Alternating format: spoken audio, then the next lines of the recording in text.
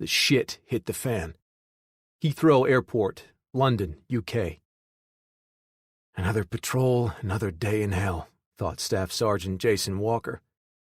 The jihadists were sniping and blowing up our units who were trying to take back Heathrow Airport in London. The war in Europe was certainly a living hell for us war dogs, but it was a piece of cake compared to the end of the world as we knew it. I was always the one to crack a joke to help raise the spirits of my fellow soldiers when we fought and died across Belgium, France, and Germany.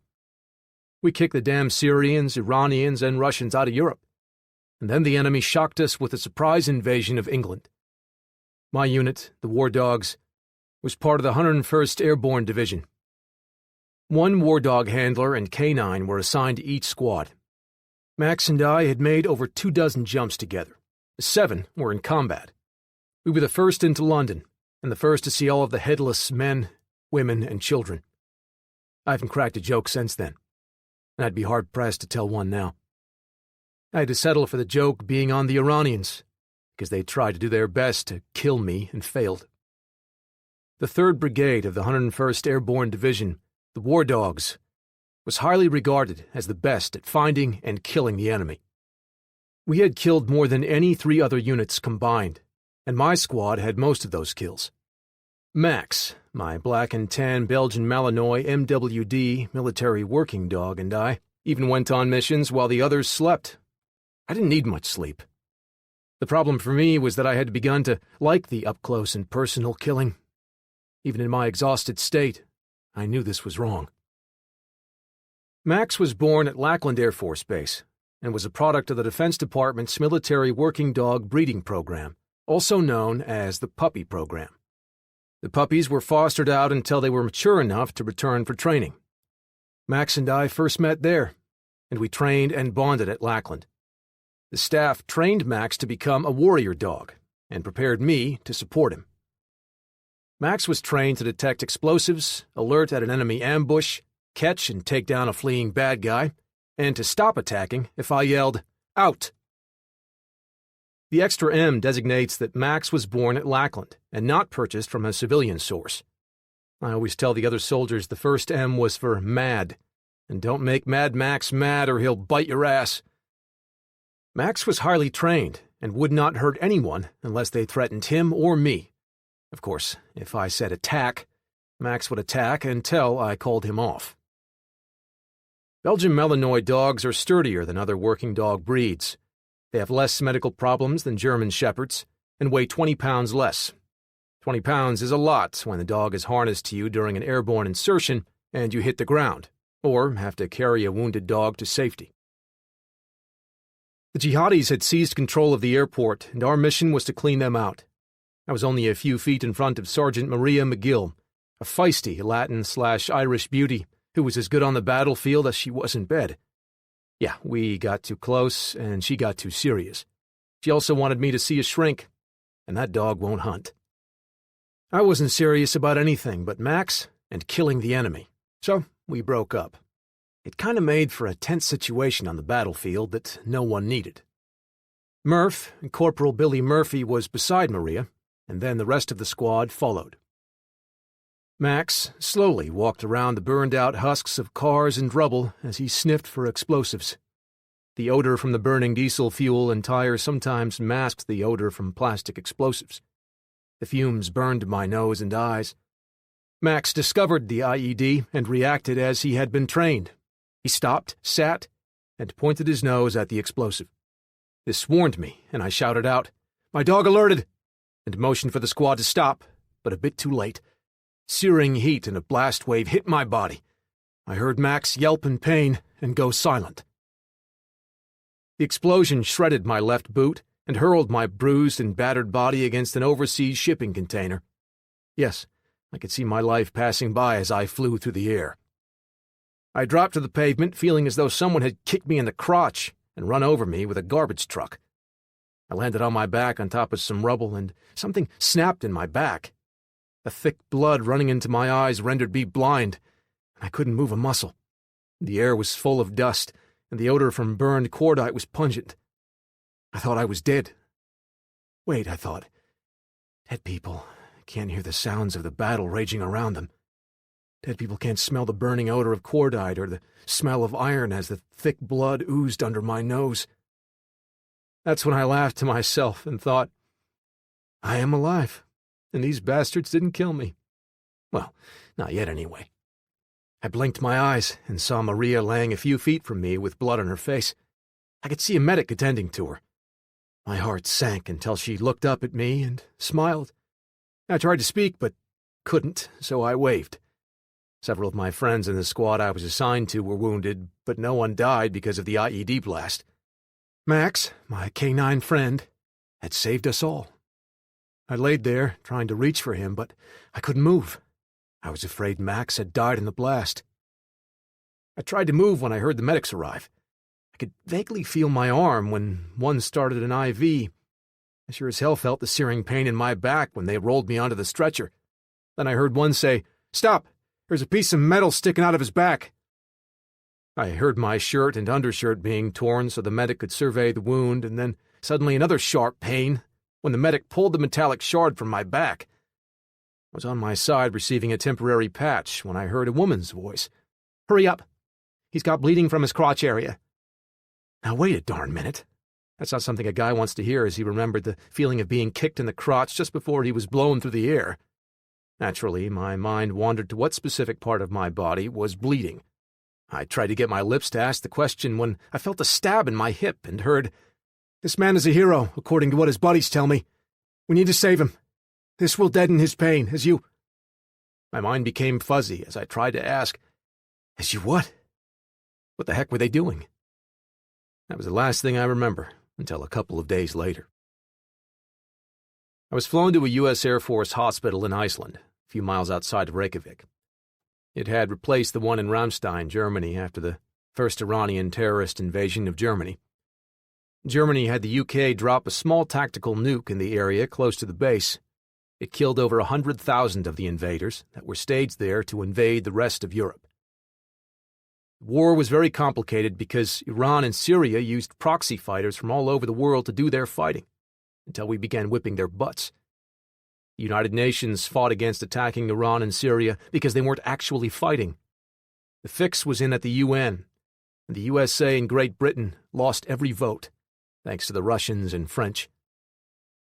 I don't remember any of my stay in Reykjavik till the day before we were to fly back stateside.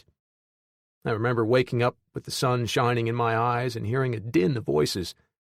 They were all mixed up, and for several minutes, words just blended.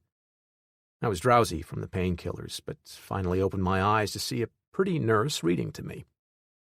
The book covered half of her gorgeous face. I watched her lips move, but could only hear the roar of a million sounds from the battlefield. She smelled like lilacs and honey, and had corn silk-colored hair. Her skin was smooth-looking and blemish-free. I think I fell in love with her. Okay, maybe lust crept in there a bit, but like a dog chasing a car, I couldn't do much about it. Suddenly, the other noises went away, and I heard a voice crystal clear. "Has declared war on Syria and Iran. The President is expected to sign the declaration of war this morning. Iran and Syria, with Russian support, just landed over 100,000 troops in England. The bill includes a provision to restart the military draft, and will include women for the first time in U.S. history. Oh my, I'm glad I'm already a nurse, or I might be drafted to shoot people. Anyway, those are today's headlines." I smiled at the pretty nurse and tried to speak. Felt my jaw try to move a bit, but words didn't come out of my mouth. I heard the nurse. "Don't try to talk. Your commanding officer has put in papers for a medal. You saved a dozen of your fellow soldiers from probable death. You've been through a lot of surgery to your foot, back, and mouth. Oh, you'll recover okay, but your jaw is wired shut. You have had dental implants inserted to replace the teeth you lost. Now, rest." I wanted to ask her 100 questions. Where is Max? How long have I been here? Why is there stabbing pain in my foot, groin, and back? Are you single? Why can't I move my left leg? Where are my buddies? Would you date a patient? Where is Max? Then I heard her say something into her cell phone. "Yes, he woke up and tried to speak. He appears to be in pain, as expected. Okay. I'll increase the IV sedation. I'll see you at the hotel tonight. I now knew a doctor had beaten me to the pretty nurse, and I watched her increase the rate of the medicine dripping into my IV.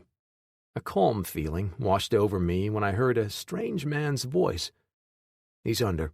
Now we can move him into the medical pod without causing him too much pain. They're shipping him back to the States today. The lucky bastard is going to that new VA hospital in Nashville, near his hometown. I'll take over. That was the last thing I remember. Crap. The only thing I remember about my 9 days in Iceland. It placed me in a medical pod transportation vehicle and shipped me to the airport. All I knew is that I was going home. I was born and raised in the Nashville, Tennessee area and lived in several small towns before my dad and mom settled down outside of Waterhill, Tennessee. I lived there until I joined the Army.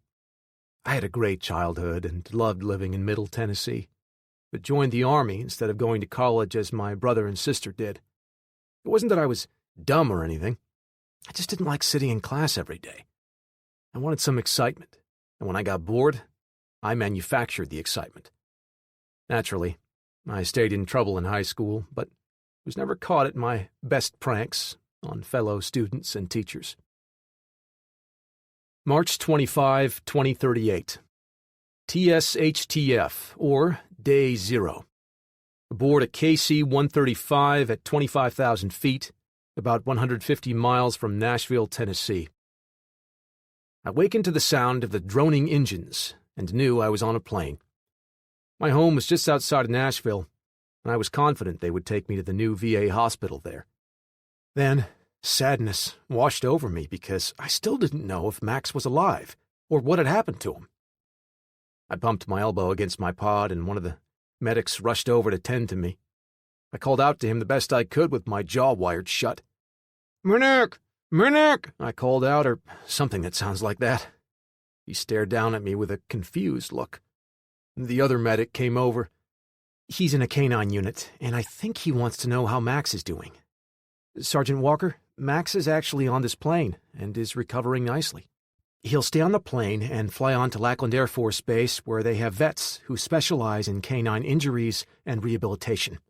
I'd love to let you see him, but neither of you is in any shape to move from your transport pods.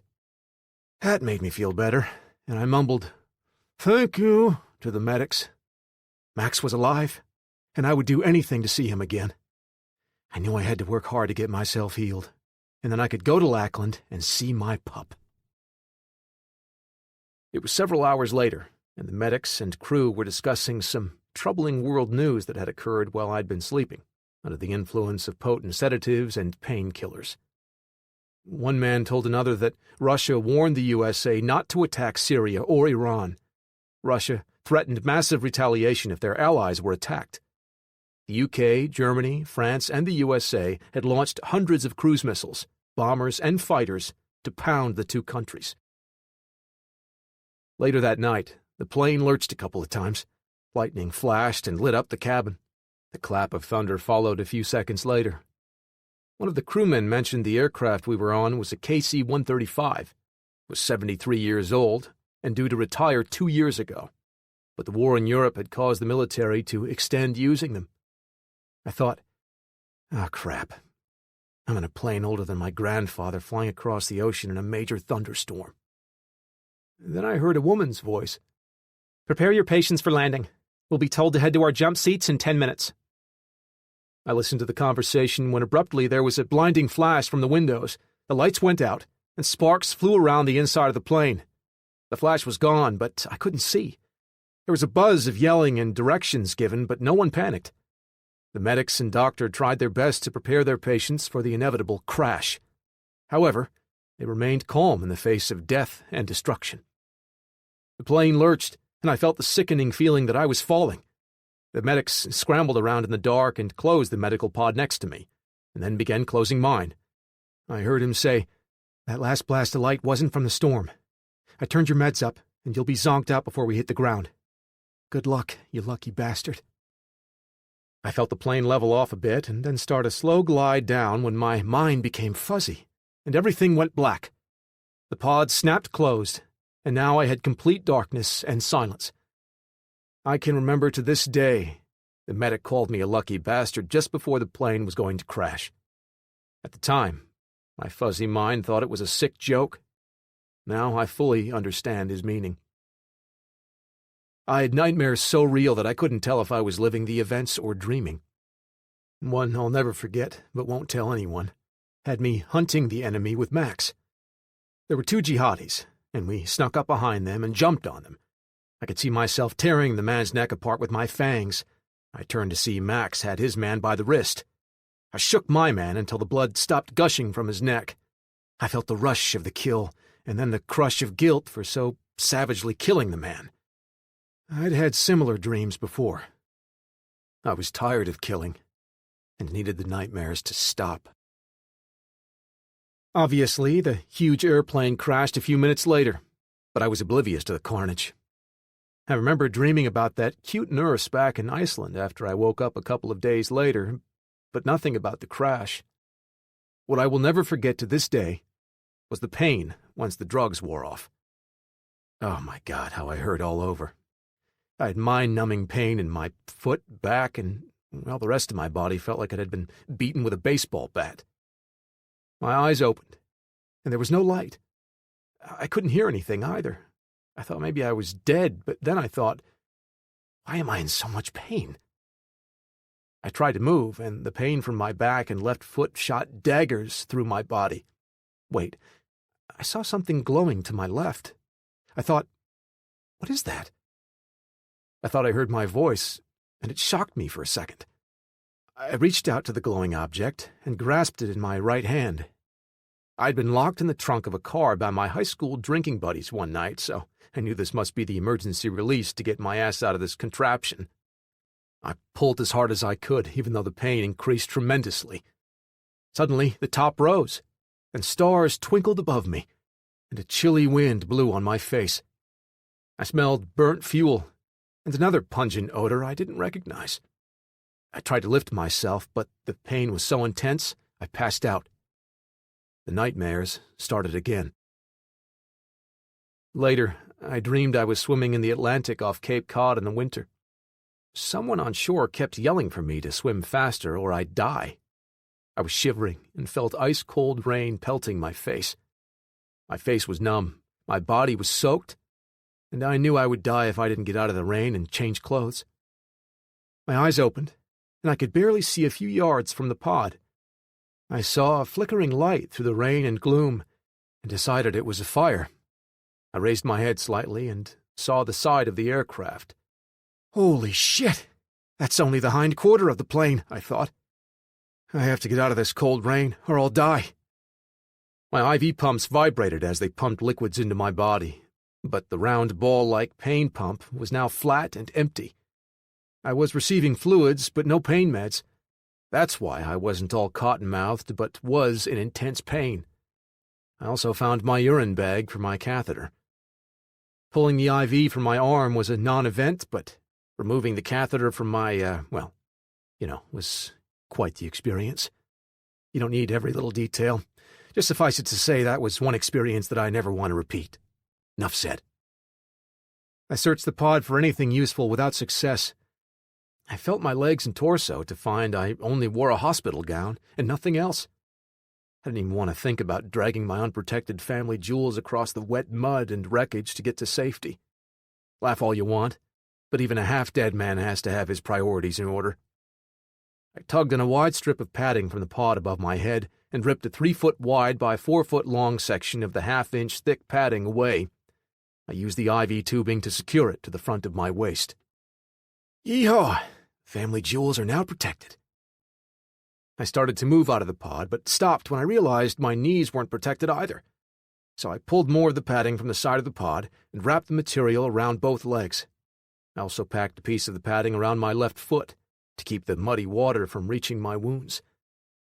My left arm wasn't much use, but I could hold the material in place while I secured it with my right hand. I used 2 pieces for my right leg so I could stay flexible as I attempted to crawl to the plane. I was very proud of myself by now and exclaimed to myself, "Damn, I'm a regular genius. I've made armor from a glorified burial casket lining."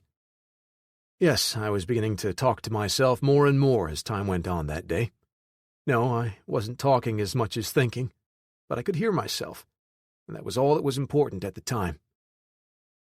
My left arm and leg wouldn't cooperate and screamed at me with every movement. I used my right arm to lift my torso over the edge of the pod and pushed with my right leg until I flopped out of the pod onto my left side. Son of a bitch, that hurts.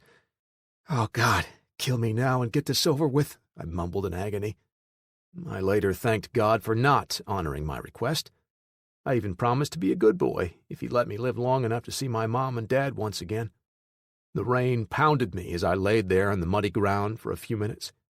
I had to build up the courage to withstand the pain, and I prepared myself mentally to crawl to the wrecked fuselage. I only had my right arm and leg to push against the ground, since it was unthinkable to endure the pain from my left side. The padding was covered in vinyl, so most of my lower body stayed dry above the mud for most of the trip. The sun rose in the sky and shined dimly through the rain and gloomy skies. I stopped several times to rest along the way.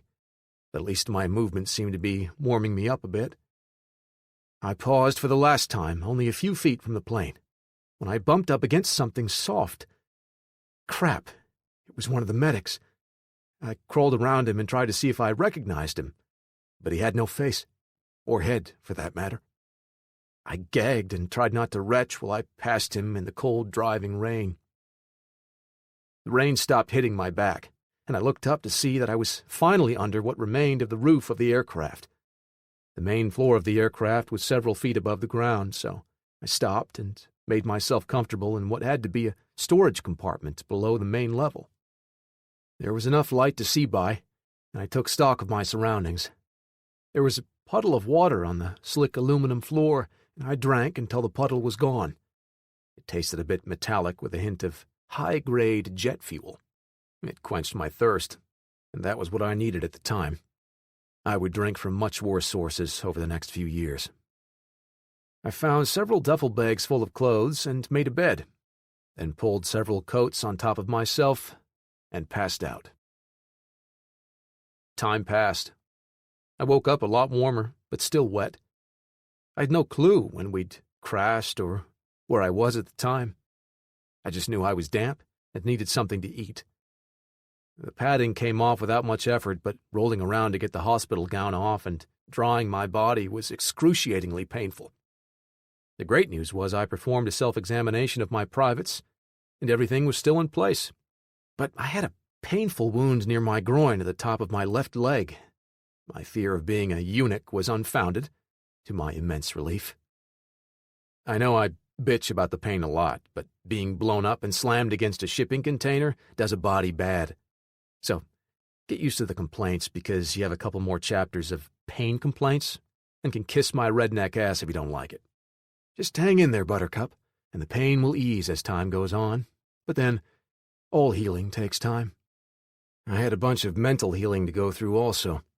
I could feel the pain, but would eventually make others feel my mental pain. Now, back to the pain generated by dressing myself. Damn it, it hurt a bunch.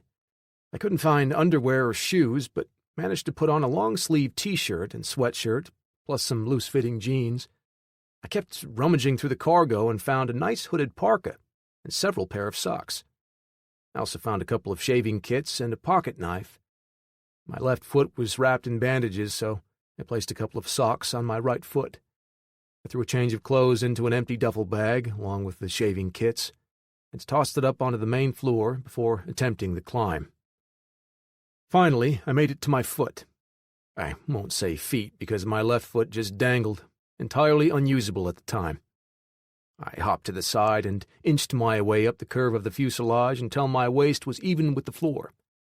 I moved my duffel bag over to cover the jagged metal and leaned over until I caught myself with my right hand and lowered myself to the floor. What I saw made me sick to my stomach. Chapter 2. Walter Hill, Tennessee. Jason's parents' home. Jason's parents, Zach and Jan Walker, were sleeping when the sirens blared through the darkness. Since a storm had just passed over Walter Hill, Zach jumped out of bed, in case there was a tornado alert. He turned the TV to Channel 5 and then yelled for Jan to turn the emergency radio on. Both had the same message. The USA is under attack, and citizens should shelter in place. The message was much longer, but didn't give Zach a clue as to what was actually happening in the world. Then he remembered that he had the DVR set to record his favorite late-night news show. He punched the buttons to start the show and saw his beloved talking head discussing the U.S. and British attack on Syria and Iran. This scared Zach, but he kept listening when suddenly the man said, "I just heard that Russia has attacked our military bases in Italy, Great Britain, and Iraq. Our military is counterattacking as I speak." The message was cut short, and then the U.S. president gave a brief message, imploring his fellow Americans to take cover because the U.S. was under attack. There was a brilliant flash followed by a low rumble beneath their feet. The news stopped abruptly, the TV died, and the lights went out. Zach and Jan ran outside to see if their neighbors' lights were out. They saw an unearthly glow in the sky to the north, and then another to the southeast. "Jan, I think those were nuclear blasts. Get inside, close all the windows, and fill the bathtubs and sinks with water. Fill any container you can find with water. I'm going to the barn. I'll be right back." Jan busied herself with collecting water when she remembered to call her sister up in Chicago to make sure they were okay. She picked up her iPhone XX and touched the home button. Nothing happened, so she went to the bedroom and took her husband's phone from the nightstand after disconnecting the charger. She tried to make a call, and his phone was dead also. Jan was confused and worried now. She tried her Fitbit watch, but it was dead along with every electronic device in the home. She ran to the upstairs bathroom and turned the water off just before the tub overflowed. Next, she checked the downstairs bathtub and waited a few minutes before it was full. Jan was pleased when her husband returned from the garage with a bag and his Coleman lantern shining bright. It lit up the room. "Darling, use this duct tape to seal the windows and doors while I go bring in more supplies and food in from the pole barn. We need to assume we were nuked and keep the radioactive fallout out of the house. I'll be back in a few minutes." Jan watched her husband calmly work to make them safe, and was very proud of him because he always knew what to do. They had married 35 years ago, raised their 3 kids, and paid for 2 of them to go to college. Zach was a maintenance manager at a distribution center in Lebanon, and together they earned a good living. They were working hard and saving for their retirement when the lights went out. Zach had purchased 26 acres on Lascassas Pike toward Auburn Town off a side road. There was a small, older cabin on the property, and Jan and he stayed there every chance they got. He had dammed a small creek to make a 5-acre lake, built a pole barn, and planned to build a modest home on the property before they retired. They had chickens, a few pigs, and a milk cow. They planned to add more stock. The property wasn't far away, so Zach or Jan dropped by every day to care for the animals and tend their garden. Jan had even learned to churn butter. Zach wasn't a nutty doomsday prepper, but he did believe in being prepared for disasters. He thought the country was headed in the wrong direction with all of the wars, and worried the fighting would spill over to America. His mechanic skills came in handy while fixing up the farm and preparing it for them to live off the grid. He repaired the old tractor and most of the old farm equipment. Their youngest son, Jason, had joined the Army and had only been home twice a year for the last 10 years. Their other son, Mike, lived in Atlanta and came back with his wife and 2 kids about once every 3 months. Their daughter, Michelle, lived in Clarksville and only visited with her boyfriend on holidays and special occasions. Jan wished the kids lived much closer, but had given up on having them around much anymore. Zach came back into their home with another Coleman lantern lighting up the darkness.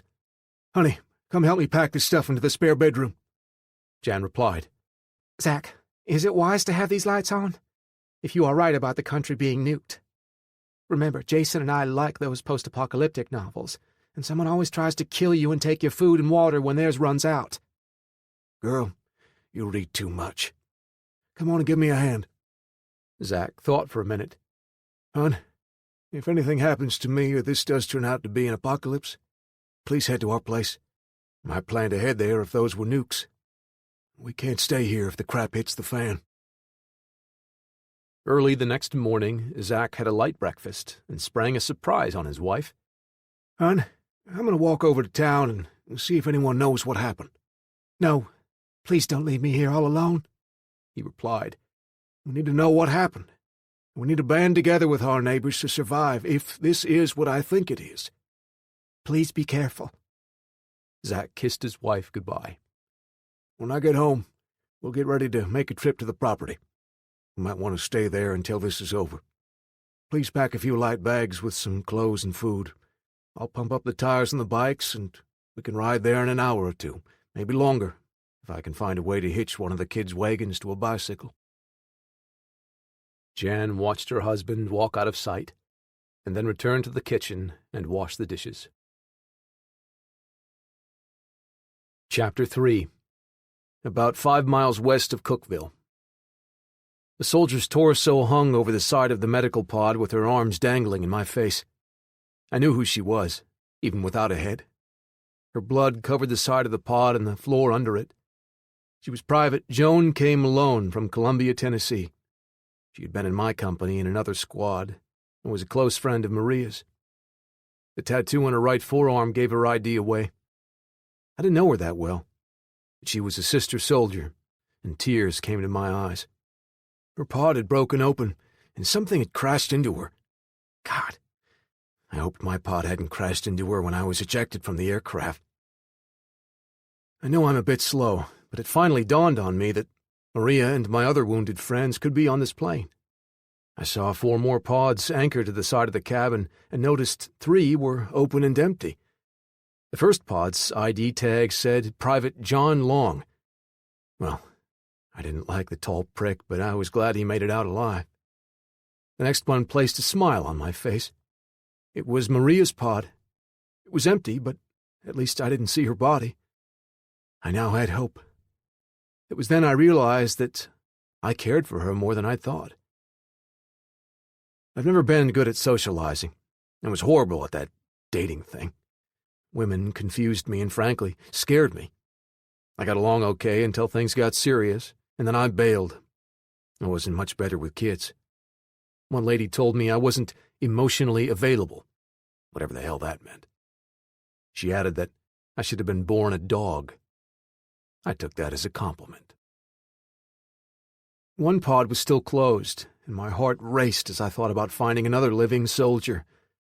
The name tag said Private Carl Vinson, so I moved over to it and saw the 2 outside latches were open. I lifted the clamshell top, only to see a soldier who had suffered a broken neck during the crash. I closed the pod. I moved on to the back of the tail section and saw the female medic still strapped in her jump seat. Her head had been slammed against the bulkhead behind her, and a jagged piece of the fuselage protruded from her stomach. I owed her my life, and couldn't do a thing to help her. I would tell her family how she'd cared for her patients to the very end. I steeled myself against more carnage while I searched for food and clean drinking water. The cabin was a tangled mess, but there were clear signs that someone had survived the crash besides myself. I saw evidence that someone had opened a couple of MREs and eaten them. Darn, that made me hungry. I found 2 cases of bottled water and drank 1 16-ounce bottle by squeezing the water between my teeth. I searched for a medical cabinet and found several plastic bottles of medicine. One had oxycodone acetaminophen, 10-325 written on the label. I took one with a swig of water and stuck the container with another 10 to 15 pills in my pocket. Suddenly, it hit me that other military people had survived the crash and left me behind. What the hell happened to no one left behind? I mumbled, out to no one in particular. The bastards left me. My mind wandered to why they would do this. Was I too much of a burden to carry, or were they just selfish assholes? I then thought, I'll kill the selfish pricks when I find them. Then it came to me. Maria wouldn't leave me behind unless she thought I was dead. Maybe someone hurt Maria. I would rip the throat out of anyone who hurt Maria. The nightmare from the flight sprang forth in my mind. I could taste the man's blood and see him dead on the tarmac, It was too real. I dwelled on having been left behind for way too long, and finally decided to move on and survive. My search continued, and I found several bags of IV solution. I saw bottles marked NaCl 9%, lactated ringers, and 5% dextrose in water. I opened the one marked 5% dextrose first because even I knew dextrose was some kind of sugar. It didn't taste too bad, and I drank half of the bag. I placed the 5 bags of dextrose and 3 bags of lactated ringers in my duffel bag. I thought I remembered the ringers was kind of like Gatorade for your blood, and would help replace lost salt and potassium. Okay, so I never claimed to be a doctor, and I didn't die from drinking this stuff over the next several days. The first 25% of the U.S. Military Working Dog Training Handbook covers veterinary support for your dog. Every military dog handler takes basic veterinary training to care for his or her dog. Since battlefields don't have vets, the dog handler, me, must care for his dog until they could get them to a veterinary hospital. I could stitch up a wound, insert an IV line, and perform a host of necessary first aid procedures on my dog. Most of the training translates very well to humans. This training would come in handy over the next few months. My pain subsided, but only to a level I could stand. I thought about taking another pill, but didn't want to cloud my thinking. After 2 more hours of searching, I had found a full MRE meal, 6 candy bars, and a half bag of peanut M&Ms. Not exactly a cornucopia of food, but enough for today. I also found a Leatherman knife, and took a pair of boots a size too large for me from one of the dead crewmen. I put the right boot on and placed the other in my bag along with the food. The boots made me think about how to handle my foot. I gathered several items from the medical cabinet and a chest I found on the floor. Now that the pill had dulled my pain, I examined my foot, which was in a plastic cast. I pulled at the Velcro straps and winced when it fell from my foot. Apparently the boot was waterproof, since the bandage was still dry. I removed the bandage and saw my foot for the first time since the explosion. I was shocked to see that it looked like a foot, but it had the little toe missing. There were 3 jagged wounds with the edges glued back together. My foot was black, blue, and a little yellow in places. I didn't see any pus or red areas, which made me feel good. I covered the wounds with antibiotic cream and took 2 pills from a bottle with a long name. The description underneath the name sounded like an antibiotic's name. So what the heck? After the foot was wrapped, I placed the plastic cast back on my foot. I now had taken care of my immediate survival for the next 3 days, and tried to figure out if I should leave the plane, or wait for a search party to find me, or walk to a nearby home or farm. I knew I had to solve the issue of how to walk and to eat. I also knew that I had to find Max. But first, I had to take care of myself. The peanut M&Ms were too big to get past my teeth, so I had to suck on them until the candy coating and chocolate were gone. Don't puke, but I saved the peanuts in my shirt pocket for later. I know, gross. However, I had no clue where I was or where my next meal was coming from. Those pre-eaten peanuts might have to sustain me for a while. Hell, by that time, I'd been blown up and been in a friggin' plane crash. I wasn't worried about the darn peanuts. My mind wandered to how long to let my jaw heal before attempting to remove the wire from my jaw. I sat down on one of the closed pods, tried to regroup and gather my thoughts. I knew at least 1 day had passed, and probably 3. Where was the rescue party? When an airplane crashed, it was the top item on all newscasts. There should have been helicopters and ATVs all over the darn place. Yet no one had appeared. I shouldn't be worried about food or getting to a town. They should be searching for me. My mind was still a bit foggy from the pain meds, but I was finally piecing the situation together. No one had arrived after at least a day. The lights went out. The electronics had sparked and flashed. There had been a brilliant flash, as if the sun went all nova and then dark again. The medics said the flash wasn't from lightning. Son of a bitch! We've had a significant solar flare, or we've been nuked, and it was an air blast that killed the plane and probably fried the electronics all over the area. It finally sunk in that no one was coming, because they had their own problems. Tears came to my eyes when it dawned on me that the shit had hit the fan, and my mom and dad might be in the middle of an apocalypse. I liked science fiction, and read several post-apocalyptic series about Teotihuacan, or the end of the world as we know it. I didn't even want to think about what could be coming next, if this was true. Mom and Dad lived in a country subdivision close to Walter Hill, Tennessee. Mom had been a nurse at the old VA hospital between Walter Hill and Murfreesboro, until they'd closed it 10 years ago. They had built a new state-of-the-art VA hospital north of Nashville, but it had been too far for Mom to drive. She'd taken a job at the hospital in Smyrna. My mom and Dad met at the old VA hospital when Dad was taken there as a young soldier to recuperate from a leg wound he'd received in Iraq. Mom was his nurse, and the next thing you know, they had a trailer in Walter Hill, 2 boys and a girl. We moved into a nice home in 2024, and I left to join the Army a few years later. I wondered what was happening around Walter Hill, if the grid was down and World War III had begun. Would there be food shortages and riots? Or would FEMA and the National Guard take care of the people? I prayed for the latter. After resting for an hour, I searched this piece of the plane inch by inch, and even searched the bodies for anything useful. The pickings were slim, but I found a 9mm M17 Sig Sauer service pistol belt, and 2 more magazines on one of the crewmen. I personally like the old Beretta service pistol over the Sig, but no one asked my opinion. I strapped the pistol on and felt a little more secure.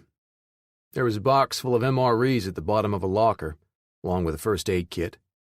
I'd hoped I would find a crutch or cane to help me walk.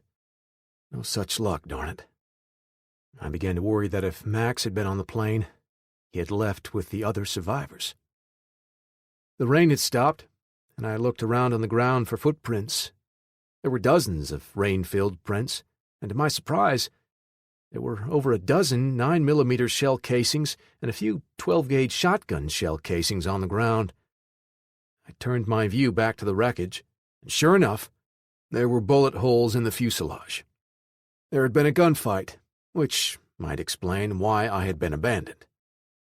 The question that circled around in my little brain was, who would shoot at a bunch of wounded soldiers? A vision of Maria lying dead after being shot seared my mind. I would kill anyone who hurt her. I could see another large section of the plane and several large containers east of my position. That section was larger than the part I was in, and might have something I needed. But first, I needed a crutch. I couldn't find anything suitable inside the plane, so I stood in the opening, looking out into the woods for something. The plane had cut a swath through the woods and knocked hundreds of trees and saplings to the ground when it plowed into the ground and slid. I saw several small trees that might work as a crutch. I took the Leatherman from my pocket, selected the saw blade, and then wondered how long it would take to cut through a 2-inch thick limb. I found the armor that I'd made from the pod lining and covered myself from my chest down. Crawling was the only way I could make it to the small tree without falling down a dozen times. Looking around the wreckage and surrounding forest reminded me that I was lost. There was nothing to indicate where the hell I was on the face of the earth. The trees were high enough that a mountain could be close by, and I wouldn't see it. My mind wandered back to my Army escape and evasion training, but nothing jumped out and told me where I was presently located. I saw oak, maple, redbud, and dogwood trees. That gave me some hope that I was close to home. All of those trees were indigenous to Middle Tennessee. And then I thought, which way will I head when I try to walk out of here? And the wrong direction could have me lost for weeks. I need to give this some thought. I took another hydrocodone and lowered myself to the bottom of the fuselage. I'll never be able to forget the pain, But I kept thinking about finding Max. I prayed he was in the other piece of the plane. I also thought a lot about seeing my fellow soldiers who'd survived the blast. As I crawled along through the wet grass and mud, I wondered if any of them had been on the plane. I kept my mind off my pain and kept pulling and pushing myself along in the direction of the sapling. 15 minutes later, I arrived at the downed tree. I chose a section with a branch sticking out for a handhold and a V made by another branch that was the right distance away to fit under my arm. Then I made a wild-ass guess as to how long to make my crutch below the handhold. I spied a spot on the trunk of the sapling and pulled it to me as I sat up. Sawing on the 2-inch thick section of the tree was easier than I thought. Placing it under my left thigh and over my right thigh allowed me to clamp down on it with my left leg. I sawed one side, then rolled it a quarter turn and sawed again. I did this twice more, and the thicker trunk fell away. I thought, the survival stuff is a piece of cake. Using the new crutch, I was able to get to my knees, then pulled myself up to my one good foot. I tucked the V under my arm and quickly learned why crutches have padding on the top. Carefully using my crutch under my right arm, I made my way back to my piece of the wreckage. After resting, I took the armor from my body and used the rolled-up padding to pad the top of the crutch. It might have looked crappy, but it fits under my arm and kept the edges from rubbing my arm raw. Every time I felt the pain and began to feel sorry for myself, I thought about Maria and the others. Had they been shot or captured? Then I wondered, by who and why? Hunger came over me, so I used the blade from the Leatherman to shave off slivers of freeze-dried pork and stick them in my cheek. I was able to get several pieces past my back wisdom teeth. I nearly choked on them until my tongue moved them from my throat. I chopped up the next part until it was almost powder, and mixed it into a paste by adding some water. By continuing to make the paste mixture, I was able to eat the entire MRE in 45 minutes. The whole time I tried to eat, I thought about how I was going to remove the wire holding my lower jaw closed, and how long to wait before removing it. I pulled out the bottle of hydrocodone from my pocket and thought, I don't know when or how, but I do know I'll need a handful of these pills when I remove the wire. I realized I would have to find another person to take the wires from my jaw, because the painkillers will make me dizzy and my hands unsteady. Who would want a man spaced out on pills to cut and pull the wire from your gums? It dawned on me that I didn't know what I was talking about, and hadn't even seen the wires. I grabbed one of the shaving kits and found a mirror. I was afraid to look for a few seconds, then peeked. I looked like I had braces. There were metal things glued to my teeth, and rubber bands were laced up and down around them.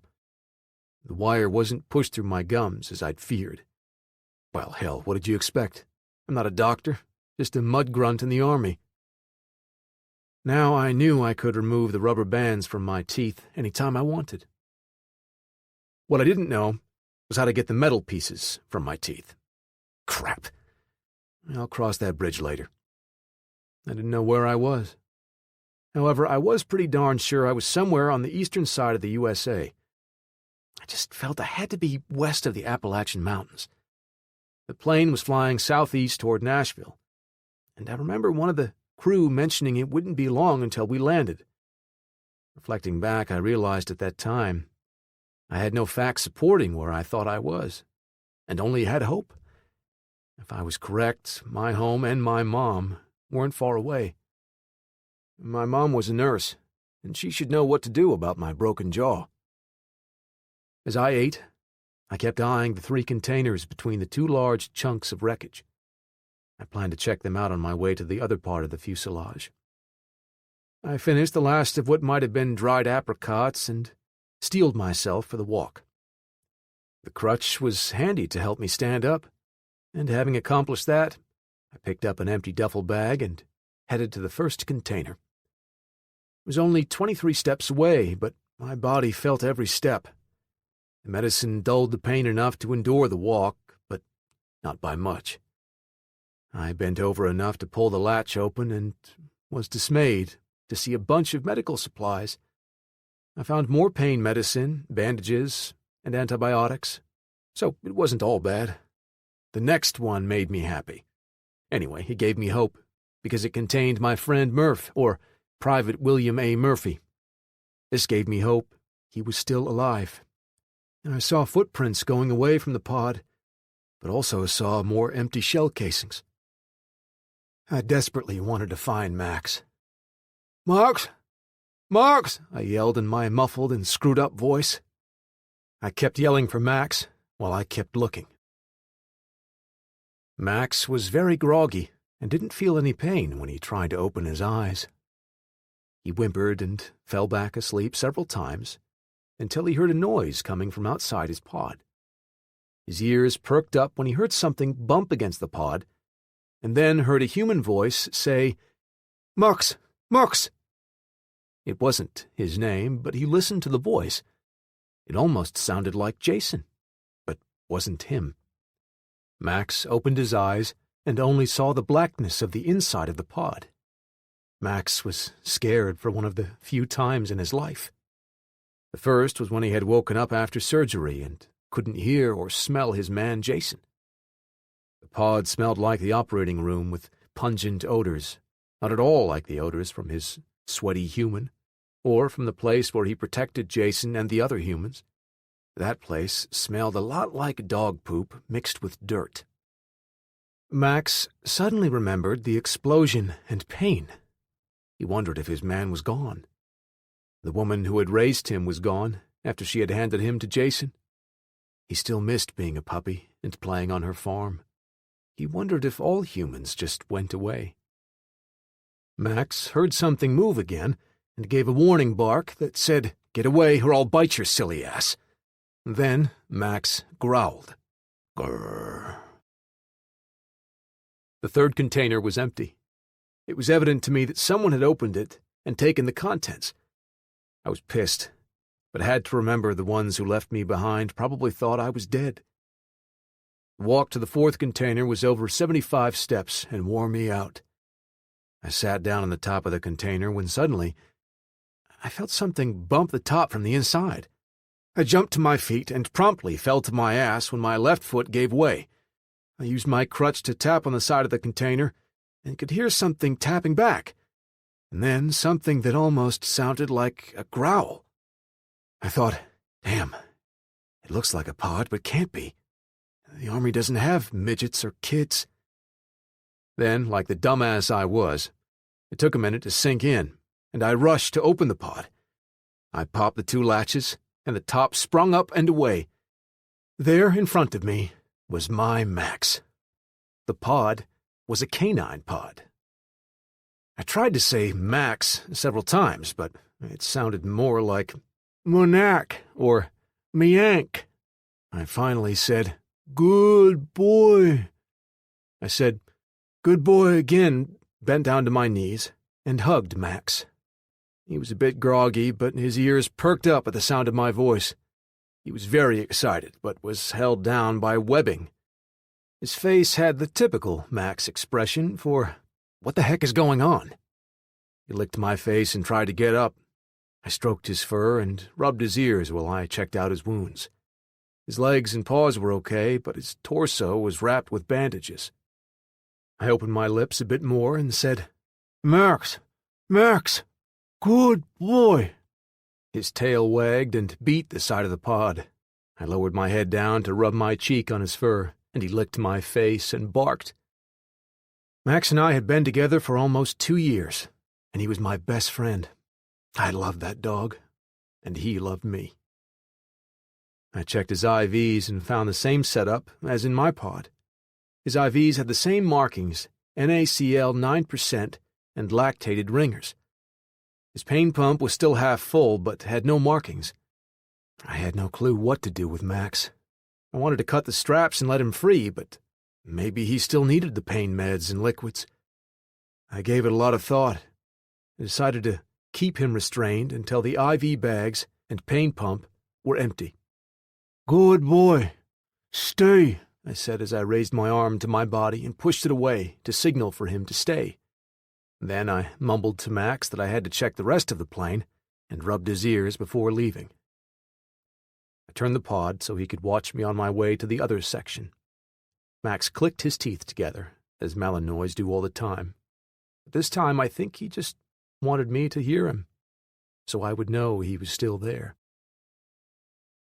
Max watched closely to see what his human was doing. He felt fear again, and didn't like it at all. Partly because he was afraid his human Jason was walking away, and somewhat because he couldn't free himself from the binding that kept him in the pod. He didn't like Jason's new voice, but at least Jason talked to him before Jason walked away. Max tried to rip the bindings with his teeth and managed to cut through one, but was too tired to bite another one. He laid his head on the edge of the pod and watched his human. Chapter 4. West of Cookeville, Tennessee, on Highway 40. Several weeks before TSHTF, Billy Johnson decided Dallas wasn't where she wanted to live for the rest of her life, and she wanted to get away from her ex's family. She was afraid her ex's family was a bad influence on her 12-year-old son, Mark.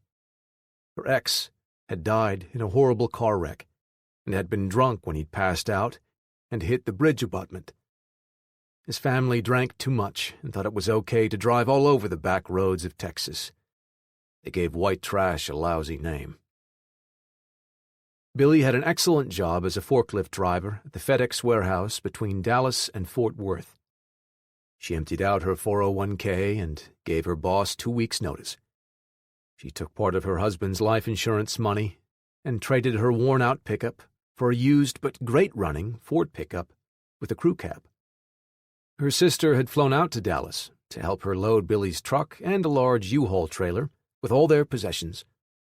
Billy's goal was to live in Knoxville with her mom and dad until she could get back on her feet. They drove straight through to her sister's home in Murfreesboro, Tennessee, and spent the night and most of the next day. Billy had wanted to drive at night against her sister's advice. Her sister handed her something in a paper bag. "I know you know how to handle Pop's old Ruger pistol. There's a box of shells and another magazine in the bag. The gun is loaded, so be careful. I also added a map so you can find us if you have to come back here. Our address is written next to the location on the map." Billy looked over at her son and started to object, but then thought a little protection could go a long way for a lady out on the road at night. "Thanks, sis. I don't like guns, but I'll feel better having it with me. You know me so well. I didn't pay a bit of attention to how we got to your house. I'll need the map when I visit. Thanks again for all you've done. I'll pay you back as soon as I start my new job. Take care and get your butt on the road. Call me when you get there, or if you have any trouble." Billy took the gun and extra mag from the bag and checked to make sure there was a bullet in the chamber. She placed the pistol and mag in her door pocket when Mark wasn't looking.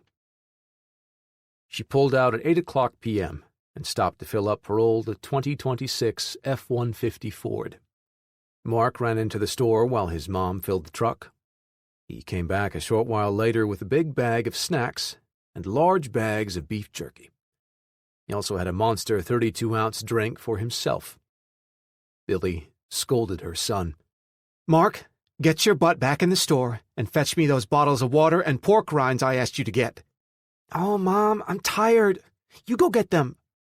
"March your butt in there right now, or I'll take your Game Pro away and put it in the U-Haul. Go." The boy went back into the store and purchased the water and snack for his mom. He sulked as he came back to the truck. "Here's your dang water and pig rinds." "Thanks. Now, that didn't kill you, did it?" Mark rolled his eyes. "No, Mom." She finished filling the truck's gas tank and then checked the oil and tires before leaving the gas station. They headed up Highway 231 north on their way to Lebanon, where they would take Highway 40 on over to Knoxville. There weren't many cars on the road, but as usual, There were many long-haul truckers out at night. Billy fell in behind one who was speeding along at 80 miles per hour and hoped he was heading all the way to Knoxville. The truck turned off at the Gordonsville exit a few minutes later, just as a fierce thunderstorm raked Billy's truck with high winds and driving rain. Billy turned her emergency flashers on and pulled off to the side of the road to let the storm pass by them. Billy stole a piece of Mark's jerky and munched on it while the truck rocked back and forth. Hon, I hope the bed cover and the U-Haul don't leak. I'd hate to have everything get wet. Mark became irritated. If mine gets ruined, you'll have to buy me new stuff. Billy wanted to slap the boy, but knew it wouldn't do any good and wasn't the right thing to do. Her ex had spoiled the boy rotten and had bought him everything the kid had asked for. Billy knew that being a mechanic at his dad's shop didn't pay her ex that much, and always wondered where the extra money came from. She found out a couple of weeks before he died. That was when she decided to leave the worthless drunk. The extra money had come from transporting drugs from the border into Dallas, and she hated drugs. Billy saw a vehicle's lights pulled in behind them and reached for the pistol. She placed it in her lap under her shirt and watched behind her truck. Suddenly, the vehicle took off and passed by them as the storm abated. She tucked the pistol under her left thigh and pulled back onto the highway. The rain was still pouring down, but not so bad that she couldn't see. She saw the sign for Cookville up ahead when the sky lit up in the east, and the truck's engine died. Smoke rolled from under the dash, and she saw flames. Mark, get out of the truck and unload the back seat of all our possessions. Why, Mom? I'm busy. Billy replied. Because I'll yank a knot in your ass if you don't get out now. The damn truck is on fire. Mark had finally noticed the smoke, jumped out of the truck, and unloaded his side of the truck while Billy tried to find the fire extinguisher on the back seat floorboard. She finally found it, pulled the pin, and sprayed under the dash. The flickering flames disappeared, and smoke stopped rolling up into the air. The pungent smell of burned wiring filled her nostrils, and tears came to her eyes. Billy cried as she tossed a rain poncho to her son, and then pulled one over her head. She tucked the 9mm Ruger under her belt and shoved the extra magazine into her pocket. She hoped to see the lights of a farmhouse or gas station in the distance, but it was pitch black due to the storm. She checked to make sure the fire was out and the smoke had dissipated before climbing into the truck's back seat. She had to order Mark to get in because he didn't like the smell. She left the front windows cracked a bit, so they had fresh air. Billy quietly sobbed to herself and handed Mark a towel to dry himself and then a blanket to keep him warm. After all, it was still March and very chilly at night. She shivered under her poncho and knew they couldn't stay the night on Highway 40. She knew she had to call her sister, but resisted for an hour because she didn't want to bother her this late at night. Mom, I'm freezing. Let's get a motel. I'm cold. Billy swallowed her pride, took her phone from her back pocket, and pushed the button to activate the screen. Nothing happened. Mark, did you run my phone battery down? No, Mom. You blame me for everything. Can I charge my Game Pro with the car charger? It went dead. Give me yours. When did it go dead? Mark was annoyed any time his mom asked him anything these days. I don't know. Oh, it died when you yelled at me to get out of the truck. You never cussed at me before. Give your phone to me. Mark took his phone from his hoodie's pocket. Mom, mine's dead too. I haven't used it, and it was fully charged when we left. What? Oh, shit. It's not my fault. Son, I'm sorry for losing my temper, but I didn't want you to get burned. And now the phones don't work. I'm scared, and... She stopped in mid-sentence because she knew she had to make her son feel safe. Telling him that she was a second away from a nervous breakdown wasn't going to cut it today. The rain stopped, and the sun came out about 8 o'clock that morning. What scared the hell out of Billy was there hadn't been a single car drive by since theirs had died. Billy looked through her travel bag and found a box of microwave pastries, and they ate them cold for breakfast. By 9 o'clock, small groups of people began walking past their truck, going both east and west. Most had a blank stare on their faces and didn't stop to speak. An older couple stopped beside the truck, and the man asked, "Lady, do you have any water you can spare? My wife is parched and needs to take her medicine." "Of course. We don't have a lot, but we can spare a couple of bottles." Billy climbed out of the truck and opened the back door to look for their water bottles. She handed the man 2 bottles. "Do you know what happened?" The man shrugged. "There was some news on the car radio about the U.S. attacking some of those Arab countries, and Russia attacking some of our bases.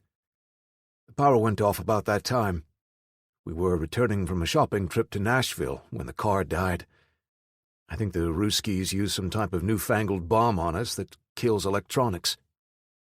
Billy was afraid the lack of traffic meant some kind of horrific disaster, but it had never dawned on her that the USA had been attacked. "Does that kind of bomb exist?" "Yes. A regular old nuclear bomb detonated high in the sky will shut down the electrical grid and stop most electronics. I saw that on the History Channel the other day." "Where were you and the boy going? You can stay with us until they get things running." "If it was a bomb, how do we get our cars and phones working again?" "That's way above my pay grade. I suppose we could replace the computer and wiring on the cars and trucks. I think we would need all new phones," the old man said. Billy knew they couldn't stay in the truck much longer. "Where do you live?" The old woman spoke up for the first time. "Y'all are welcome to come stay with us for a spell. You need to get your son out of this cold, damp air. We're only about 2 miles east and a mile south of here." Billy looked at her son. "Mark, get your backpack and your suitcase." Then she turned back to the old couple. "If it isn't an inconvenience, we would like to come to your house while we figure out what to do." Billy caught glances of the couple as she gathered the things she needed to take with her. The old man was about 70 years old and very frail-looking. He was well-groomed, but had bib overalls and an old, dirty ball cap. His wife was about the same age, but looked rode hard and put up wet, as her dad used to say. Her face was wrinkled, and she was short and plump. She wore a full-length dark dress with a white apron and black lace-up shoes. The couple could have been any one of a million retired farm couples. Billy fetched her suitcase and backpack, then locked the truck. She pulled the handle out and pulled the bag behind her, with the plastic wheels clacking each time they crossed a crack in the concrete road. Mark complained about having to tow his suitcase, but otherwise behaved himself. The old man told Billy his name was Al Smith, and his wife's name was Ruby. They had a small farm close to Cookville, and had lived there for 45 years. Al told Billy, "We only had one son, and he married some trash from Nashville and then died in a car crash. We took possession of our grandson, and he lives with us. He's a good boy." Billy didn't want to ask too many questions, and frankly, didn't care about learning any more about people she would never see again. In between Al and Ruby, bending her ear, she decided Mark and she would head back to her sister's home and wait until the government got everything running again. She hated leaving her truck and the trailer full of her household possessions, but didn't have a choice. They saw an overpass up ahead, and the old man pointed at it. "We can climb down the hill here and save half a mile or so." Al stepped over the guardrail and then helped his wife climb over the railing. Billy and Mark lifted their suitcases and placed them on the other side of the guardrail. They carefully followed Al and Ruby down a well-worn path to the crossroad below.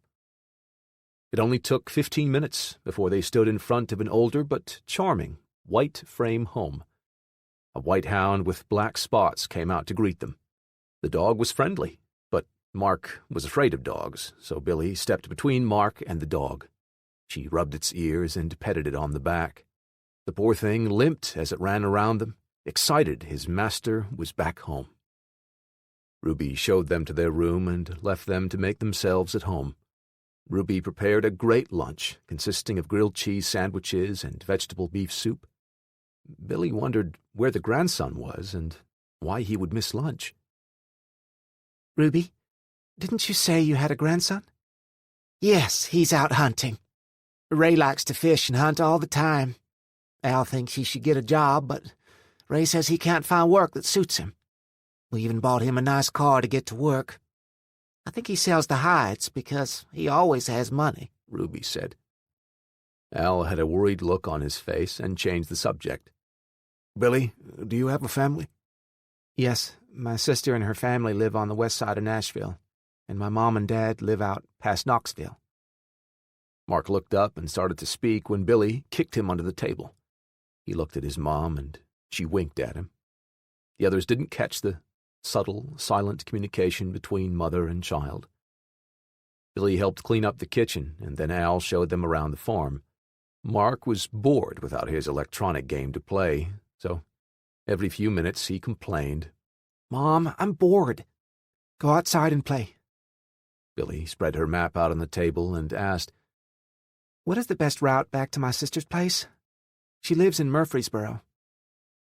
The old man looked at the map and traced the best route with his finger back to her sister's hometown.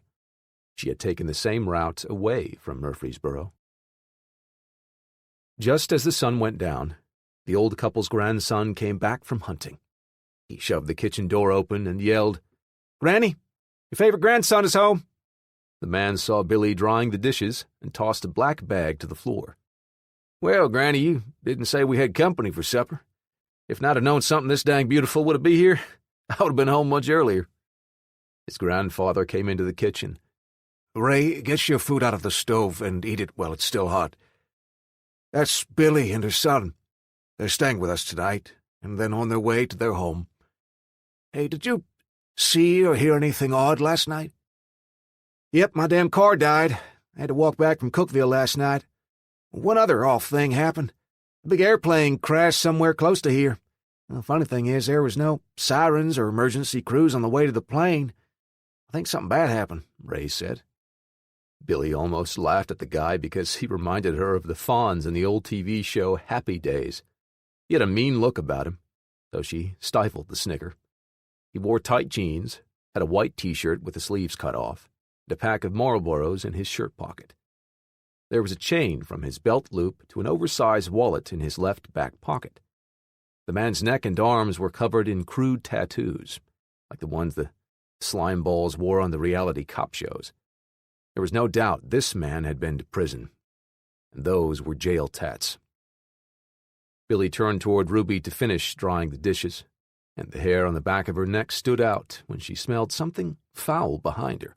Then she felt something brush across her butt. She turned abruptly and saw the grandson standing only a few inches behind her. She felt his hand again and threw her elbow in his side.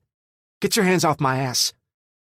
Mark saw the man assaulting his mom and tackled him, just as Billy drew her pistol.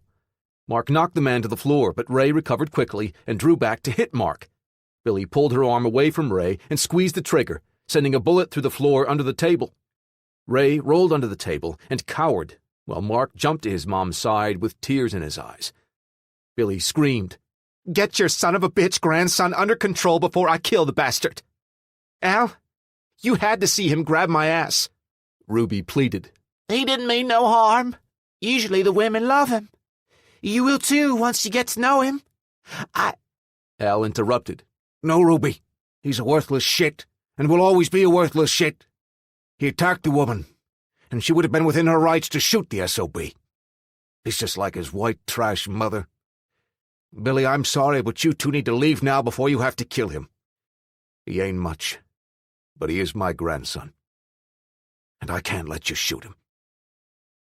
Billy spoke to Mark while keeping her gun trained on Ray. "Mark, gather our stuff and take it out on the front porch. Fill our water bottles, and we'll get the heck out of here." Billy turned toward Al. "I can't have him following us. Get some rope and tie him up. I promise you, if he follows us, I will shoot him dead." Al replied, "I promise. I'll keep him tied for 2 hours. That should give you time to get away from here and to safety." Billy examined the knots on Ray's bindings and was satisfied he couldn't escape without help. She heard Ruby whispering to Ray and didn't like what she heard. Al, tie your wife up also. She just told Ray she would untie him as soon as we leave. Tie her up, or I'll have to shoot her and Ray. Stop.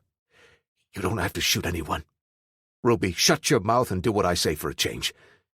You have made him into the animal he is by overlooking all the bad things he did growing up. You still don't believe he raped and strangled the Wilhite girl over in Cookville? She was only 12 years old. The old man paused for a few seconds. Tie us all up, so you will be safe and get out of here. If you kill them, I'll have to hunt you down. Billy looked through the kitchen window and saw all three with their hands and feet tied behind them. The old man protested at first, but Billy told him that was the only way she felt safe. She walked away with her son, worried that all three would die tied up in that kitchen. They retraced their path to Highway 40 and walked as fast as they could, towing the suitcases. They stopped at their truck and repacked their bags with more water and all of the snacks and food they could find. They could always find clothes. After a couple of hours, they slowed down to a regular walk. They had passed several groups of people huddled up in their cars, and a few walking toward Cookville. Suddenly, Mark grabbed his mom's hand. Someone's following us. See that semi back there? A person ducked behind it when I looked back. Billy pulled Mark off the road and into a thick growth of bushes to hide until they could see if Ray had followed them. A few minutes later, a dark figure emerged from behind the truck. The person moved closer to them, and Billy sighed with relief. It was a woman and two small children. She watched closely from the bushes for another hour for Ray to pass. Mark's safety was most important to her, so Billy took them north of the highway to an old abandoned home on a dirt road. Mark wanted to move on to his aunt's house because he felt she would have electricity. Billy tried to talk sense into him. Son, we need to hide until Ray can't find us. The rage in his eyes scared me. I almost wish... She caught herself and didn't say she wished she had shot all three of them. The grandparents were responsible for raising that monster, and the beast would harm more people. She tried to rationalize killing them, but couldn't. It would be the wrong example for her son. The trees were thick around the old cabin, so she felt safe there. She built a fire in the fireplace and made soup from beef jerky and potato chips. She planned to rest for 2 days and then to walk on to her sister's place. She reached into her bag for her map and didn't find it. Damn. I left the map on the table. Fear shot through her when she wondered if Ray would get his hands on the map. At first, she thought about going somewhere else to avoid the possibility of seeing Ray. She knew she had to go to her sister's home and warn them about Ray. He might not follow her, but if he did, he might harm them. Chapter 5. About 5 miles southeast of Cookville, Tennessee. The midsection of the plain was 97 steps further than Max's pod. I counted each step and took 2 10-minute stops to let my body rest. Every step hurt my foot, crotch, and left arm. Nevertheless, I kept advancing to the wreckage. I hoped to find food and a map. 2 bodies were lying in the grass. One had a cast on his leg, while the other had her shoulder in a sling. They wore BDUs, and I recognized the man. He had been in my squad and had survived the blast only to die in a plane crash. The world sucked. I gave up on finding anyone still alive because I would have seen or heard them by now. I looked back at Max's pod and saw he had his head poked above the side and watching me during my journey. His eyes were sad, and I knew he wanted to be by my side, helping me. I had to turn around and walk the last steps to the wreck. It was then I saw the second wing out past the section I'd been heading toward with each painful step. The area around the wing was scorched, and wisps of smoke still rose into the air. I caught the scent of jet fuel lingering around the area and was glad my part of the plane hadn't caught on fire. I cautiously poked my head around the wreckage and saw another body about 50 feet past the debris. I was sick at what I saw, and my stomach tried to revolt on me. I screamed, "Get out of here!" as loud as I could, but nothing happened. My scream was muffled due to my inability to open my mouth. I drew my pistol and aimed at the turkey vultures pecking at the soldiers' eyes. The loud explosion from my weapon shattered the peaceful forest, and the two birds flew away. Crap, I had missed them. I could see an eyeball hanging from its socket, and this time, my stomach emptied into my mouth, but had nowhere to go. I fell to a kneeling position, leaned over, and let the vile liquid seep around my teeth and onto the ground. The water from my bottle swirled around in my mouth before my tongue pushed it past my teeth. I rinsed twice more to clean my mouth, and had never wanted to have that experience again. Thank God I didn't aspirate any of the acids.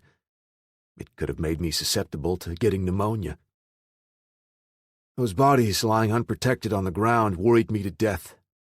I couldn't let them lay there and let the animals eat them. First, I had to finish my scouting mission and obtain supplies for my trek home. Then, I would figure out how to handle the bodies. The damage was much worse on this section of the plane, and I had to avoid being cut by the jagged metal. As before, I searched the cargo section below the main cabin floor. There was a plethora of usable items, which I didn't need or could carry in my state. The crew and medical staff's luggage was spread out on the ground and in the belly of the plane. I did find some men's underwear and a rain suit that would come in handy. I also found several 100-foot rolls of paracord that I tucked into my bag. I knew my bag would fill up fast, so I looked for a way to haul my booty back to my temporary home in the tail section. What I needed was right in front of me on the ground. I saw the fiberglass stretcher, pulled it over to the front of the damaged fuselage, and then tied a length of paracord to the front to make a cargo sled.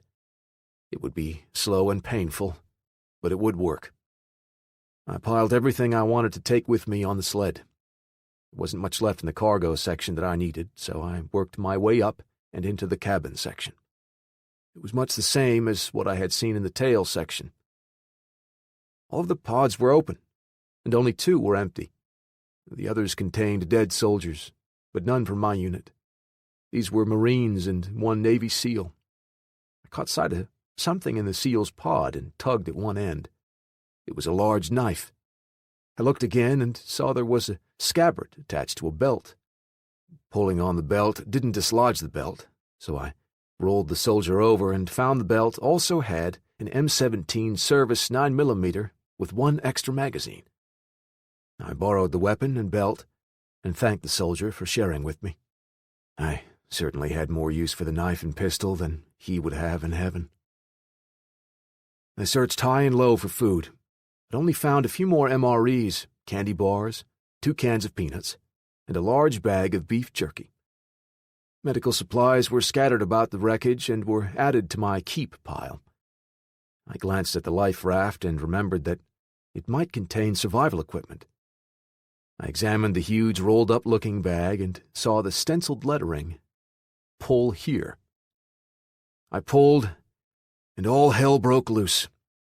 An injured 1-legged soldier can't move fast enough to get out of the way of an enormous life raft when it explodes into action and unfurls. The damn thing knocked me down and crawled over the top of me. More pain.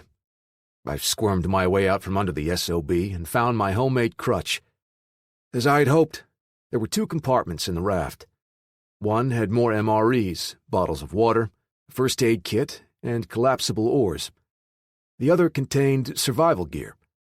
I saw a flare gun and 5 flares, a plastic box with fishing gear, and then something that excited me. It was a package containing water purification tablets and a large sheet of mylar. I knew what to do with the pills, and the description said there was enough for 5 gallons of water. Yeah, me. I found some printing on the mylar sheet telling how to use it to catch rainwater. Both would come in handy, over the next few months. I carried all of my new prized possessions to the back of the plane, and then worked my way around the raft to the front part. I hadn't explored this section yet, but I'd only seen empty seats and 2 empty pods.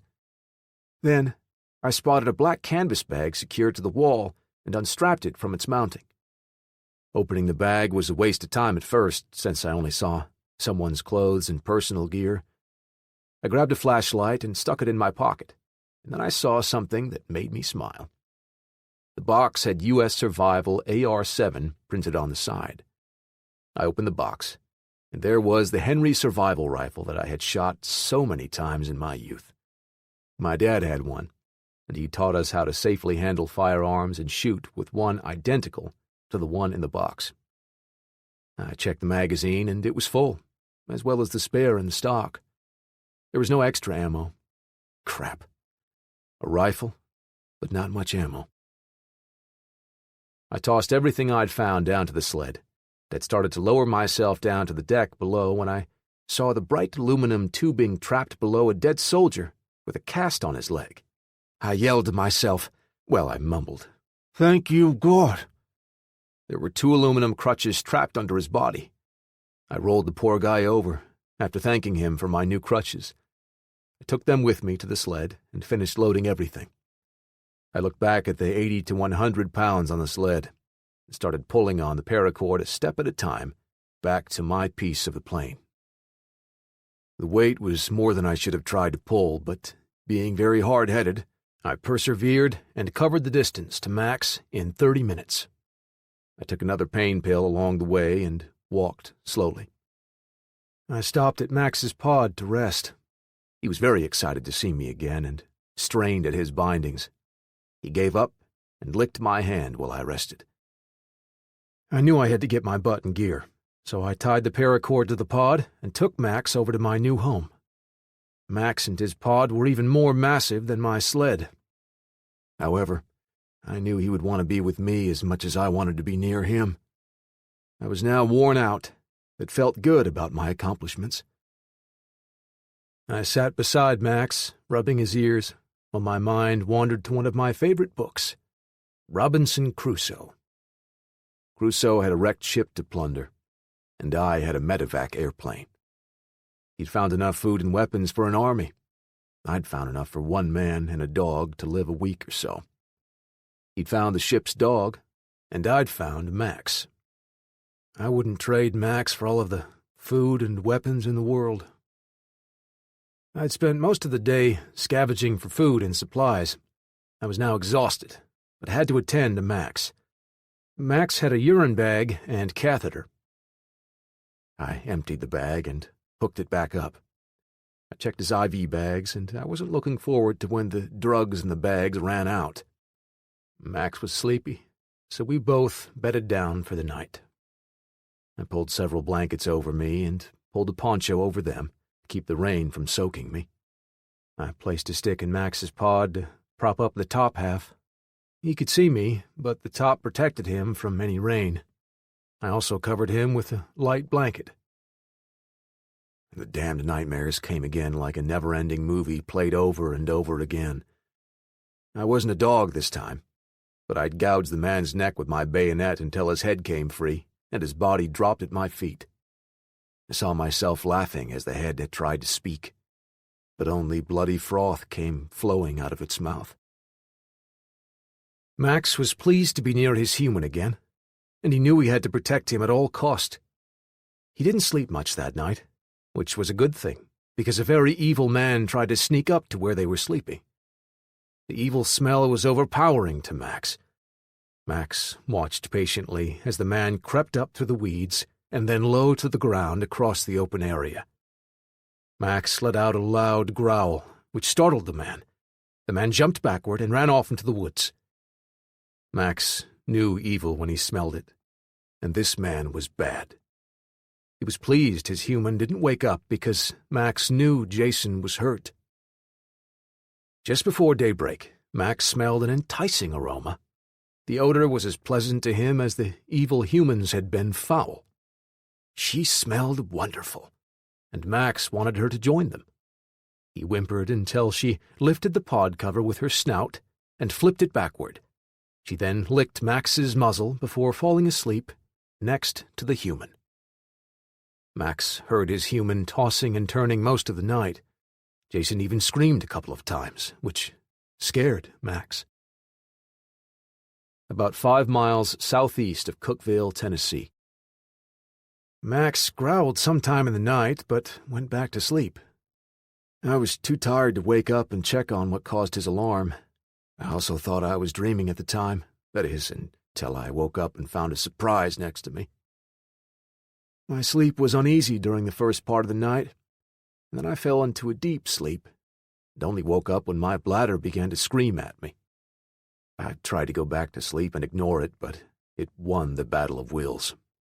My eyes opened, and I started to lift myself when I felt something warm against my back. I casually looked over my shoulder, right into the eyes of a beast.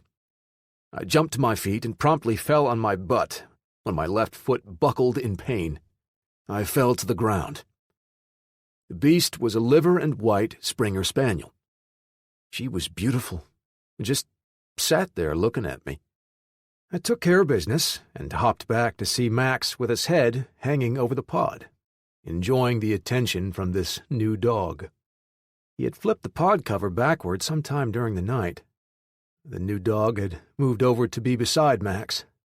She sniffed at his bandages and then laid down beside him. I moved closer to her, patted her on the head, and then scratched behind her ear. She licked my hand, and I had a new friend. I examined her collar and found the name of her vet and her name, which was Tina. I rubbed Tina's back and noticed her fur was singed. She enjoyed the attention and licked my hand. I gave her a thorough going over and found one of her paws had been burned on the side, an inch above the pads. I placed some antibiotic salve on the burn and taped some gauze over the wound. Tina was a good dog and allowed me to treat her injury without a fuss. The fact that my medevac plane had come down a quarter-mile back and torn through a large swath of the area and Tina's burns could be related didn't escape me. I cut one of my pain pills in half and took 1.5 of the tablets to brace myself for what I had to do. I rubbed Max's ears, told him to stay, locked his pod top down, and then used my crutches to stand up. I opened my lips wide and said something like, "Tina, take me to your home." Her ears perked up, and she ran around like a puppy. "Tina, take me home." Tina took off running, but slowed down when she saw me moving so slowly. As I feared, she led me along the plane's path of destruction through the woods. The first 100 yards had burned brush and trees. Then I popped through the trees and saw a farmer's field. I gasped when I saw what was left of a home and barn on the other side of the field. Black smoke still rose from the house, and I caught a whiff of tar burning. The entire top of the home had been sheared off and was strewn across the field in front of me, along with one of the plane's engines. It was burned, and it apparently hit the home and destroyed it. Tina continued to lead me to her home. The plane had plowed through the fences, or I wouldn't have made it to the barn and damaged house. I took several breaks along the way, but we finally made it to the front of the house. Tina sniffed all around the home and finally lay down on the sidewalk. I can't say she had tears in her eyes or was sad, but she looked like that to me. The home was a great find, but even better was the road in front of the house. One direction or the other had to lead me to civilization. I just needed a way to haul Max, some food, and my possessions. I was sure I was in the USA and on a line between New England and Nashville, Tennessee. I stared at the home for a minute, and then my eyes wandered back to the road where I saw a mailbox. I walked to the road and opened the mailbox, only to find it was empty. I thought, well, that would have been nice, but perhaps I can find something with the home's address inside the house. The back wall of the house was still there, and I saw there was a large doggy door built into the bottom of the kitchen door. This probably explained how Tina had survived, but her family hadn't. Even though it pained me to scavenge Tina's home, it had to be done for her and my survival.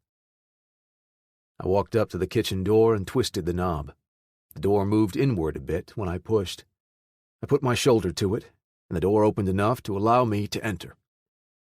I mentally prepared myself for a grisly scene. But there weren't any bodies in the kitchen. The inside wall of the kitchen had been destroyed by the engine when it had dragged through the top of the home. The smell of smoke was thick in the air and filled with pungent chemical odors.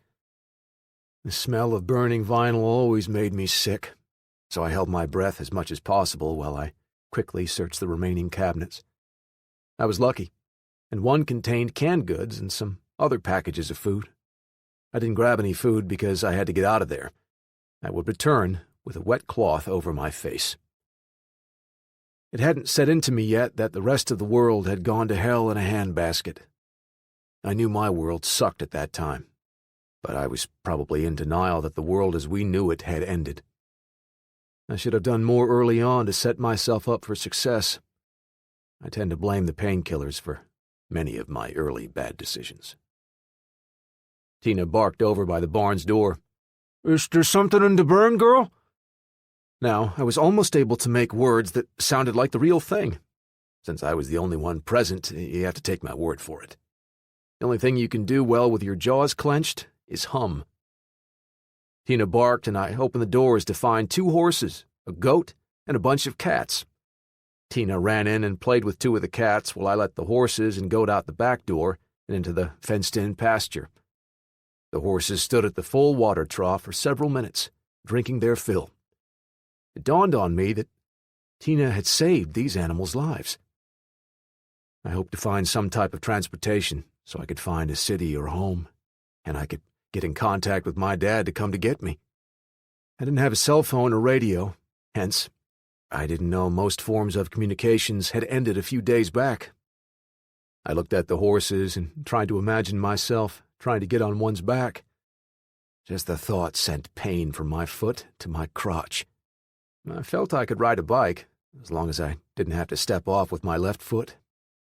There were 2 broken-down bicycles behind the barn, but both had the front wheel missing. I scrounged around and looked for a horse-drawn wagon, but only found an old one in front of the home, and that had been destroyed by the plane wreck. It probably wouldn't have worked anyway, since the bed had been used as a flower planter. I was very disappointed about not finding any usable transportation, until I saw a bicycle wheel under a pile of hay. I moved some hay and saw a homemade cart. It was made out of plywood and had the front wheels from the junk bicycles. This wasn't a typical wheelbarrow, but rather a 3-foot wide by 5-foot long box, which made a lightweight pushcart. It had an axle to mount the wheels and 1-inch water pipe formed into a square handle. I stared at it while Tina continued to play with the cats. Then suddenly, an idea popped into my head. I could turn the cart around, add 2 long pulls, and make a horse-drawn cart to hold Max and me. I sat on a hay bale with my arms folded on my chest, marveling at how smart I was. I only needed to place a saddle on one of the horses and find a way to attach the poles to the horse and my new horse cart. Damn! I was cooking with gas, as my granddad used to say. Now I only had to find the poles and a way to attach them to the horse and cart. The poles turned out to be easy to find since the homeowner had a veritable stockpile of junk and equipment at the back of the barn in a stall. There was an overhead rack with salvaged wood and lengths of pipe. I found 2 sections of 1-inch galvanized water pipe about 8 feet long and another about 4 feet long. 3 of the pipes had threaded couplers, which made it easy to join the tubes together to make 12-foot-long sections. I placed the pipes next to the cart and stared at the cart's handles and the pipes for a short while as I thought about how to attach them. I thought about taking the handles apart and just screwing my pipes onto the ends of the tubes bolted to the cart, but couldn't find a pipe wrench or anything to take the pipes apart. I also thought the pipe that joined the 2 tubes together gave the handle quite a bit of strength side to side. I went to the back of the barn and saw an older hay baler. The baler had a big spool of baling wire and a pair of wire cutters. My redneck engineering degree I earned working at my grandfather's farm came in handy.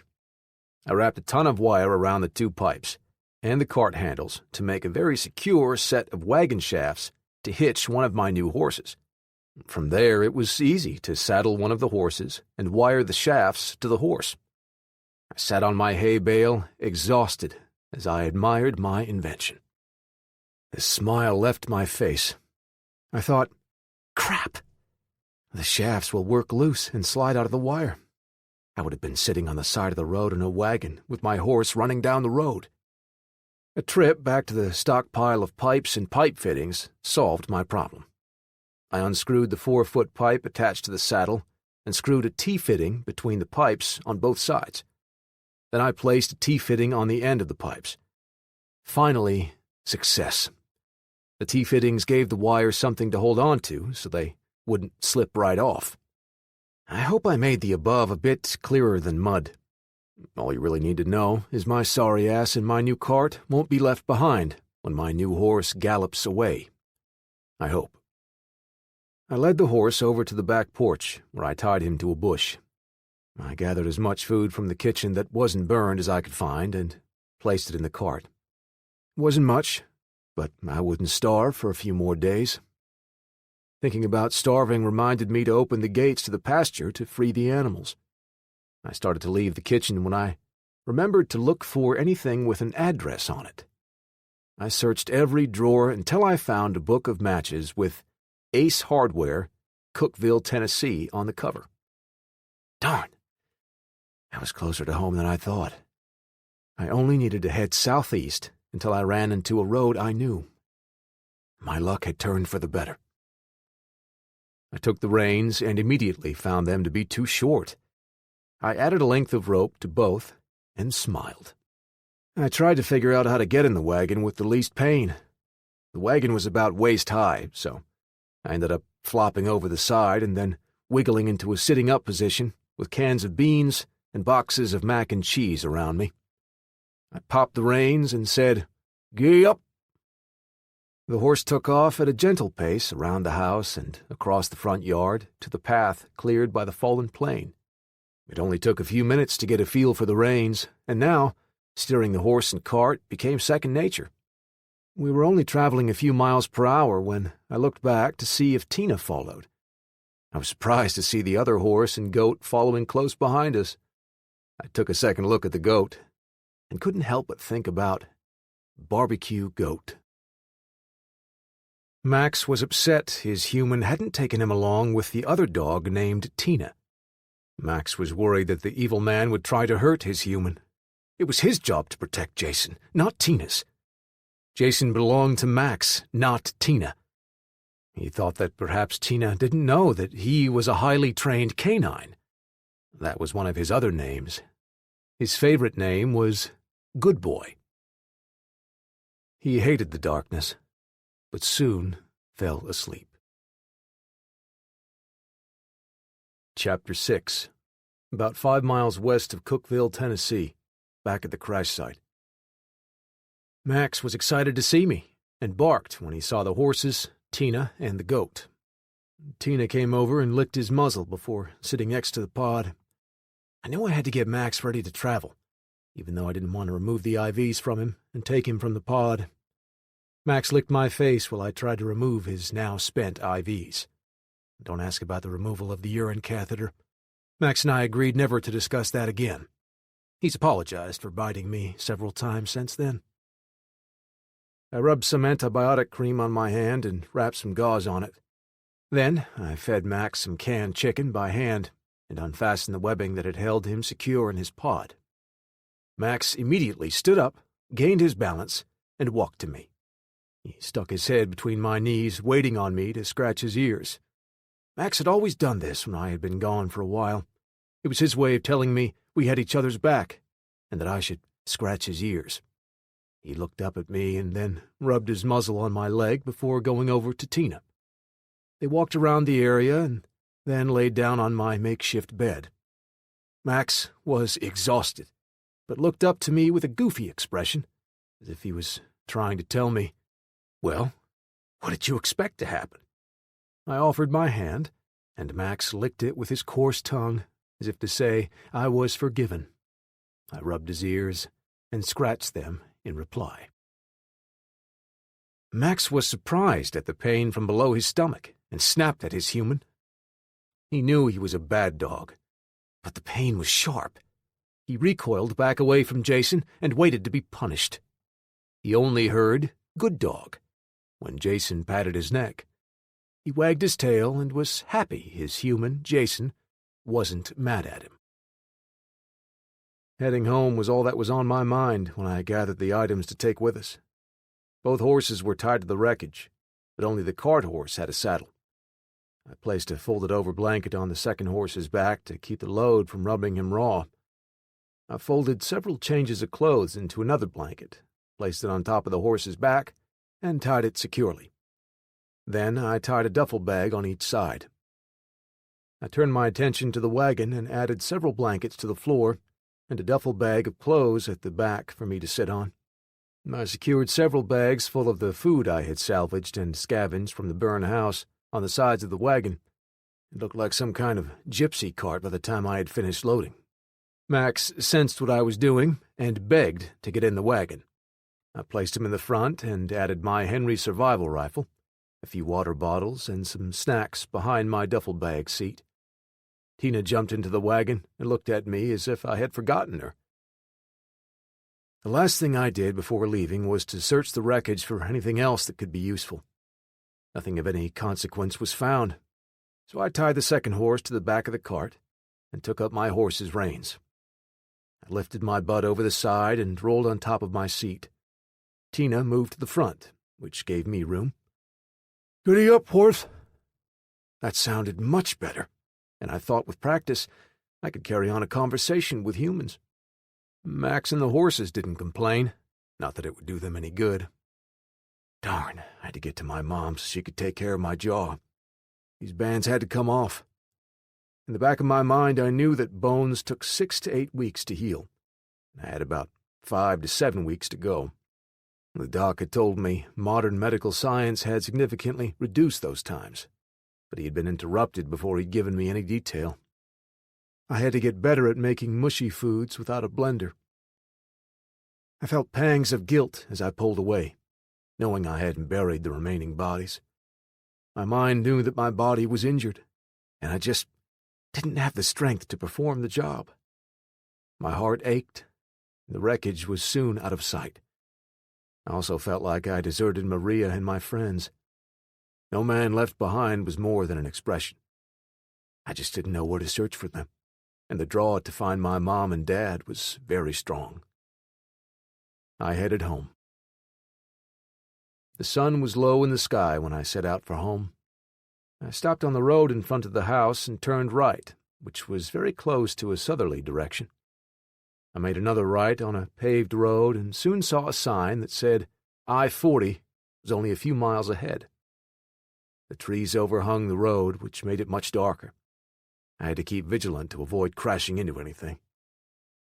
After a few minutes, I passed an old home that was on fire. The fire lit up the night.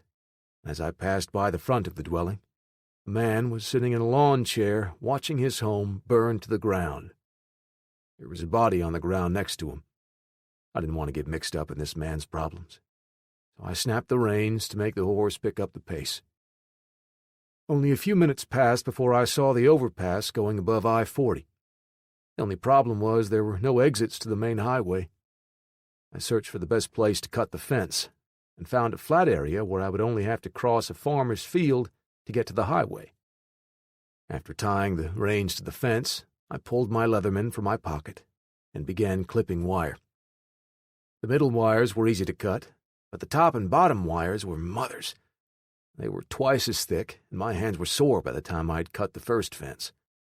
By the time I cut through the second fence by the highway, my right hand had blisters and was bleeding. The horse followed behind me as I led it up the steep embankment, but we were finally on I-40 heading east. My foot hurt, but not as much as before. Max needed some water, so I gave him and Tina some from my bottle. The horses and goat drank from puddles by the roadside. Climbing back into the cart was hard on my leg and foot, but I made it and took the time to scratch Max's ears a bit before heading down the road. Tina moved her head under my hand, so I had to rub her ears also. I think she had adopted me by that time. "Good girl." I quickly tried again. "Good girl." Crap, this was harder than I thought. The words sounded okay to me, but they would get strange looks from other people. The dogs didn't care. It had been cloudy, but the moon peeked out from behind the clouds, which made traveling a bit faster possible. There weren't any trees overhanging the road, and that increased visibility. Now that I could see a good couple of 100 yards, I saw 2 stalled cars and a truck with a U-Haul behind it on the side of the road. I was lucky, and no one came out to meet me. I thought they were either gone or afraid of strangers. In either case, I sped on down the road toward Nashville.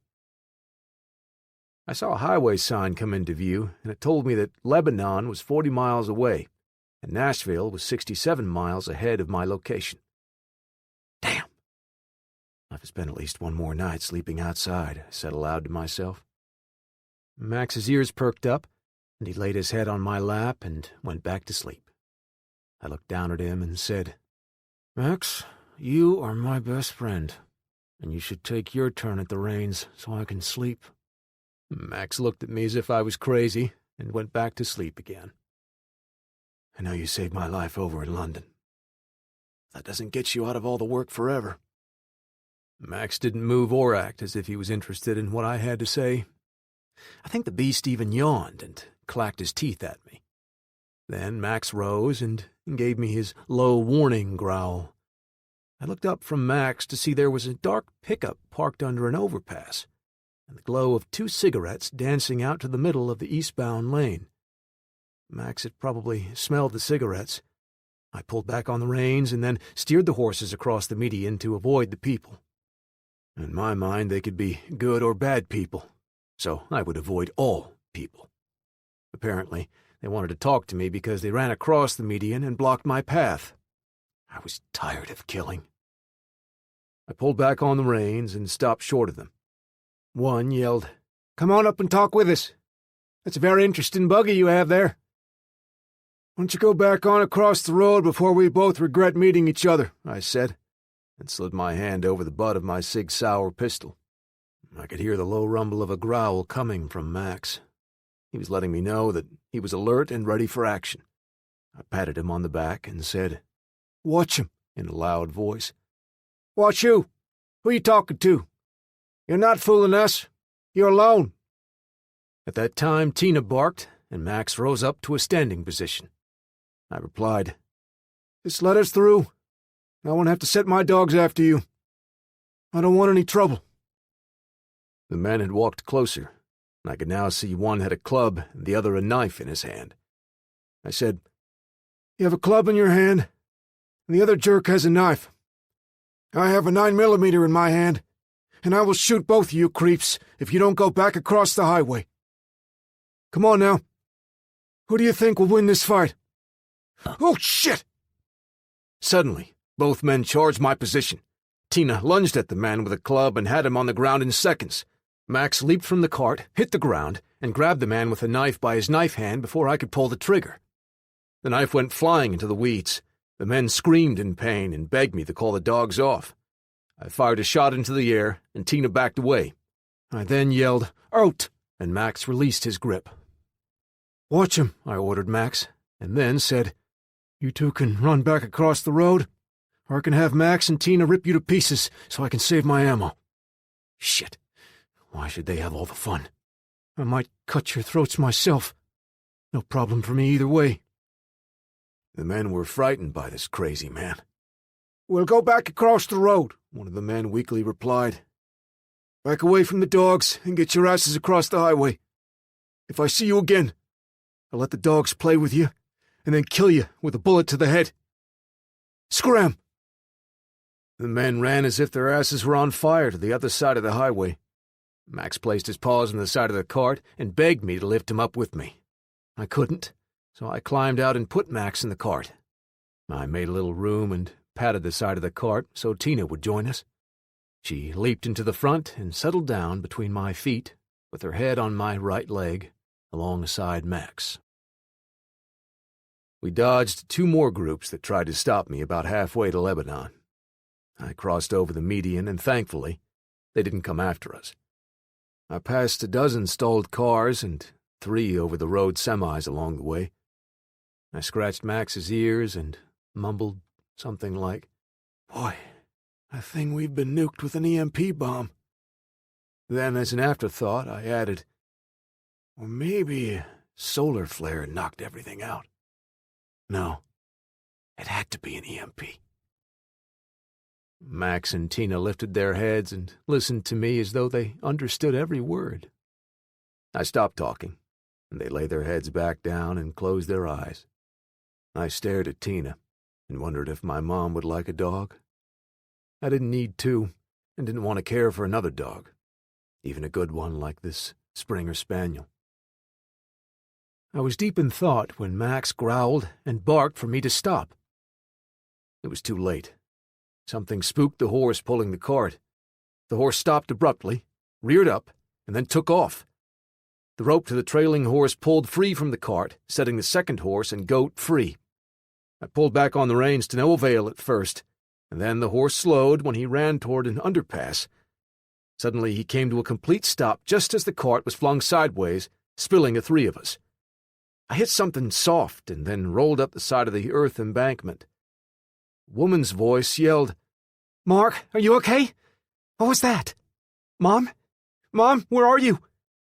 Max growled beside me, and I knew he was on high alert. I didn't want him to attack. I yelled, "Watch him!" I forced my aching body to stand up and face the voices.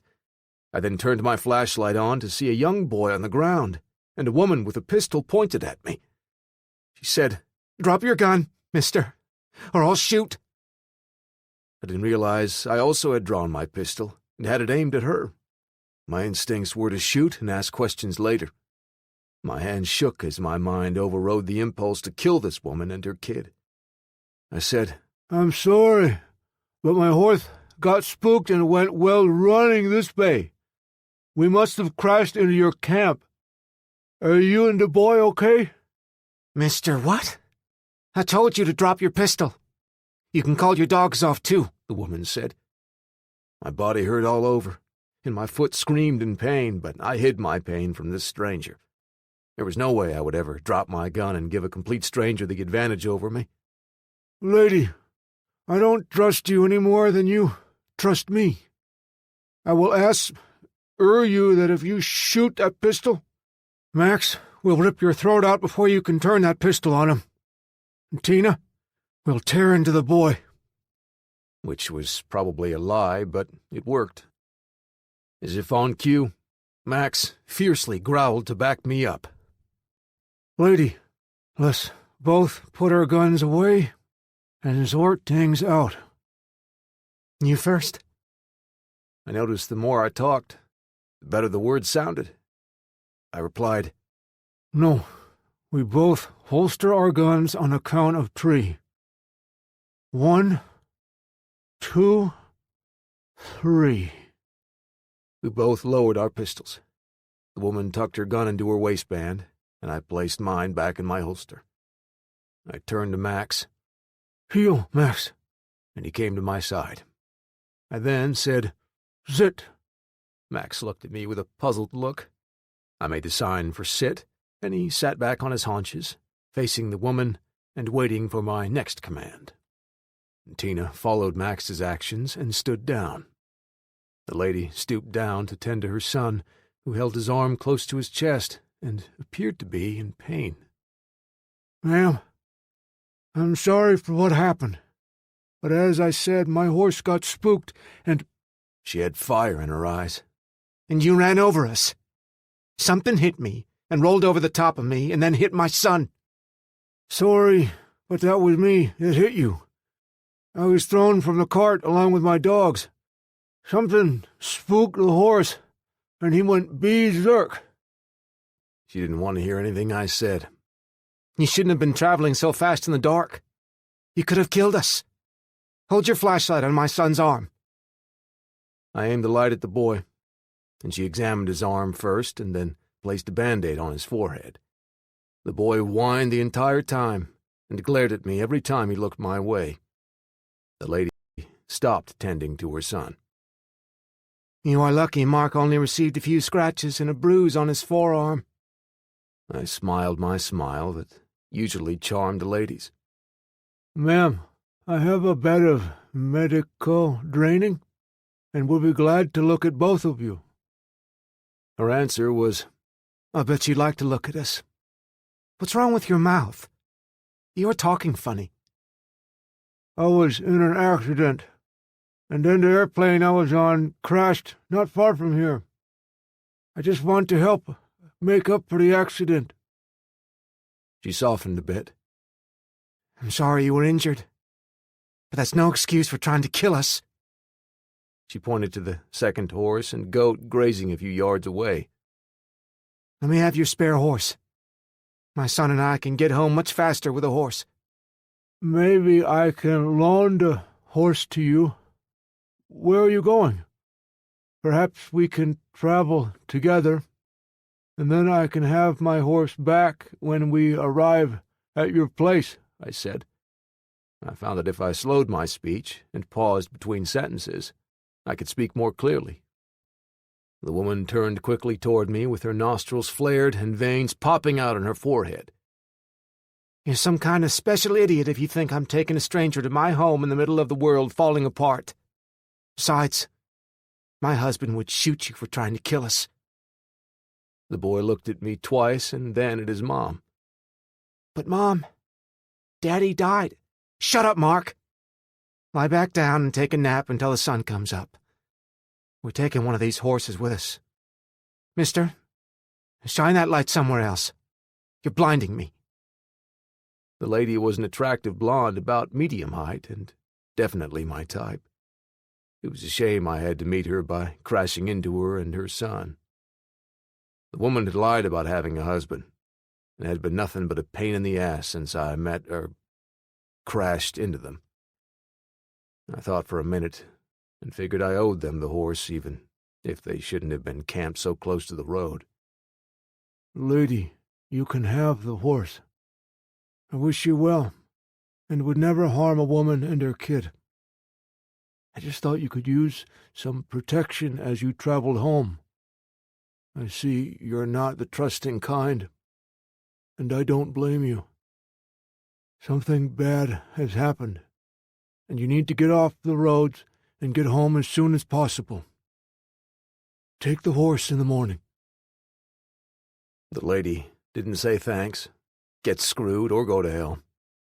She just lay down beside her boy and kept guard for the next 3 hours until the sun rose above the hills. I made a bed by throwing the mylar sheet on the ground and a couple of coats.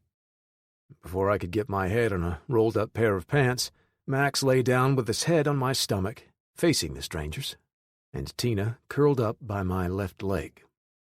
Their warm bodies felt good on a chilly spring night. I slept well that night, thanks to Max's vigilance and 2 hydrocodone pills to kill the pain from me flying into the woman and her brat. I should have offered the lady some of my medicine, but she clearly refused my medical help. I kind of hoped she'd be sore all over in the morning for being nasty to me. Max had detected the odor of the same evil man on the clothes of the mad woman and boy. The scent was keen on the woman, but very weak on the boy. Max sniffed the woman several times and decided he didn't like her, but she wasn't one of the evil ones. Max had encountered hundreds of evil ones with his human over the years, and could recognize them by their foul odor. The evil one was especially foul-smelling. Max kept watch through the night. His low growl scared off a skunk and a couple of opossums, and he felt like a good dog. He took pride in protecting his human. Max heard movement coming from the direction of the mad woman and the bad boy. The bad boy crawled toward the cart in the shadows cast by the moon. Max slow-crawled in the direction of the cart, and he arrived at the cart before the bad boy. Max waited until the boy was a few feet from the cart and growled in his most fearsome voice. The bad boy made a muffled sound and scurried back to the madwoman. Max had protected his human's property. He was a good dog. I had my usual nightmares, but was so tired I slept most of the night and only remembered vague pieces of the dreams. I was very pleased to see Max sleeping on his back with his legs pointed skyward, as Malinois do. I hoped this meant the pain from his wounds had gone away. Max saw me watching him and gave me his goofy expression with his tongue hanging out. I had fed Max and Tina before the lady stirred from her fitful sleep. She wiped the sleep from her eyes and woke her son before addressing me. I see you have a saddle hanging from the cart. We need the saddle more than you do. I jumped up from my bed, yawning and stretching to show the lady I had no pain. It was a lie, but she didn't need to know. I sarcastically replied, Take the saddle. Is there anything else I can give you to help you get home? The lady tried to stand up but took 2 tries, and she was obviously in pain from her right arm and leg.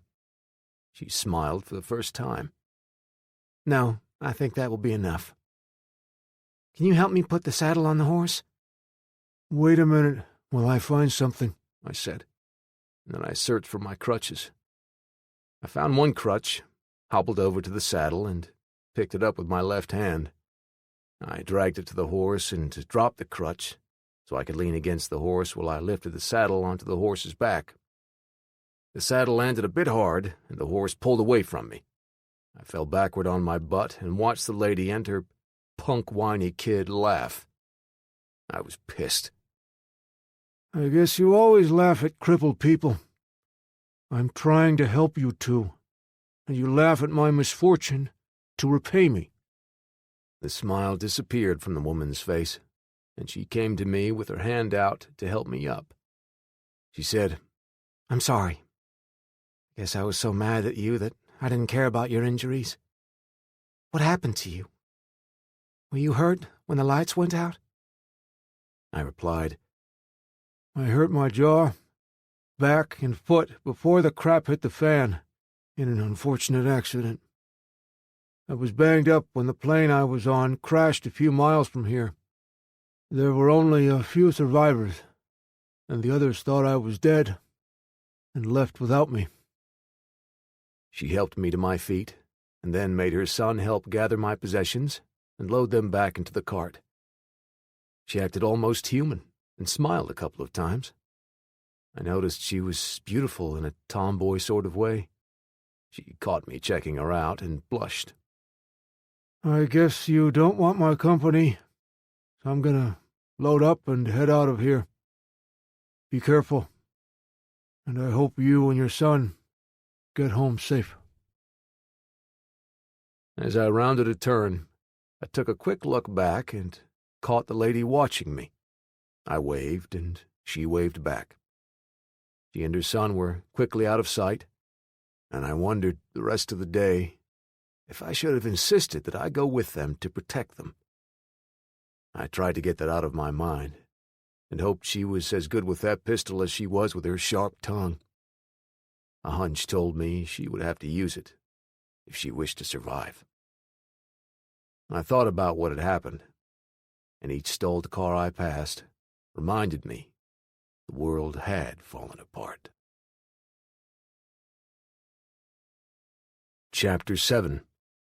About 15 miles west of Cookeville, Tennessee. Max smelled the evil man from a long distance, since the wind was coming from his direction. Max also smelled more humans, but they smelled normal to his sense of good versus evil. The man was the same evil man who had tried to sneak up on them a couple days ago. Max was ready to bite him, and hoped Jason would yell the bite command. I only saw a few people on the road that morning, and all but one group avoided me. They appeared to be man and wife, with 2 young teenage girls heading west to Nashville. Max lifted his head and growled to tell me he was alert and the man to stop advancing. Max sat up, with his nose pointing down the road. He growled more than usual, so I paid closer attention to the group. I said, Watch him, and told the man to stop. The man stopped and talked with his palms extended. The man asked, "What's it like heading east? We were on our way to Asheville when our car died. It got rough in Nashville, so we left quickly. We have made it this far in 2 days. We were separated from my sister and her boy. Have you seen a young woman and a young teen boy heading this way?" I instantly knew the man lied about heading east. The part about the woman and boy heading west didn't match his story either. I didn't understand why he was after the mom and boy I'd met the day before, but I knew he was up to no good.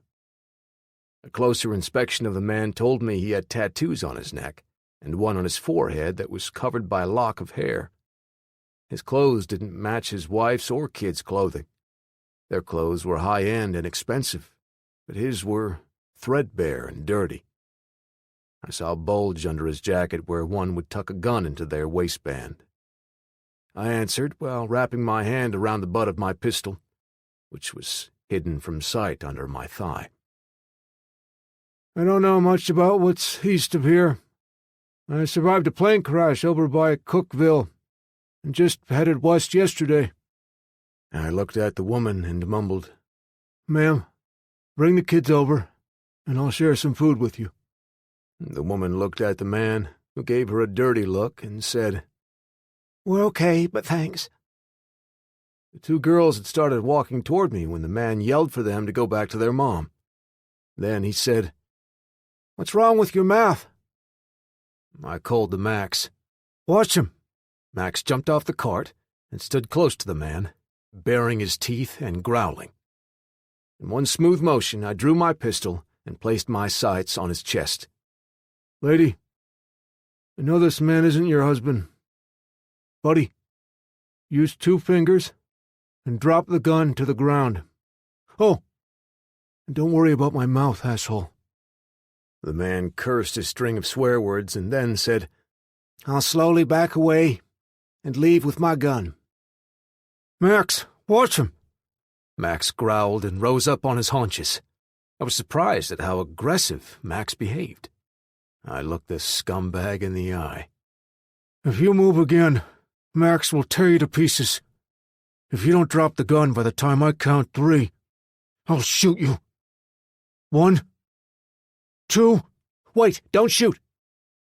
The man slowly grabbed the gun with his left index finger and thumb. He held the gun waist-high and dropped it on the ground.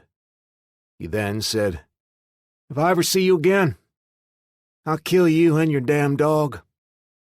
This pissed me off, so I squeezed the trigger and shot a bullet past his left ear, close enough to make his hair fly up in the air. I was only 5 feet from him, and the explosion in his face scared the crap out of him. I surprised myself by my restraint. I wanted to kill the man, and then I almost laughed because Max lifted his leg and pissed on the man's leg. Max had only done this a few times to people he didn't like. I yelled, Start running east and don't stop, or the next bullet will kill your sorry ass. Go! I told Max to sit while we watched the man take off running at a high speed and not looking back. Max looked at me and then growled at the man who was quickly moving away. Max had wanted to attack him. I didn't have time to wonder why. Max, you really didn't like that man. Good boy, Max. We were at the top of a rise and could see him for over a half-mile. He disappeared behind the next hill, and we watched without talking. The woman and girls came over to me and profusely thanked me for saving them from the horrible man. The lady hugged me close for a few minutes as she sobbed. I could now see their wrists had been bound and were bruised. I finally broke free from her. She said, "We can't thank you enough for risking your life to save us from that horrible man." I blushed. Ma'am, I just did what anyone would do to help people in distress. She kissed me on the cheek. No. Most people would have looked the other way or run and hid. We owe you a debt, and just let me know what we can do to pay it back to you. I was at a loss for the right words, so I didn't say anything. I wished she wasn't so emotional. She said, Thanks for trying. Thank God he didn't rape the girls or me. He kept mouthing off about what he was going to do to a woman who'd escaped from him. I'll kill him myself if he ever comes around my girls or me again. I'm Karen Martin, and that's Missy and Chrissy. Can we travel with you until we can find a safe place? I didn't like having 3 defenseless women with me while I tried to make it home, but it was the right thing to do. My mind was eased a bit when I saw Karen pick up the man's 9mm pistol and drop the magazine out to count the bullets. She then shoved the magazine into the gun and jacked around into the chamber. She said, The bastard didn't have a bullet in the chamber. What an idiot. I gave each of them one of my MREs, and the woman sent the girls out of hearing range to talk with me in private. She ate while talking. The SOB killed my brother a couple of days ago, and he... Before she finished, she broke down in tears again. Karen moved to the cart and sobbed on my shoulder.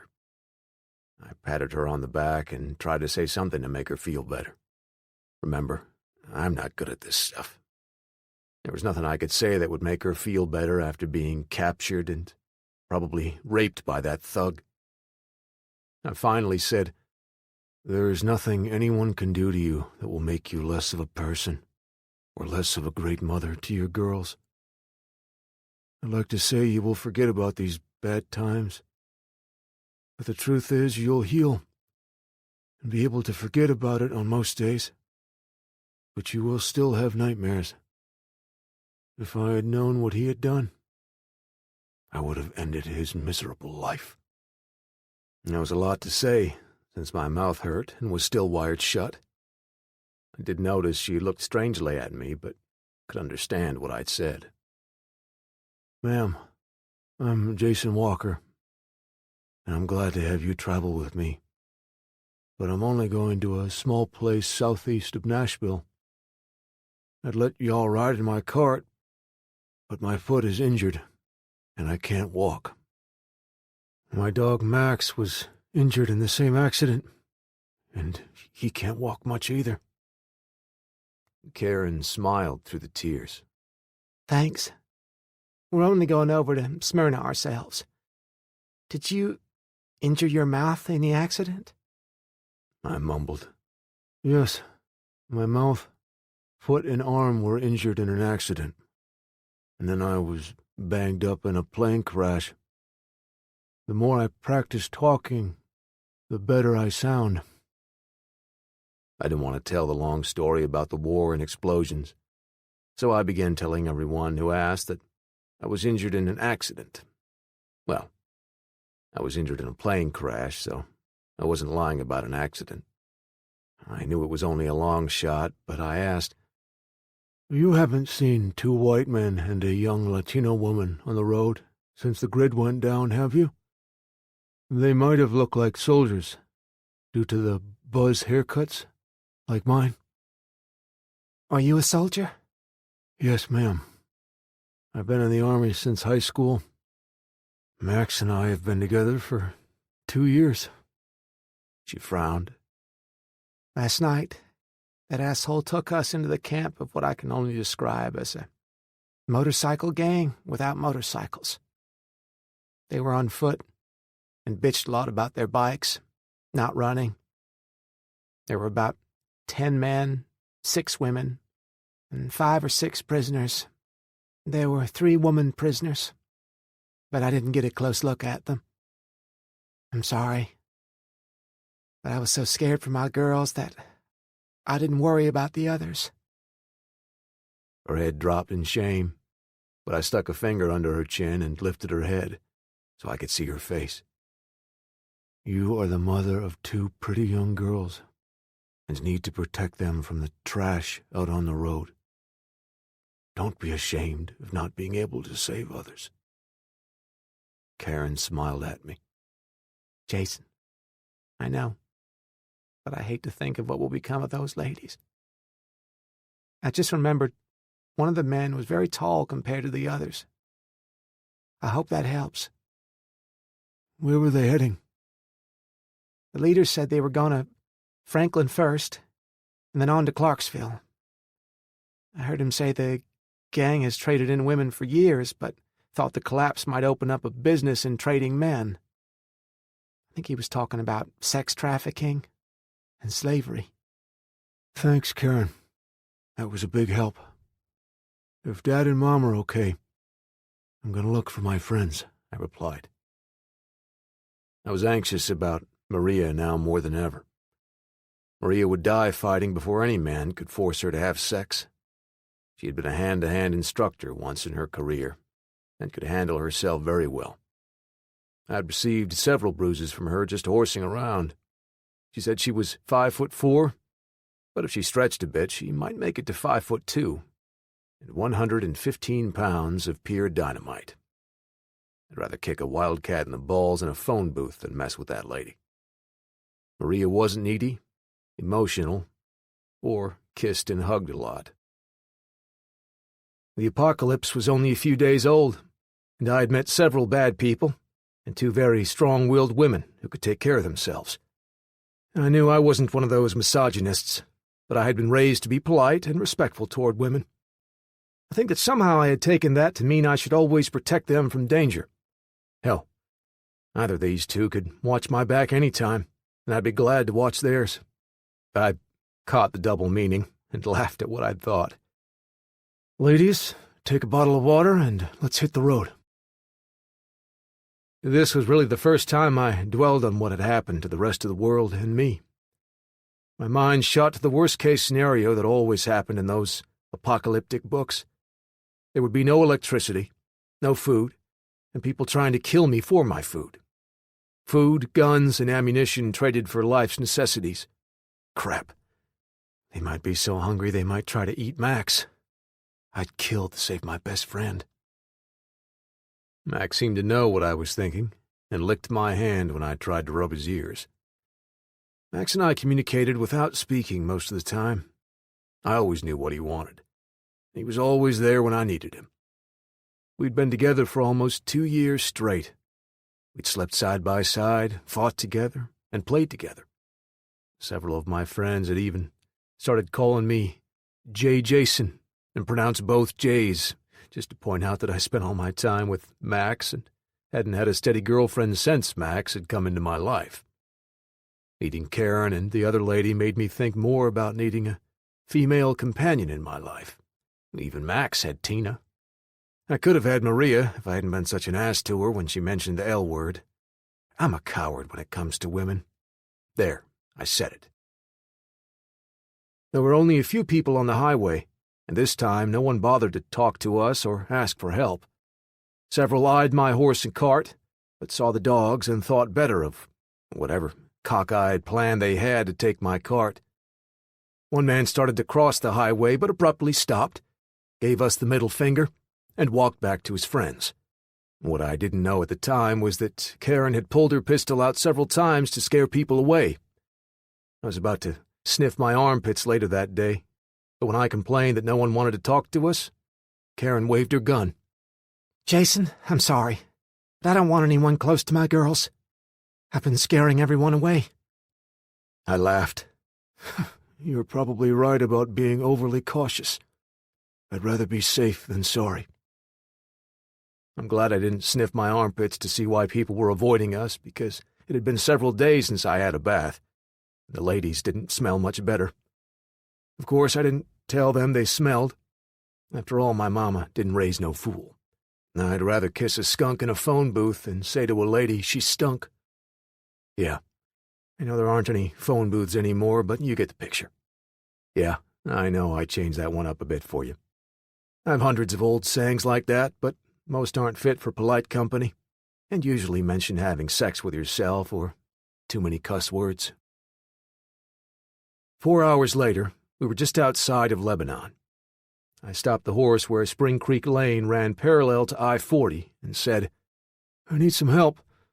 We're going to get off Highway 40 and get on some back roads to go around Lebanon and over to Murfreesboro Road.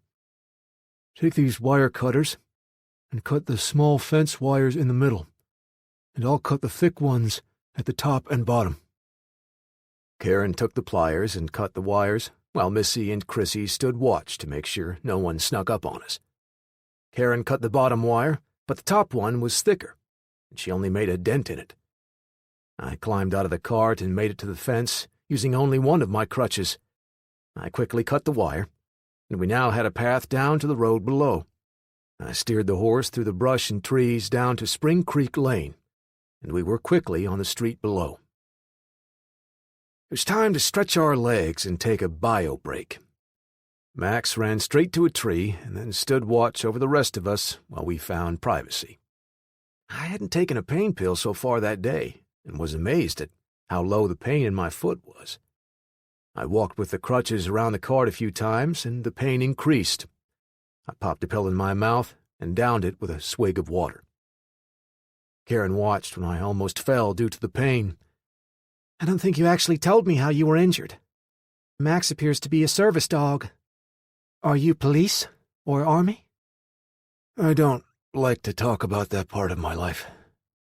I'm in the Army, and Max and I were headed to military hospitals to recover from injuries received in action in London. Our plane crashed on the way to Nashville. Karen moved closer to me. Oh my, that's horrible. I can't imagine the terror you experienced knowing your plane was about to crash. Did you hurt your mouth in the crash? I was sleeping like a baby with all those painkillers in me. I was in a medical pod. Sorry. The medevac units place the injured or wounded in a carbon fiber clamshell to protect them during transportation. Each pod has everything the soldier needs during transportation. I woke up on the ground and opened my pod after the crash. I am beaten and bruised, but didn't receive any more injuries. My jaw was broken during the explosion on the battlefield, I replied. Were we winning when you left? The politicians wouldn't let us win. Every time we were about to wipe them out, they called for a truce, and talks broke out at The Hague. Then they would recover and start fighting again without warning. The U.S. command stopped falling for that crap. We were annihilating the bastards when I left. I think that's why they nuked us. Anyway, I think they nuked us. Hell, it could have been a huge solar flare, but that would have been a big coincidence. So you were heading to the new VA hospital in Nashville. Does your wife or parents live nearby? I answered. No, wife. I haven't met a lady that would have me so far. Frankly, I'm not very good at socializing or dating. I've had a few girlfriends, but none hung around long enough because I was deployed so much. My parents live in Walter Hill, east of Smyrna, where you're from. I'm on my way there now. Karen smiled at me.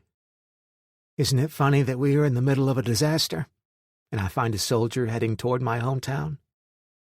He probably saved our lives, and definitely saved us from a horrible situation. I can't thank you enough. Is there anything we can do to help make you comfortable or tend to your wounds? I'm not a nurse, but I have had first aid training. I said, I just did what any decent person would do. What about you? Your husband must be worried to death about you and the girls. Karen laughed and said, He's more concerned about that 20-year-old administrative assistant he left us for. The bastard is in New York with her and hasn't talked to the girls in months. They hate him. At least he sends the support checks. They don't go far with my teacher's salary. I'm sorry for your troubles. I think your ex-husband probably knows by now what a big mistake he made. That was very kind. The jerk apparently liked her assets better than mine, Karen said, and then chortled so much that she made a weird snorting sound. We both laughed for a few seconds, with her making a sound kind of like a pig snorting. She said, "I'm sorry, but I make a weird sound when I burst out laughing." I replied, "I hadn't noticed," and couldn't hold my laughter. Karen laughed and snorted along with me. "You are a liar. And thanks for not making fun of my laugh," I replied. "Thanks for not making fun of my speech." The girls ran over. Chrissy said, "Mama, I haven't heard you laugh since, well, in several months. What made you laugh?" She grinned at her daughters. "Jason reminded me of something in my past that was very funny. Now go back to what you were doing." The girls left, and I quickly changed the subject. "What did you teach?" She smiled. "I taught junior grade science. That's all I could get, even with my master's in biochemistry. I teach science at Smyrna High School." I said, "I always loved science in high school. Biology was my favorite subject." I didn't tell her, but I knew her husband was in deep crap. New York City would soon be in chaos and on fire when the food ran out. By 2035, 21 million people were living in New York City, with most living in squalor, since the city and state went bankrupt in 2033. The lax criminal justice system had allowed gangs to grow stronger, and the police to become weaker. His life wasn't worth a plugged nickel. Karen was different from the other women in my life. I couldn't put my finger on it, but she was very easy to talk with. Her kids were well-behaved and not at all like my brother's bratty kids. I endured his kids and tried not to yell at them. Karen took the bandages from my foot and examined the wound. She was amazed that no stitches were showing. "I'm sorry, but I have to ask, how do they hold the edges of the wound together? No stitches or staples are showing." I answered, "The doc told me there were some stitches on the inside, but they mainly use a biosynthetic glue to patch things up today. He told me that, except for the pain, my foot could be walked on after a week, and it's been almost 2 weeks. I guess the only good thing that's come from the constant wars in Europe is the rapid advance in surgical techniques and wound healing. They now have a genetically engineered liquid they inject into a wounded area, and the healing rate is cut down by 2/3. My jaw and foot should be completely healed in about 2 to 3 weeks." Karen patted my leg as she finished wrapping new bandages on my foot. "You are doing very well, talking with your jaw wired. But it will be nice to speak to you after the wire is removed." I laughed. "Tell me about it. Seems creepy to me." So I imagine it's really creepy to you. "A little bit, but I'm getting used to it. How do you eat?" "I have to make a broth or pulverize my food into a paste. I can't chew, so I make the best of it." We watched the girls play with Tina and the goat while we rested. Max never played with anyone but me. Chrissy approached him with a stick, and he did his low growl that said, "This is your warning not to mess with me. I'm a working dog, not a puppy." Anyway, that's what his growl said to me. Max and I would play fetch and roll on the floor at least once a day when we weren't working. As I said before, we were best friends. Max was always by my side, and we slept side by side. Chrissy asked, "What's wrong with Max? He won't play and growled at me."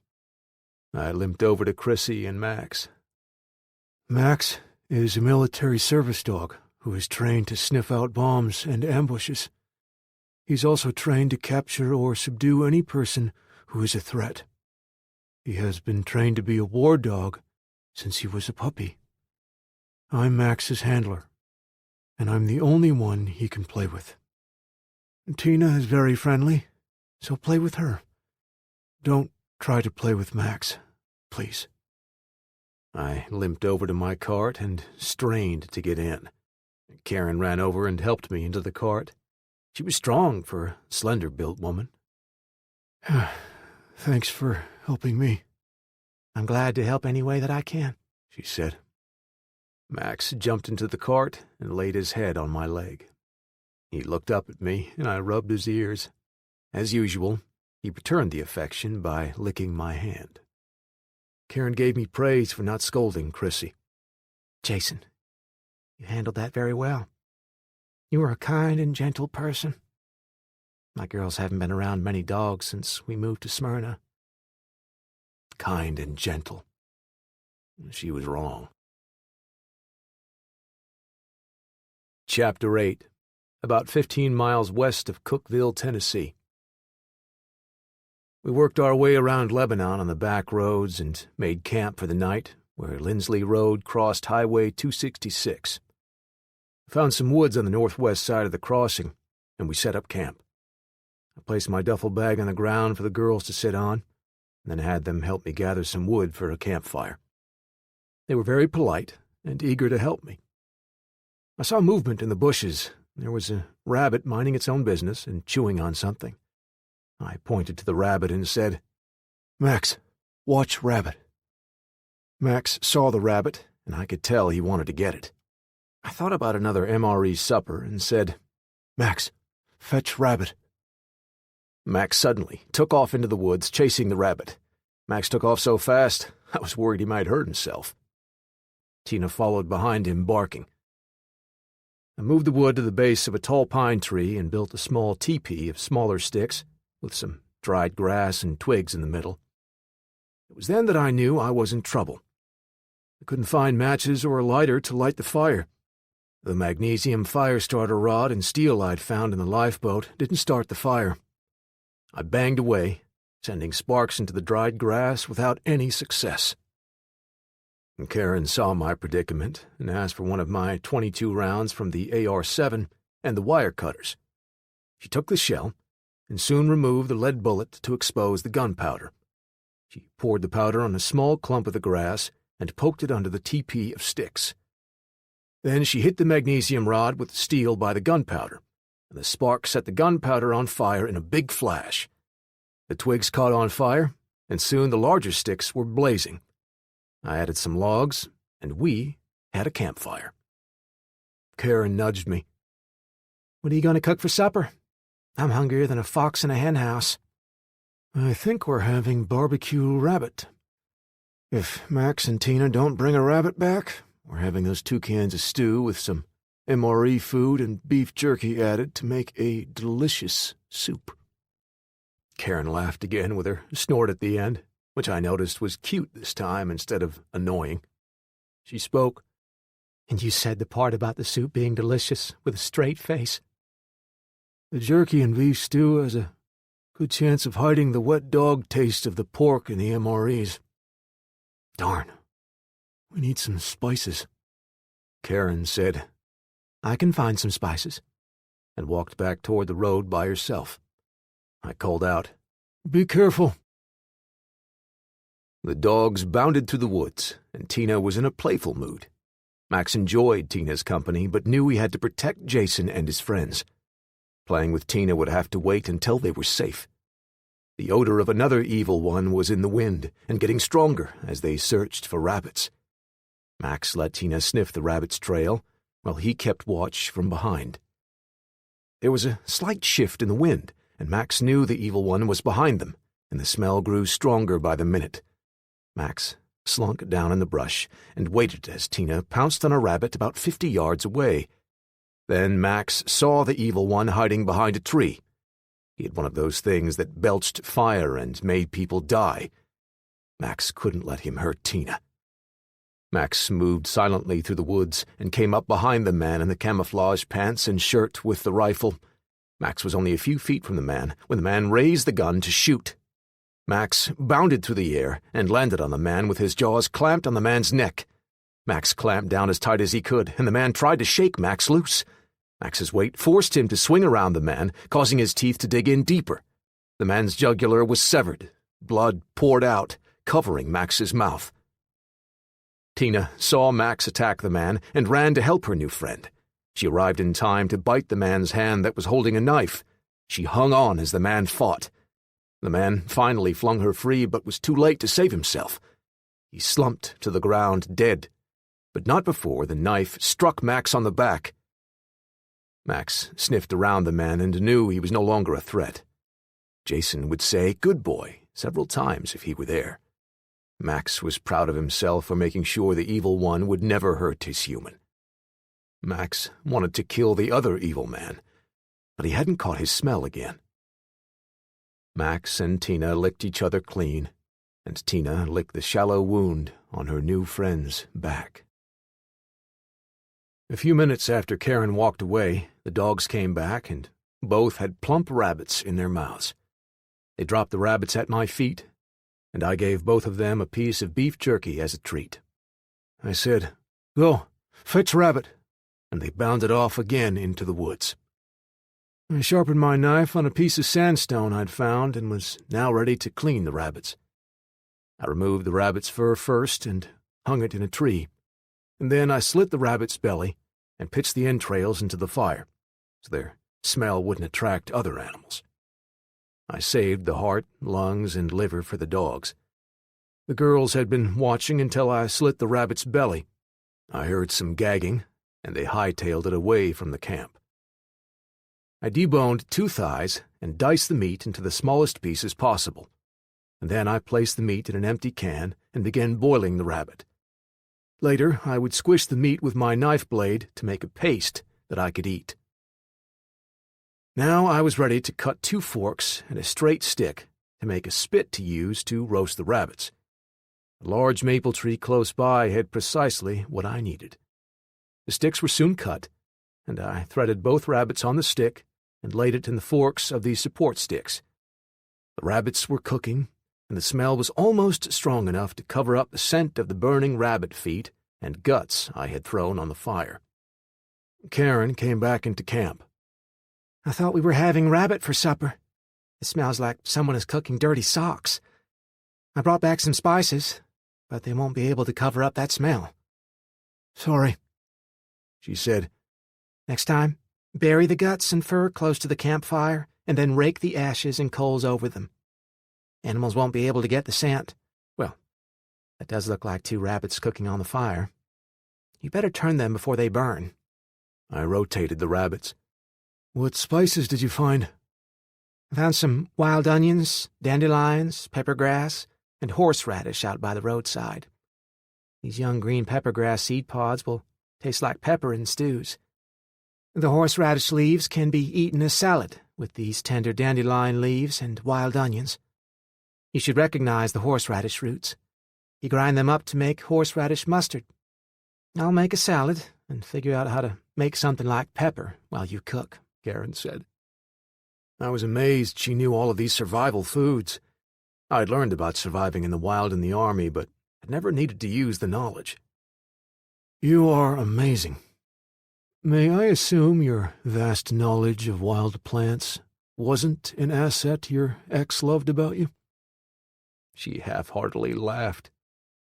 "If the asset didn't fit in my husband's bed, he didn't appreciate it."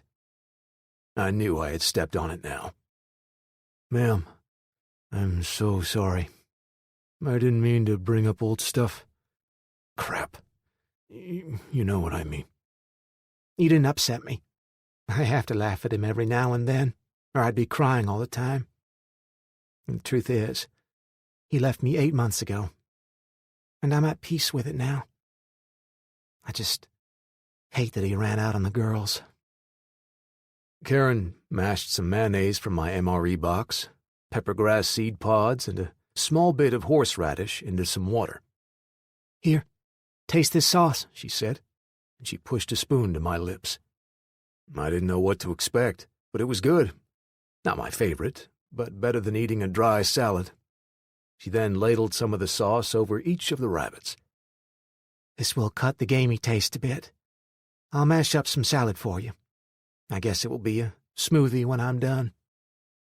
We stopped talking when the smell of the roasting rabbit brought the girls back to the campfire. Missy asked. What does roasted rabbit taste like? I piped up. Chicken thighs. Girls, Jason is halfway correct.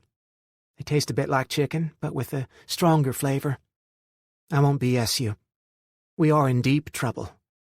And I think all of America is in the same boat. The electricity, communication, and cars are dead. Missy interrupted. Mom, you don't have to scare us into eating the rabbit. We just wanted an idea of what to expect. Girls, rabbit tastes like rabbit. Here's some salad with a pepper-flavored dressing, and Jason will cut you a piece of rabbit. Let's eat. I'm hungry. The girls didn't like the salad much, but ate their fill of roasted rabbit. I didn't like the salad, and only ate a small amount of salad smoothie. The sauce did cover up most of the gamey taste, as Karen had predicted.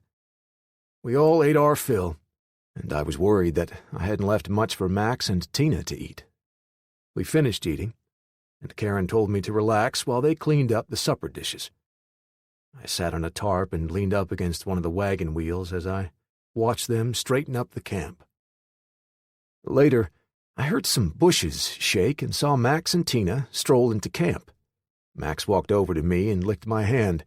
I tried to give him a piece of the rabbit, but he walked away and laid down beside Tina. Max licked Tina's muzzle, and I saw the blood on her white face. I guessed they had shared a rabbit before coming back to camp. Max, heel. Max came to me, and I saw the cut on his back. Max, what happened to you? Did you get into a fight with a coyote? Or a fox? Max looked up at me with his eyes wide open, head tilted, and a half-inch of tongue hanging out. I knew this to be the good boy look. He had this look every time I rewarded him by saying, "Good boy." I could only guess what he'd done to think he earned a good boy from me. My handler's training told me not to reward him unless I knew exactly what he had done that was good, and more importantly, Max must understand what the good behavior was before being rewarded. I thought, screw it. Max must have done something good. "Good boy," I said as I inspected his wound, and this caused Max to shake with delight all over. He licked my hand and gave me the good boy look again. I sent Missy to fetch our first aid kit and took a needle and some monofilament fishing line from my backpack. I soaked the needle and string in alcohol before suturing Max's wound. Karen watched as I shaved the area around the wound. I then sprayed lidocaine around the wound. I closed Max's wound with sutures, then applied an antibiotic salve and placed a bandage over the wound. Max looked up at me and yawned. Karen said, "You look like you've had experience sewing Max up." I looked up at her. I had all the veterinary training to take care of Max, and this is his first cut deep enough for stitches. I do have the experience, though. Several of my buddies got in a bar fight, and I stitched them up to keep our NCO from knowing about the fight. It's nice to know we have a doctor. I laughed and poked her on the arm. Change that to dog tour, and you'd be correct. We'd only been asleep for an hour or so before I heard Karen say, "Oh no," and run off to the bushes. A few minutes later, both of the girls jumped up and ran to the bushes. I chuckled to myself about their predicament when suddenly my stomach began a slow boil, and I found myself running the opposite way into the bushes. The next 8 hours were a nightmare. All three of the girls had diarrhea all night and were very sick the next day. I had stomach pains and cramps, but didn't get as ill as the ladies did. Since I was in much better shape, I tended to them for the next 2 days. I made a broth from leftover rabbit and a thin soup from the canned chicken in the MREs, but had to make them eat. The young ones kept saying they thought they were dying. I kneeled beside Karen and lifted her head so I could tuck a rolled-up blanket under her head to raise it. I said, "Open your eyes and open your mouth. It's lunchtime." "I'm not hungry. Let me sleep," Karen moaned. I replied, somewhat sarcastically. You have to get better, so I can tease you about trying to poison us with your wild plants. She snickered at me. Asshole. Hey, I'm not the one who picked plants from the roadside and tried to kill us. By the way, did you try to feed your husband any of these plants? Spoon some of that broth into my mouth and shut up. I have to get well enough to beat the tar out of you. I thought you were a good man, she said. I politely joked. An asshole would have left you ladies the first night and avoided a rather messy situation. I just want you to get better, so take another spoonful. I'm very good at killing people, but nursing, not so much. I must have confused one of the plants with a look-alike. I'm so sorry, and I'm glad you didn't eat much of the salad. I almost killed my girls, Karen sobbed. I stopped her in mid-sentence. You were the sickest. The girls have almost recovered. I don't think you made a mistake. I looked up and down the road and saw evidence of where the county had sprayed the weeds. Up on the road, the weeds are all dead. Down by the camp, they are just turning brown. I think some kind of herbicide was sprayed on the roadside before the crap hit the fan. They must have stopped just before they arrived here, and only the overspray landed on these plants. Thanks for trying to make me feel better. More broth, nurse. It was only then I realized that I didn't have time for nightmares. On the third morning, I left camp to perform my morning ritual and commanded Max to guard the women before I left. I finished my business and returned to the camp. The girls were asleep, and I saw Tina lying between the girls and Max lying beside Karen with his head on Karen's stomach. I said, "Good girl," and patted Tina on the head. I then patted Max on the head and scratched his ears. "Good boy." As usual, Max gave me his "I'm a good boy" look. Tina just raised her head and drooled on Missy. I had some time to think before the others woke up for the day. I was pleased I'd only had one short nightmare for the last several nights. I laughed to myself as I thought about the dreams about Karen and me. I felt better than I had felt in many months that morning. This was perhaps the longest time I had gone without having to kill someone. Chapter 9. Rutherford County, Tennessee. Billy woke her son and then brushed the hay from her hair. The barn was much better than sleeping out under the night skies, but she missed her nice bed. The lady who owned the home and barn begged them to stay in the home, but Billy didn't want to impose, so they slept in the barn that night on their way to her sister's home. They had to walk the last half of the trip because some no-good rascal had stolen the horse in the middle of the night. Billy cursed the thief the next morning because he had also taken all of their food and most of their belongings. Mark had never been truly hungry a day in his life, and had griped and whined the whole way to this stranger's house. Billy planned to thank the lady and head out afterward, but the woman met them at the barn door. Come on up to the house. I have ham and eggs with buttered toast and my blackberry preserves on the table. Billy balked. We don't want to put you out or eat your food. We'll just be on our way. I'll just have to throw it away. Mark pleaded with his mom. Mom, I'm hungry. The woman said, I have chickens for eggs, blackberries everywhere, and a cow to provide milk for drinking and butter.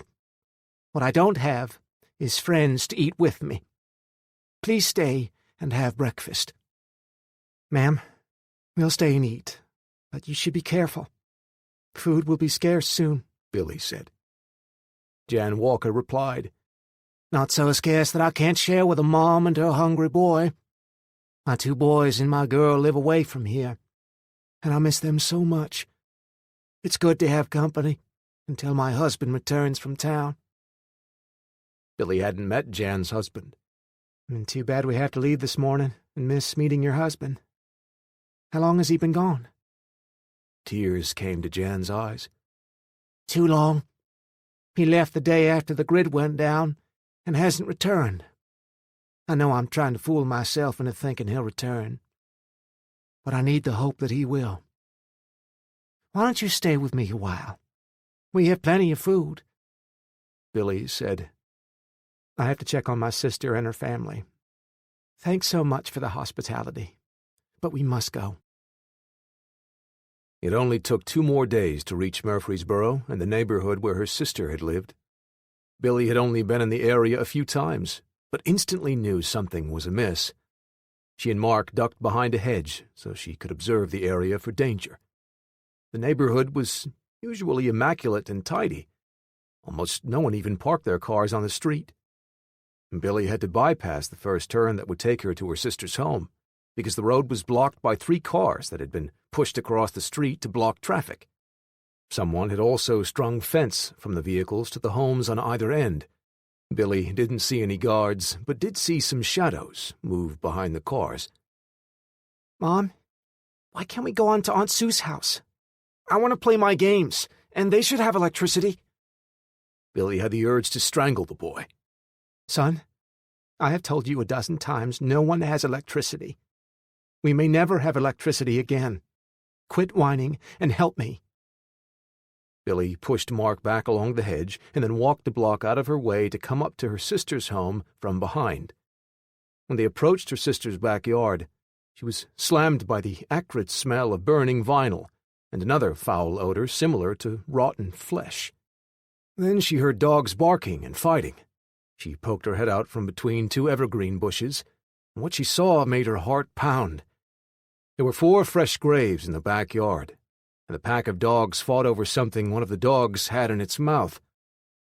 Billy recognized the thing in the dog's mouth, drew her pistol, and shot 3 of the dogs before they could scatter. She took the body part from the dead dog's mouth and placed it in the hole it had come from.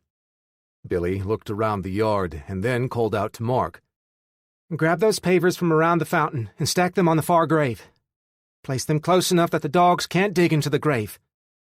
Mark balked, but Billy barked. "Get your ass in gear, young man, before I lose my temper." Billy began stripping the backyard of the concrete edging and pavers until all 4 graves were covered.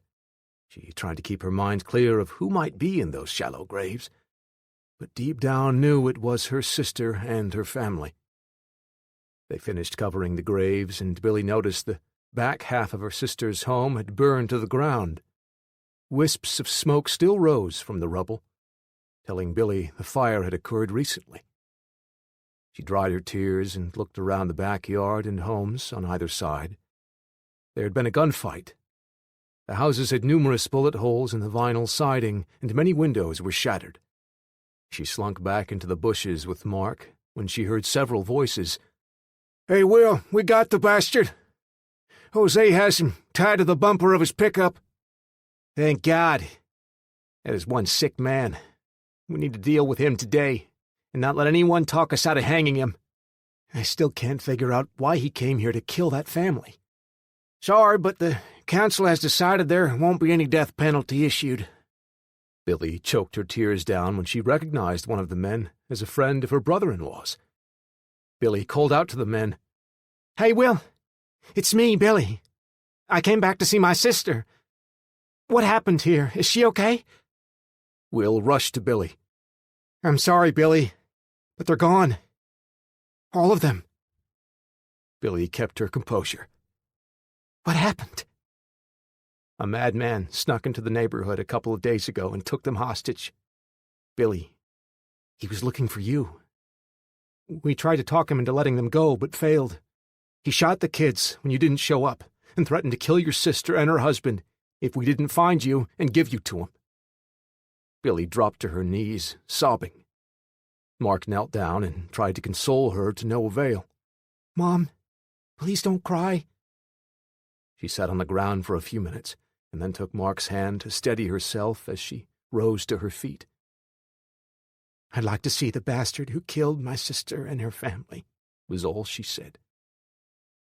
The men escorted Billy to where the killer was tied to the truck.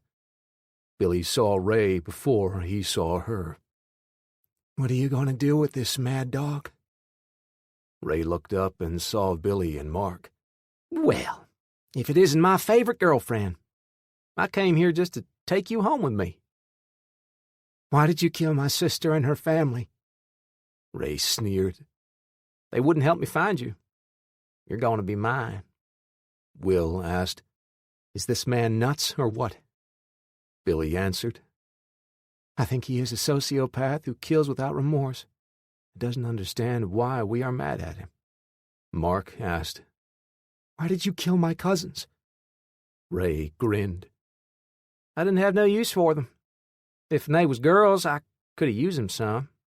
Your aunt fought a lot, but she was good to me once I beat on her a little." Billy drew her 9mm and asked, What are you going to do with this vermin? Will said, Several people want us to hold a trial. When we find him guilty, we will banish him from the area. He doesn't belong with good people. And you agree with banishing him? Well, we don't have a jail. Billy asked. Why don't you hang him? Will said, Most of the council doesn't believe in capital punishment. I would shoot him in a heartbeat. Billy turned toward Ray. Ray, you've been found guilty by this community, and... Billy pulled the trigger and shot the tip of Ray's ear off. Ray looked at Billy with a surprised look on his face. Billy squeezed the trigger again, and Ray's other ear exploded in a red mist. Billy saw bits of Ray's ear fly away, and there was a fine red mist in the air for a second before Ray slumped to the ground, screaming. Will shook in fear as he said, Billy, I'll have to hold you for shooting this man.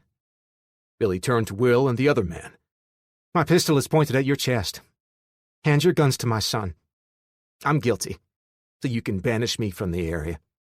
I will go peacefully now and banish myself. I'll drop your guns 3 blocks from here on Memorial Drive.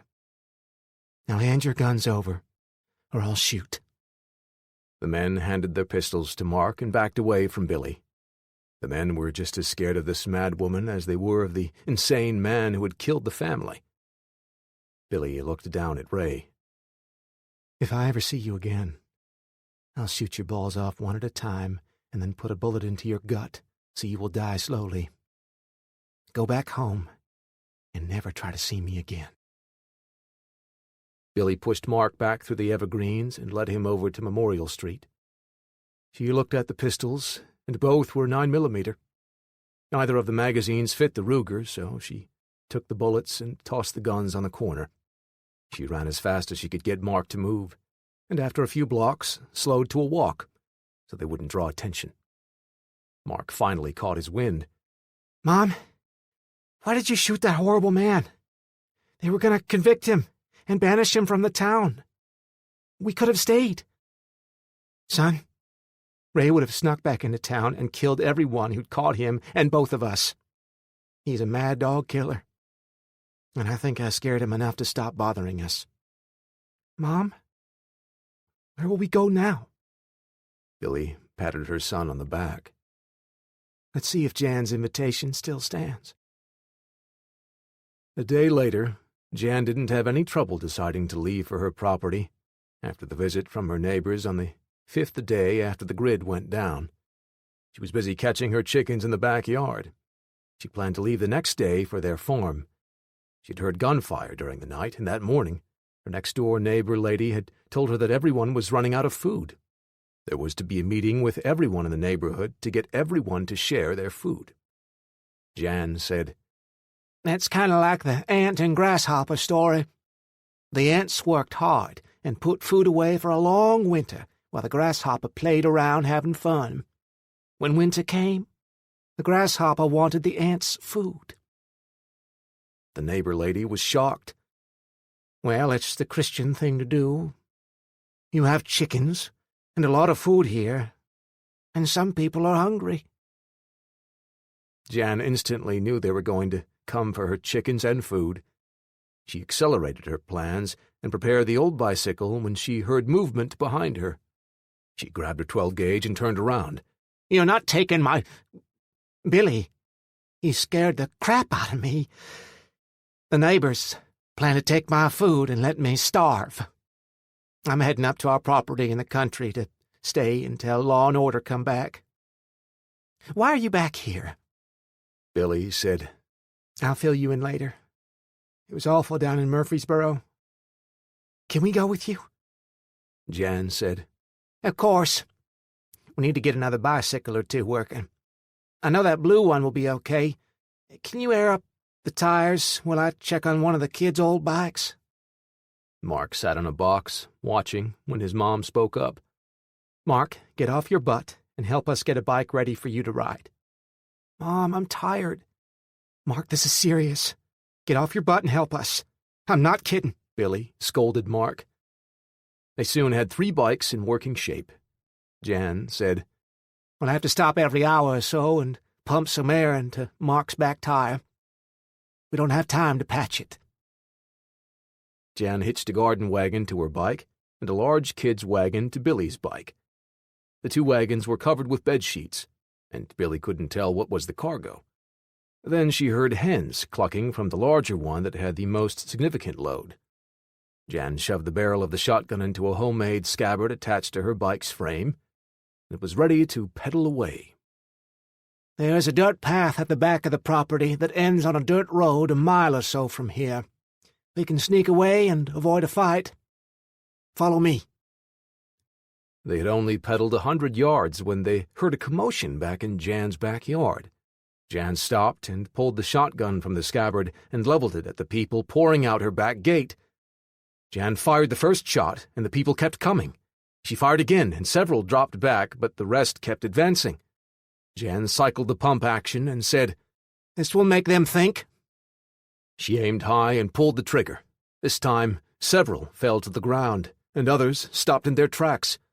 Jan said, The first 2 shells were bird shot to warn them. The third was number 4 turkey shot.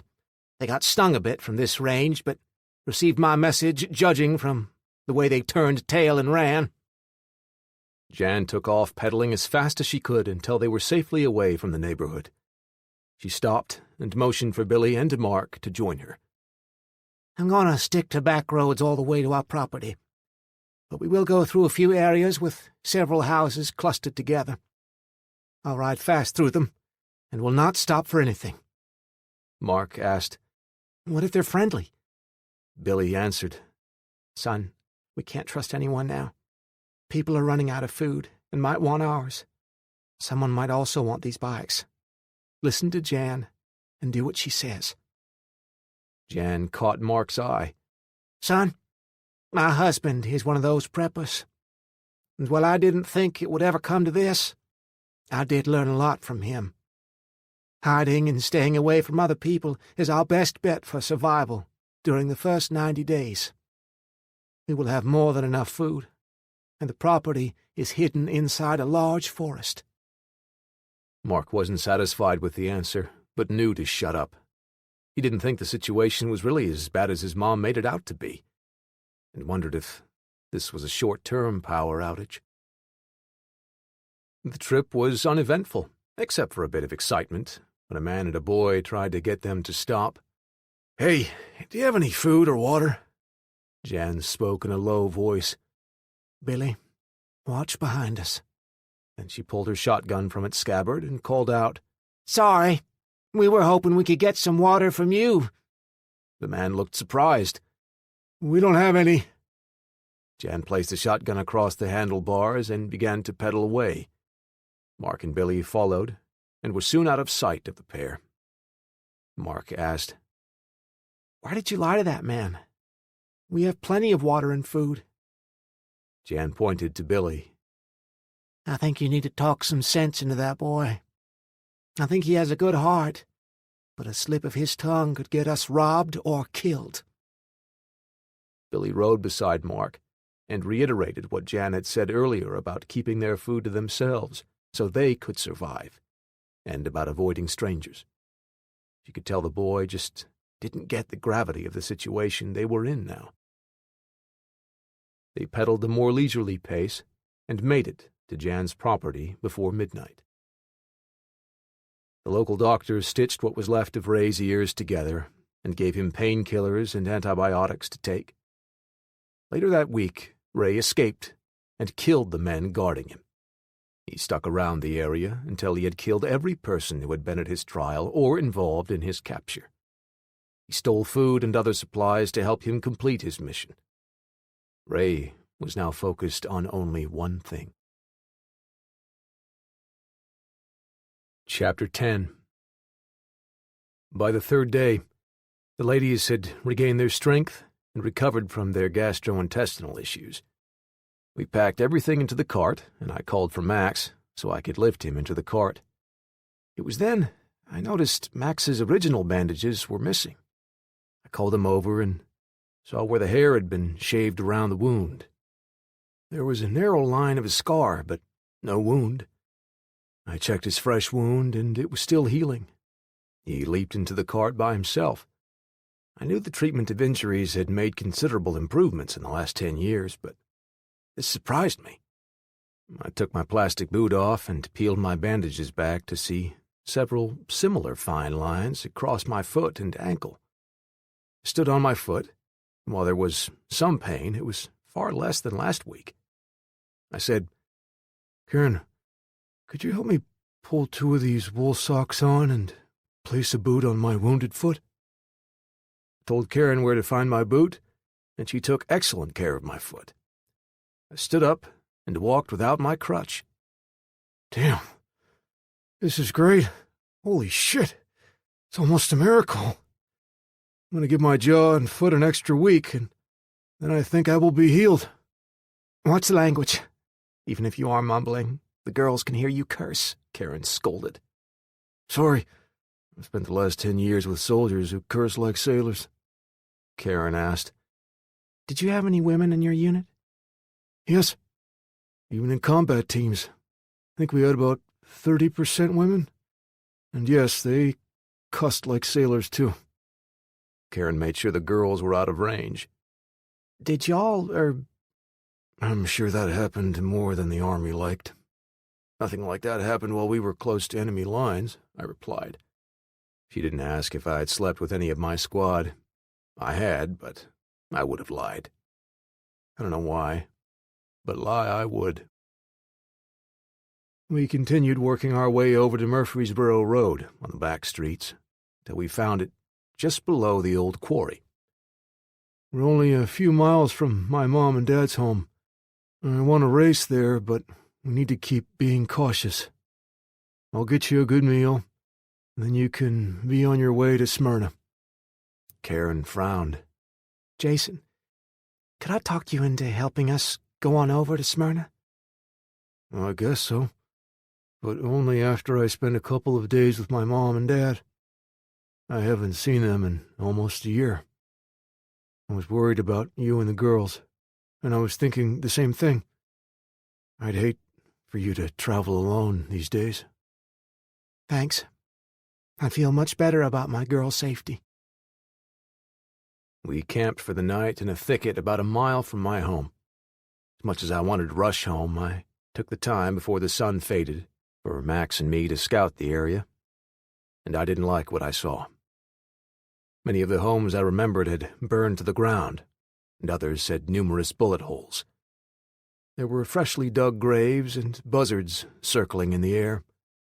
There had been a running battle, and there was no way to tell if the good guys had won or lost.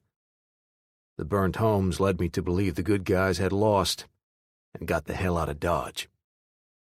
You might have noticed I was able to walk several miles that evening without much pain. My foot and crotch were much better. This new bioengineering was just starting to revolutionize medical science just as the world fell apart. Now, we would be back to dying from an infected scratch. On the way back, I sent Max out to find a rabbit. He was back in just a few minutes with a plump rabbit, so I sent him out for another. He quickly returned with another fat, juicy rabbit, but this time, after dropping it at my feet, he begged to go hunting again. "Max, go fetch a rabbit for Tina." Max disappeared, but caught up with me a few minutes later with a giant rabbit in his mouth. I hoped finding food would always be this easy. I hadn't set any snares or even fished for food so far. I knew as the store-bought food disappeared, Survivors would depend on wild game for meat.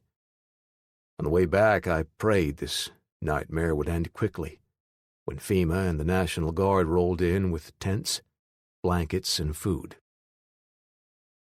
While I was gone, Karen searched the woods for more edible plants. Upon my return, I saw the girls had gathered wood for our fire. Karen was busy making a salad and cooking some kind of greens. She saw the rabbits and spoke to me. "That Max is wonderful. He single-handedly is keeping us from starving." I helped. I told him to fetch rabbits, I said, and then noticed Max wanted to go rabbit hunting again. "Stay, Max." I cleaned the rabbits and threw half a rabbit to each of the dogs. Then I placed the remaining 2 on the spit and gave a chunk of rabbit meat for Karen to make my rabbit paste. The smell of the greens was inviting, I have to say. But the memory of the horrible night came to mind. Karen saw my nose scrunch up at the sight of the greens. "I promise, these greens won't make you sick." "I'll eat some tomorrow after you ladies survive the night. It's not that I don't trust you. "Well, spit it out." Once bitten, twice shy." Karen acted as though her feelings were hurt and began tersely telling me about the plants. "This is pokeweed, and the tender spring shoots can be cooked like asparagus or cooked like greens. This one is wild mustard, and it can be used for seasoning, cooked as greens, pickled, or used in a salad. The last one is a wild onion. I think even you can see that it's just an onion. Does that make you feel better?" I cautiously smiled. "Yes, it does. However, the thought of having the Karen made the timeout sign with her hands. "Please use the words diarrhea or trots." "Trots for 3 days will scare me a bit. The last episode used up all of our toilet paper. Thank God we found some in that abandoned home, or we would have been using corn cobs and leaves," I replied. Karen turned to me with her hands on her hips and moved a lock of hair from her face. "Just be that way. I'm trying to contribute. You just make fun of my efforts." Both girls ran to their sobbing mother. Missy said, "Mom, he didn't mean to hurt your feelings. I'm scared of eating the stuff, too. I felt like I was dying." Karen hugged both of her girls for another minute. "Okay, point taken. Each of us will eat a small sample of each type of plant and take notes. If anyone gets sick, we won't try that plant again." I replied. "I'll take the wild onion." "Chicken shit," Karen barked back to me. I said, "Language. We have young ladies present." "Asshole." "Mom," both girls said at the same time. I carefully examined the plants, and she was correct. These were some of the plants found in my Army survival manual. So I scooped up a spoonful and began mashing them so I could eat the slimy green paste. Karen watched, but didn't say anything until later. I taught the girls how to tend to the roasting rabbit and turned my attention to Karen. "I'm sorry for hurting your feelings. I recognize the plants from my Army training, but couldn't resist picking on you." She looked up at my face. "That was mean of you to tease me after I poisoned everyone. I still feel bad about that." I wanted to tease her some more, but bit my tongue. "I'm sorry. My sense of humor can be an irritation to others, and for that, I am sorry." "Okay, I'm over it. Let's move on to supper." The next morning came, and as usual, when Max wasn't on high alert, he slept on his back with his legs in the air like a dying cockroach. I rubbed the sleep from my eyes, and I saw Missy walking up behind Max. A twig snapped, and Max levitated, spun around in the air, and looked Missy in the eyes. He growled that growl that said, "Surprise me while I'm sleeping again, and I'll bite your silly ass." Missy was frightened and backpedaled until she fell down on top of Chrissy. Max and I laughed at her. Well, I could tell Max was laughing. Max is a big goofball and loves to have fun scaring people. We ate a cold meal and broke camp. Karen noticed that neither Max nor I got into the cart and just walked. Are you sure your foot is up to walking 2 days in a row? I think so. I know this may not sound right, but I don't want my mom to see me arrive as an invalid. She's probably been through enough by now. She answered, "Good boy," and Max's ears stood up. Karen saw Max and Tina walking along with them and said, Can a female dog be trained to be a service dog? Of course, I replied. Max is my second service dog. Sally was the first and was with me for several years before she was severely wounded and had to retire. I was close to Sally, but Max is special. Karen asked, Can you train Tina? I thought before answering. I'm not a trainer, but I can teach her to be a good guard dog. We hid our cart full of supplies in the woods and took off walking to my home.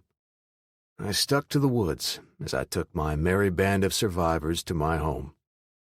About every other home showed signs of damage or was burned to the ground. We finally saw the long driveway back to my home, and I asked the women to hide in the bushes with Tina, so Max and I could scout out the area around the house. I snuck through the bushes and woods on the north side of the property until I arrived even with the house. There were several broken windows, and many of my parents' possessions were scattered on the porch and sidewalk to the driveway. I thought, crap. Someone had ransacked my home. Where are Mom and Dad? There wasn't anyone around. I peered into the windows and didn't see anyone. I entered the back door and found that most food or other usable items had been removed. I was now scared sick for my parents. I walked back up the driveway and yelled for Karen and the others. I sat on the porch with tears in my eyes as Karen approached. Jason, what's wrong? Where are your folks? They're gone, and the place has been ransacked. I don't see any bodies or graves, so I hope they left on the first day to our property north of here. My dad was one of those doomsday prepper guys, and has an isolated farm and old cabin several miles from here. Karen had tears flowing down her cheeks. Jason, you need to go find your parents. The girls and I can make it to our home in Smyrna. Go now.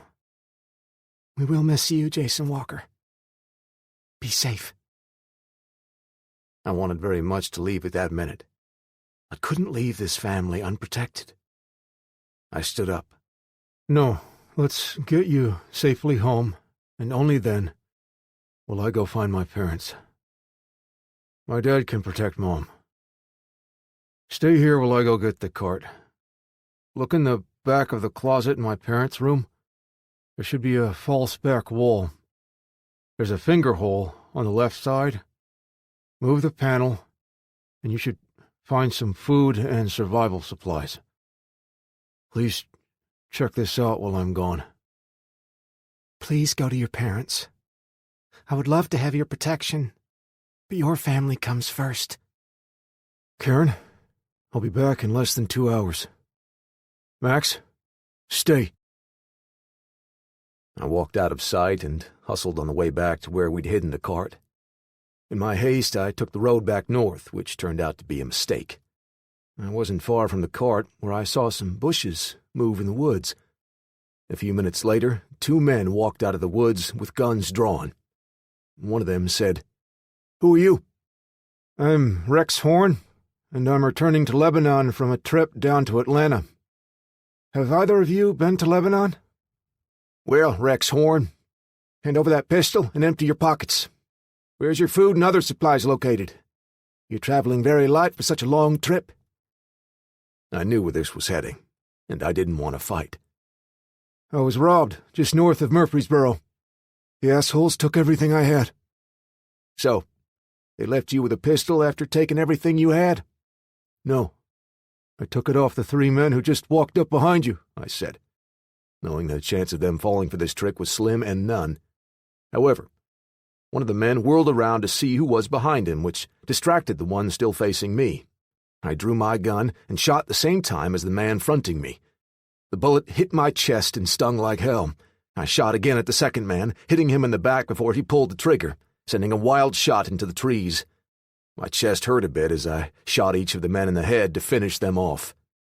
I know it sounds cruel. However, the bastards were going to kill me for a pistol. My chest began to hurt like hell as I checked it. I lifted my shirt and didn't see any blood. There was a bruise on my chest that was getting darker by the minute. There it was again.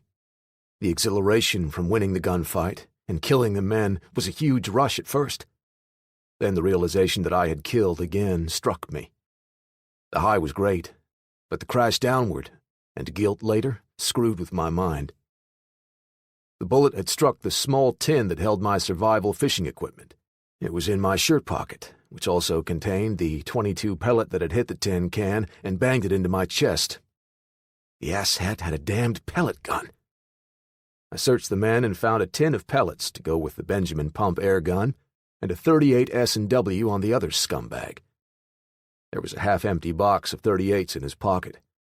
I rubbed my chest and then dragged their bodies into the brush. The 2 men lost their lives because they wanted to rob me, and I almost died because I didn't trust them to take my possessions and leave me alive. If the scum had a .38 or a 9mm, I might be dead now. No one would read my story about the apocalypse.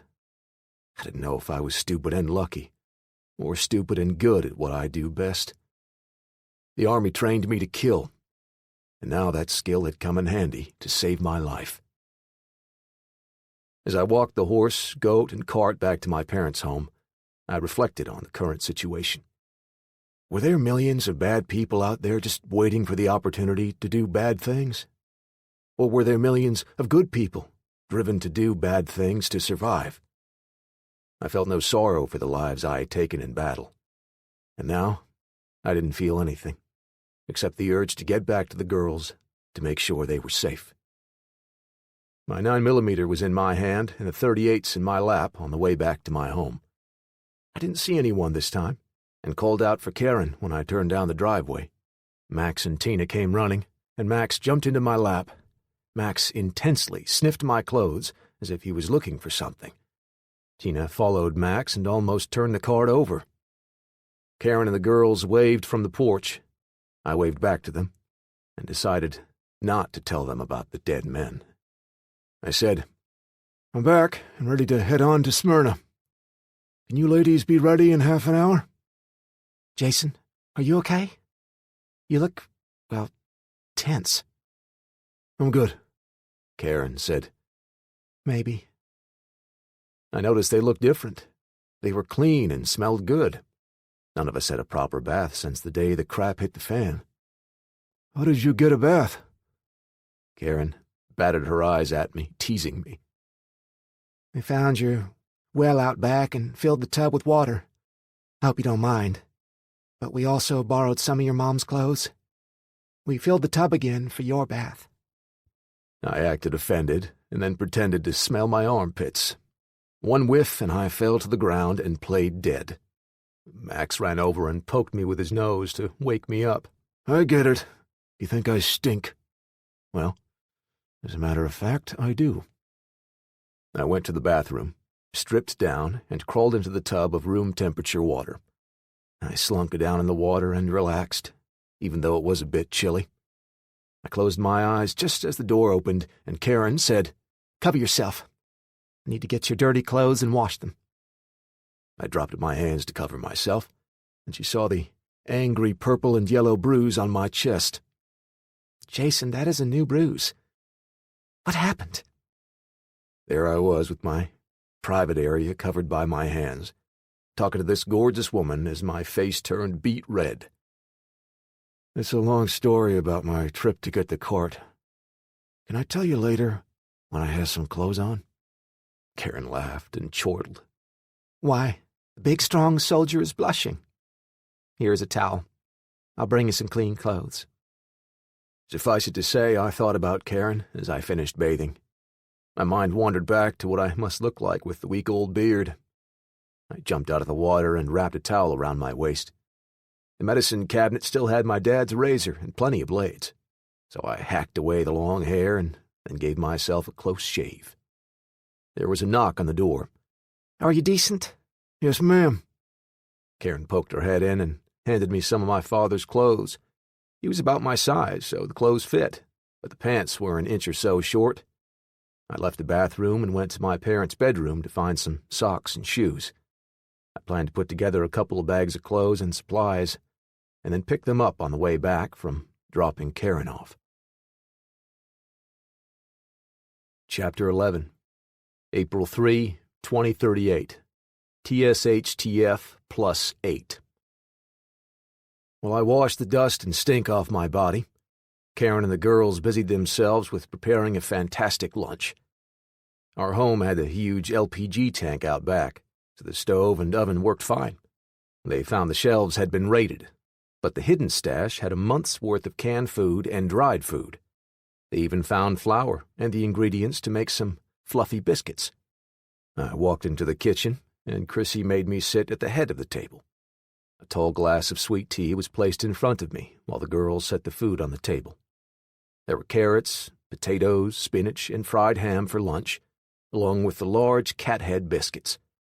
I waited until Karen and the girls sat down, and then dug in like a starving man with zero manners. I looked up and saw them staring at me. What are y'all looking at? Haven't you ever seen a hungry man eating a fantastic meal? Karen, this may be the best meal I have ever eaten. Karen's whole face smiled at me. What happened to your face? I shaved. You know, most civilized men shave. Darn, this is good. You're just sick of the roasted rabbit. Wait until we can find some fresh beef or pork, and I'll show you some real down-home cooking. Don't you think we need to say grace before eating? I replied. Oops. Please lead us in grace. Karen bowed her head. We thank you, Father, for sparing our new friend and us from this Holocaust. Thank you for the food on our table. My girls and I thank you for bringing Jason into our lives and giving him the courage and skill to save us from that horrible man. Please help that man find peace in this world and forgive him for his sins. Amen. Karen looked up at me. Now, eat your spinach. It's good for a growing boy. Hey, wait a minute. You're chewing. Only soft stuff. I'll put the rubber bands back after we eat. I pitched scraps of ham to Max and Tina as I looked around the table and wished Mom and Dad were there with us. This was the first time in many months when I wasn't on guard and ready to kill someone trying to kill me. We ate our fill, and I had seconds before the ladies sent me to the back porch while they cleaned up the kitchen. I fell asleep in my dad's rocker, while Max and Tina watched over me. That day will always stick out in my mind because it was one of the only relaxing days I would experience for a long time, and it gave me a glimpse at what family life could be for me. I liked it. We spent the afternoon searching the home for anything I might need on my trip to find my parents and anything Karen might need. The first thing that got my attention was my dad's gun safe. I knew the combination and opened it to see that his AR-15 and favorite sidearm were missing, along with his 12-gauge, a 9mm pistol, and his Ruger 10/22 rifle. All of the ammunition for those weapons was gone, except one box of .22 long rifle ammunition for the Ruger. The only guns left were my old 20-gauge with 2 old boxes of number 8 shot, a Stroger .22 caliber air rifle, and my Ruger 10/22 rifle. I gave the 20-gauge and Ruger to Karen and her girls to help them hunt or defend themselves. I looked across the room to my dad's desk and saw the map of Rutherford County on a corkboard. Karen, come here, please. I heard her down the hallway. Just a minute. She rounded the corner. Hey, can we use the toilets as long as we haul water to flush? We're tired of heading into the bushes. Yes, but make sure you pour plenty of water in the tank, so it gets the right amount of water. Well, I'm here. What you want? This is a map of the county. Point out where you live. I want to select the safest route possible to get there, I said. Karen leaned over me and pointed to the street where she lived. Right there on the northeast corner of Bel Air Drive and Bailey Collins Drive, just west of the high school. I looked at the mileage scale. It's only about 7 to 8 miles as the crow flies. There's no way around it. We'll have to go through some highly populated areas to get there. We'll have to carry any supplies from here on our backs. The horse and cart will draw too much attention. Karen placed her hand on my shoulder. That's okay. The only things that have to go are the guns and ammo, plus a small amount of food just in case our home has been looted. I felt her hand and replied, Karen, you could go with me to my folks' place. It would be much safer, and my folks would love to have the company. She was surprised by the offer. I like you, but we barely know each other. I can't just move in with you after knowing you for a couple of days. I about choked. Whoa there, Missy. I meant to join us for our mutual safety, not marry me. I'm not looking for a wife. Karen snorted as she laughed. Got you. You should have seen the look on your face. Hey, wait a minute. Are you implying that I'm not pretty enough? You know what I mean. You're beautiful and a great woman. Boy, you are too easy to mess with. Yanking your chain is way too easy. Your face is fire engine red. I jumped out of my chair and tried to grab Karen by the waist. She ran, but not fast enough. I almost had her when she tripped on a rug, causing us both to fall in the hallway. I had my arms pinned under her, but quickly freed them. I started to help her up when I saw both of her daughters staring down at us, still on the floor with my arms wrapped around their mother. Missy tried to keep a straight face. Sir, what are you doing with my mom? Mom, you need to get off the floor and act your age. Before either of us could speak, Chrissy added, Shame on you, Jason, for attacking our mom. You are a jerk. I began stammering again, and they broke out in laughter. Mama's right. You are too easy. Yanking your chain is almost no fun. I gently shoved Karen out of my way and growled as I stood up. I kicked the small trash can and left the room, talking to myself. I can't wait to drop these ungrateful jokers off in Smyrna. I stopped in the hallway around a corner and was about to break out laughing when they came charging behind me. Karen called out as she rounded the corner. Jason, we didn't mean to make you... She ran into me and bounced off my chest. The two girls slammed into her, almost knocking us all down. I steadied Karen at arm's length. Gotcha, didn't I? That's the first installment. I'll plan something more devious later. We thought we'd made you mad. We're sorry, both girls cried out. I turned to them and held my arms out. Both rushed to me, and I embraced them. Girls, I'm not mad. Just wanted to pull your legs a bit. I don't have any children, but if I did, I'd want them to be just like you two varmints. I'd only known them for a couple of days, and didn't realize how close we'd become. I now knew I'd miss them very much after I dropped them off in Smyrna. I had to remember they had their own lives to live. And I had my mom and dad to worry about, thanks to this apocalypse crap. April 4, 2038. TSHTF +9. We left about 4 a.m. and worked our way across to Sulphur Springs Road. There weren't any others out this early, and the spring air was a bit nippy. A few dogs barked, and one tried to join us as we trekked along the road and dodged abandoned vehicles. Max's ferocious growl sent that dog scurrying away. We were lucky, and the barking dogs didn't draw human attention to us along the way. We turned north on Highway 41 and kept a lookout for other travelers. Chrissy pointed out a man and his family heading south on the opposite side of the road. It was still dark, with only a quarter moon to give us light. They all had backpacks, and the man pushed a wheelbarrow. They looked like refugees from a war zone, and I guess they were. They stared at us as we stared at them without waving. Two ships passing in the night without signaling to each other. The world was screwed was the main thought on my mind when Karen said, Here is where we climb the fence and drop down to Chicken Pike. We can get on Lee Victory Parkway and then cut across the school property to our home. The grass was wet and slippery when we left the highway and tried to walk down the steep slope to Chicken Pike. We all slipped several times and busted our butts on the dew-soaked grass.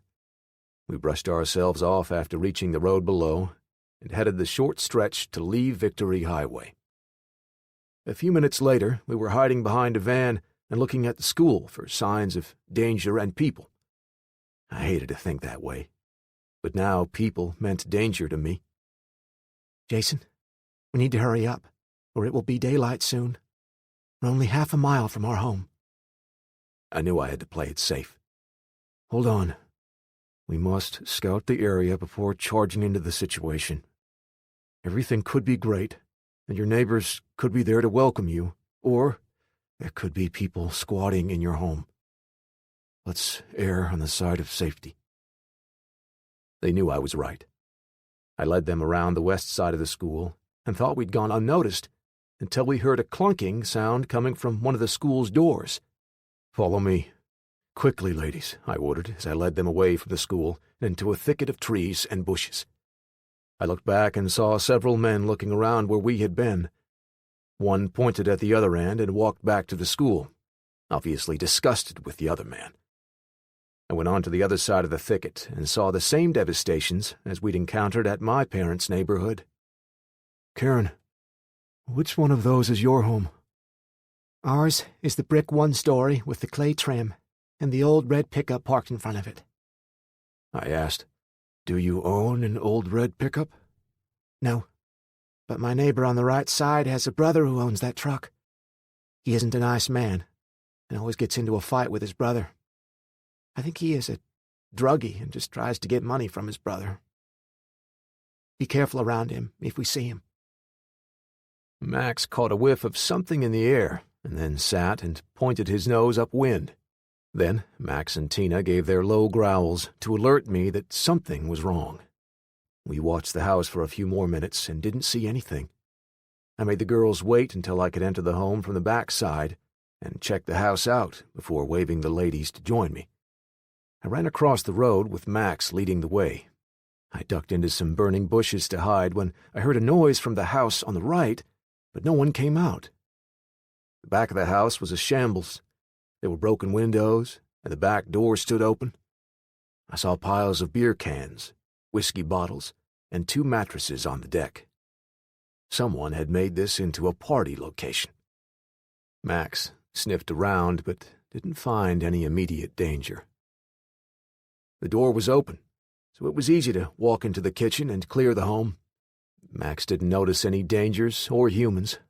We searched every room. The place was disgusting. I really didn't want Karen and her daughters to see the remains of what must have been an ongoing drunken orgy. I picked up bras, ladies' undies, and other stuff that I didn't want the girls to see, and threw them in a trash bag. I walked back to their hiding spot and motioned for Karen to get off to the side. Karen, your house has been trashed. It has been used for parties and debauchery. You might not want to take the girls into the house. I could see anger wash over her face. I just bought the home last year. It isn't as nice as our old home, but it is ours, and I can afford it. We have to see if we want to live here, and we need some clothes. Okay, but I warned you. Karen looked up and said, I know, and I appreciate the warning. Karen, one last warning. I kicked some stuff onto the couch and recliner that you really don't want the girls to see. Also, brace yourself for the stench. One bedroom was used as a bathroom, and the bathroom is literally full of crap. Your clothing has either been stolen or thrown on the floor. Oh, God. Perhaps I need to go inside with you while the girls wait outside. I replied, They will be safe with Max guarding them while you take a brief tour. I've been to some third-world shitholes and have never seen anything like this. Oh, sorry for the language. You can curse around me as long as you don't drop the F-bomb too much. I also speak French. Huh? She smiled. You know, when a prude curses and says, "Pardon my French." I laughed from deep inside, and she joined in with her snort laugh. Girls, follow close behind your mom and me. I don't see any immediate danger, but I think there have been some bad people around here.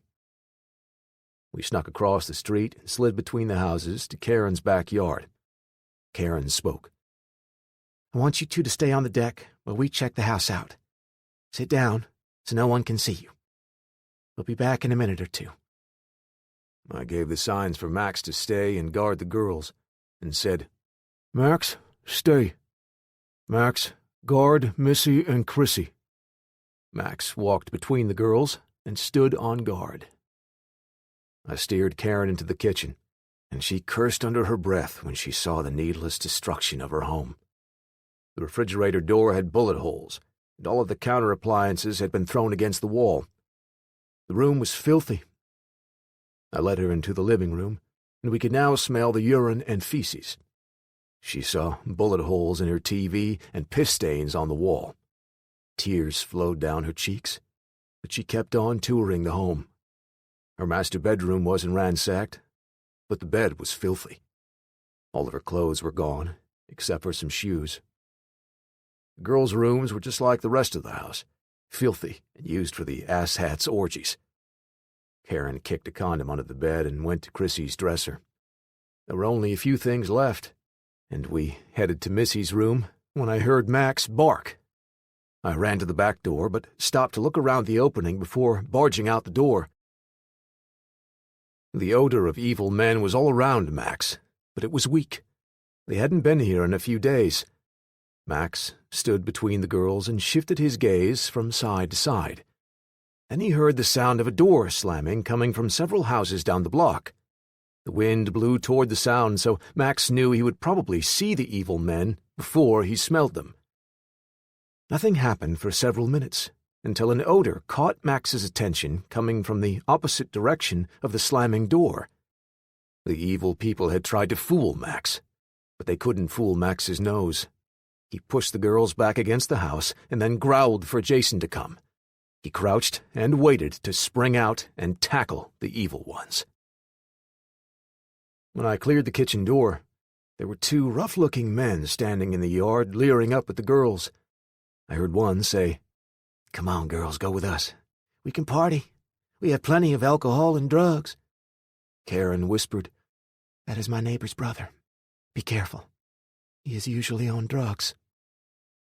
The man raised his foot to come up the steps, and I drew my gun. Max growled, and the man pulled a pistol. I yelled, "Max, attack! Max, bite!" Max charged the man with the gun, and a shot rang out from behind me as I fired my weapon at the second man. Max grabbed the first man by his gun hand and dragged him to the ground. The man dropped the pistol and screamed for mercy. I commanded, "Hold him," to Max so I could check to see if the girls were injured. The man on the ground had 2 chest wounds and died while I checked the girls. Karen's daughters were scared, but otherwise okay. Karen was shivering with fear. She'd never seen someone shot, much less shot someone. I held her close for a few minutes until she calmed down. The girls joined in, and we now had a group hug while the thug writhed in pain. I untangled myself and turned toward the man. "Please call your dog off. He's breaking my arm." Max, bite! Max shook the man as he clamped down harder on the man's right wrist. I asked, "What are you going to do with the girls?" "Nothing, I promise. I was just kidding.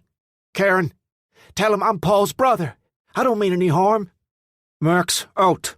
Max, watch him! Karen yelled at the man. "You are nothing but a worthless drug addict and pervert. I've seen how you leer at my girls." I aimed my gun at the man's forehead. Karen, need to have the girls look away while you keep on guard for any more assholes like this one. Karen barked orders to her girls and stood watch while I interrogated the man. How many more thugs like you are in this neighborhood? I don't know.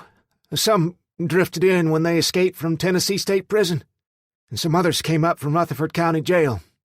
Maybe 20 to 25. Is there a leader? The man laughed. Yes.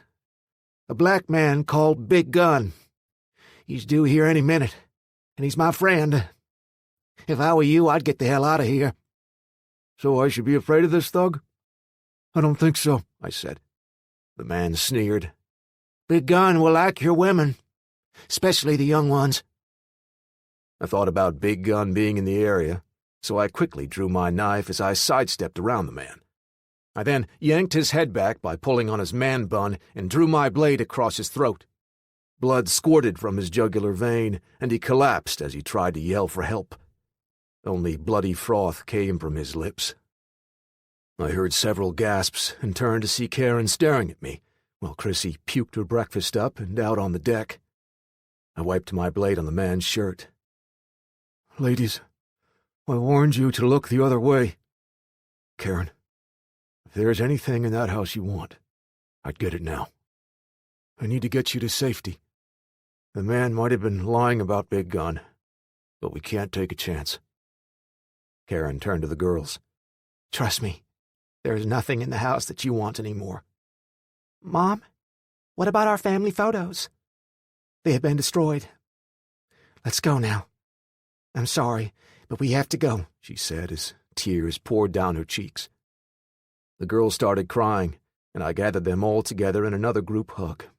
Trust me, I am more at home, killing the enemy or drinking with my buddies than soothing a crying woman. My fellow lady soldiers told me several times that I needed to show empathy and be caring when a woman cried or was upset. I just wanted to get the hell out of Dodge when I saw tears and crap like that. Several told me I needed housebreaking, and they pitied the poor lady who took on that task. I took the pistol from the man I just killed and searched his pockets for more ammunition. He had one more full magazine. Karen found a small .380 auto on the other man and a handful of loose bullets in his pocket. Come on with me. Max and I will make sure those men can't get to you, I said. Chapter 12. We went back by the same route and only saw a few people stirring around their homes. I saw a couple of gangbanger types when we crossed onto Highway 41, but they were busy beating on the door to a small shop. I kept the ladies moving, and we were soon back at my parents' home. The girls slumped down on the couch, and Karen leaned back in Dad's recliner. They were mentally exhausted, so I put a cold but filling lunch together. Sliced Spam, crackers, and leftover sweet tea would have to do for now. I served them and then sat in Mom's recliner next to Karen to eat. No one spoke at first, and then Karen broke the silence. Girls, there were a lot of good things that happened today. The girls looked at her as though she was a two-headed Hydra monster. Karen went on. None of us were injured. Max saved you two from the bad men, and Jason and I disposed of them. We still have clothes on our back and food to eat. Now, you might ask the question, where will we stay? I butted in and said, I want you to come to my parents' farm until you figure out what you want to do. Karen replied, I hoped you would keep the offer on the table. We will work hard to help your family and won't be a burden.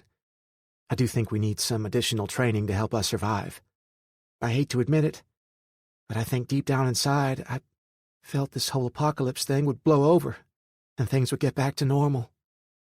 Having to shoot that man drove home to me how precarious our situation is now. I nodded my head. Yes, I agree. I think we need to teach the girls how to shoot and defend themselves before we leave here. We can teach them more advanced survival skills when we get to the farm. Karen asked, Won't practicing shooting use up valuable ammo and attract unwanted attention? Yes, it would, if we were going to shoot real guns. We have the pellet pistol and my old pellet rifle, and my dad's gun safe to use. They will come in handy for hunting small game also. I'd like for you three to rest a while, and then we'll go into the backyard and practice." Karen jumped out of the recliner. "Kids, get your butts in gear. We are now beginning your Lady Amazon training."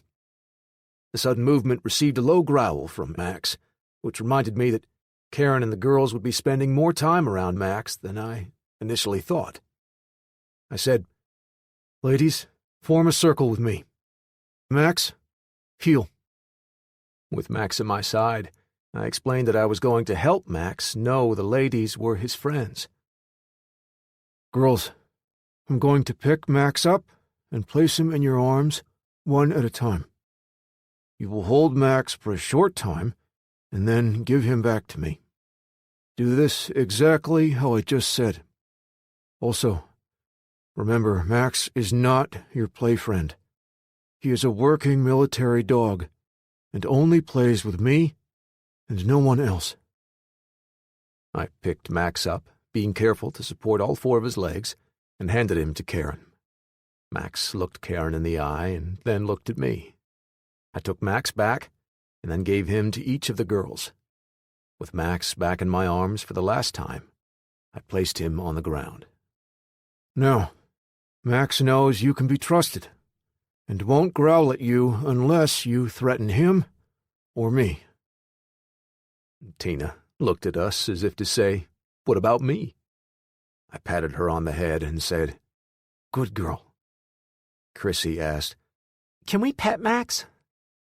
"No, Max is not a pet. Max will now protect you and tolerate you, but he doesn't think of you as someone he can play with. Now, please remember what I'm about to say.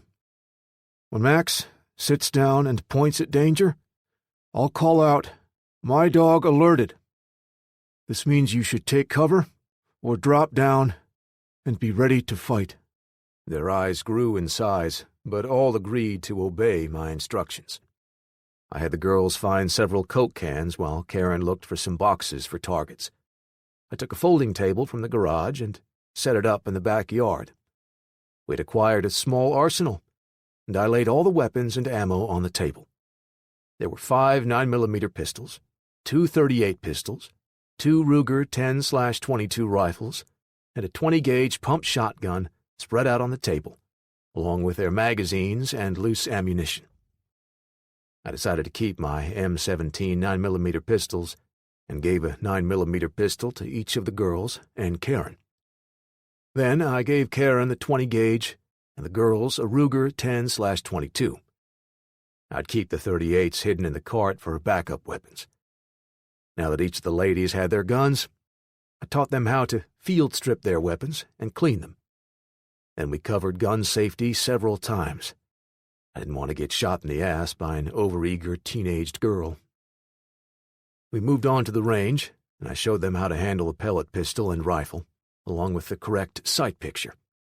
The ladies took turns shooting the air rifle first, and all were soon good shots with the rifle. The pistol was a bit more challenging, but they got the hang of it in a half an hour. Karen was a crack shot with either pellet gun, and came clean about shooting with her grandfather many years ago. While the ladies were blasting away at the targets, I trained Tina to obey several basic commands. She already knew how to fetch, so I taught her to sit and stay. Tina was eager to learn, but I wouldn't be able to train her to alert on explosives. I'd have to settle for alerting on ambushes and thugs. "Karen, you shoot like a pro. Did you have any guns in your home?" She frowned at me. "I had my own 12-gauge shotgun, a Glock 17, and a Ruger 10/22 target rifle when I married the jerk. He hated guns, so I left them at my parents' home. The girls never shot a gun until today. Hey, I was also on the girls' archery team back in high school and college. Find me a bow, and I'll help provide game for the table." I smiled at her and said, "You surprise me every day. You did good back there on the deck. You shot the bastard before I could clear leather. Are you okay?" Karen chuckled. "I drew my gun when I heard Max bark. Yes, I'll be okay. I won't lie. Shooting that man made me want to throw up. But I'm afraid he won't be the last. Did you have to kill many of the enemy? I said, "It's not something I like to talk about." Yes, it was kill or be killed every day, and sometimes every hour. I hate to say it, but I was very good at killing. I hate killing. Karen looked at the floor. I hate killing also. But it's not a bad skill to have these days. Do you have nightmares? Bad ones. Let's eat a hearty meal and get some rest for our walk in the morning, I said. I thought for a minute and added, We need to start having a guard on duty 24/7. Max is great, but by the time he wakes us up, an attack could be well underway. I'll take the first and last 2 hours when an attack is most likely. I'll wake Missy up, and 2 hours later, she will wake her mom up. Then it's Chrissy's turn. I'll start at 9 o'clock. The guard will stay in the house and look out the windows for intruders. Girls, help me string up some warning devices while your mom starts supper. Grab some empty cans and gravel from the driveway. I'll get some strong fishing line, large washers, and a few pots and pans. We ran fishing line all the way around the house, about 50 feet from the structure. I had the girls tie the cans with a few rocks in them from the line so they would clatter if the line was disturbed. I added one pan on the end of each line with a washer tied to the twisted string so it would spin and beat on the pan if the line was hit. These noisemakers wouldn't make much noise, but they would get Max's and Tina's attention for sure. The night was chilly, and I hid in the shadow of the garage as I gazed across the backyard. The smell of lilacs in bloom filled the night air. I'd been on guard duty for a little over an hour when I heard a squeak coming from the deck. Max hadn't growled, so I assumed it was Missy coming early to relieve me. I saw Karen with 2 cups in her hands. She searched the night to find my location. I whistled softly, and she walked in my direction. I pulled up another lawn chair and offered her a seat. What tasty treat do you have for me? I see the drink, but I smell something chocolatey. She moved her chair closer until they touched. I baked some chocolate cookies from a box and made milk from the powdered stuff. It's not great, but the cookies help cover the taste. I would have made you some coffee, but you need to be able to sleep. Crush the cookies up into the milk so you can drink them. I took a bite from a cookie and washed it down with the milk. I stuffed another cookie in my mouth, and I saw Karen do a double take. I said, I took the rubber bands off an hour ago. My last trial run went well, and one of the bands snapped. I decided to take a chance. Darn, it's good to chew my food again. I felt her head on my shoulder, and then Karen said, I'm speechless. You sound much better. Sometimes I had to listen closely to understand what she said. I like the new Jason. She leaned in, and I met her halfway. Our lips had just touched when I heard Max growl. He walked up beside me and pointed at the back of the yard. One of the cans clattered, and then the sound of a washer beating on a pan split the night. I placed my fingers on her lips and slunk down to the ground with my weapon ready. Karen fell to the ground in a prone position with her pistol prepared for action. It was then I heard another low growl coming from the deck. Before I could see the intruders, Max alerted, and then I heard a man talking. Martha, now I know that woman must have some food and other supplies hidden around here somewhere. Those people were preppers. Zach was always trying to get us to put some food away in case of an earthquake. Bill, hurry up. Those looters might still be here. I heard the lady and decided to scare the crap out of these wannabe robbers. I yelled, Stop! Stop! The backyard has landmines. Don't move. The woman dropped to her knees and began crying. The man dropped his gun but didn't move an inch. He pleaded, Please help us.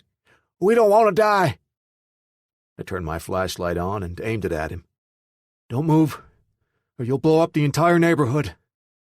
My brother brought the landmines back from England when the bombs fell. Only he can disarm them, and he won't be here until about 9 a.m. Oh, my God. I don't know if I can stand here that long, I yelled back. Please don't move until we get the heck away from here. Thanks. By this time, the girls were on the deck, wondering what the heck was going on in the backyard. Karen told them, and it was all they could do to keep from snickering aloud.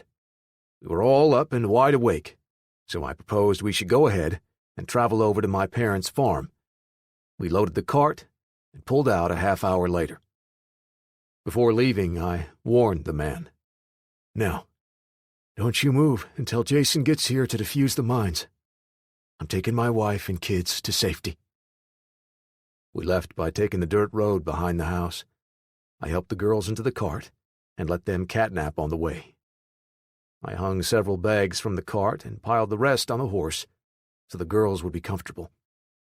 They slept the entire 4-hour trip, which gave Karen and me some time to talk. The funny thing was that the almost kiss didn't come up in the conversation. We both kind of danced around the topic. There was silence for the first 20 minutes while I listened for anyone following us. I even pulled the cart off the path and into a thicket to double-check. No one followed. With this peace of mind, I asked, Did you find it hard to start dating again after your divorce? She said, Yes. My first and only date was 2 months ago with a man my girlfriend fixed me up with. He was her husband's best friend. How did that go? He was great, and it seemed like we hit it off, but when we got back to my house, he expected to be invited in for drinks. I told him about the girls, but he still wanted to go into my home. I said no in the driveway, and he surprised me by wrapping his arms around me and kissing me. I shoved him away, and he got mad. Apparently, he wanted a lot more than a drink. That pissed me off. I hope you slapped him. She laughed. No, but I wanted to. He tried to run his hand. Well, you know. I jumped out of the car and slammed the door when he reached for me. My girlfriend told me later the door hit his hand and sprained his wrist. I said, You should have hit him in the nuts. I didn't mean to hurt him since he was my friend's friend. I told her about him. She seemed surprised that I didn't fall for his charming personality. Now I don't trust anyone to recommend a man to me. There was silence again, and then Karen asked, What about your success in dating? With you being deployed so much, it must strain the relationship with your girlfriend back home. I smelled a trap and responded. I had a steady girlfriend when I joined the service. She quickly decided to date boys at MTSU instead of waiting for me. I think that was best since neither of us was ready to commit. I avoided dating any of the women in our company, but did date a couple ladies in Echo Company. Military women aren't my cup of tea. Yes, I lied through my teeth. Military women were my type. They wanted what I wanted, and rarely asked for more. I didn't have to talk about my feelings or their feelings. Life was great until Maria dumped me, and I realized I wanted more. Karen bumped my shoulder with hers. So you are afraid of strong-willed women? No, not at all. What I saw was the ones I was attracted to were too serious about their careers or already had a boyfriend.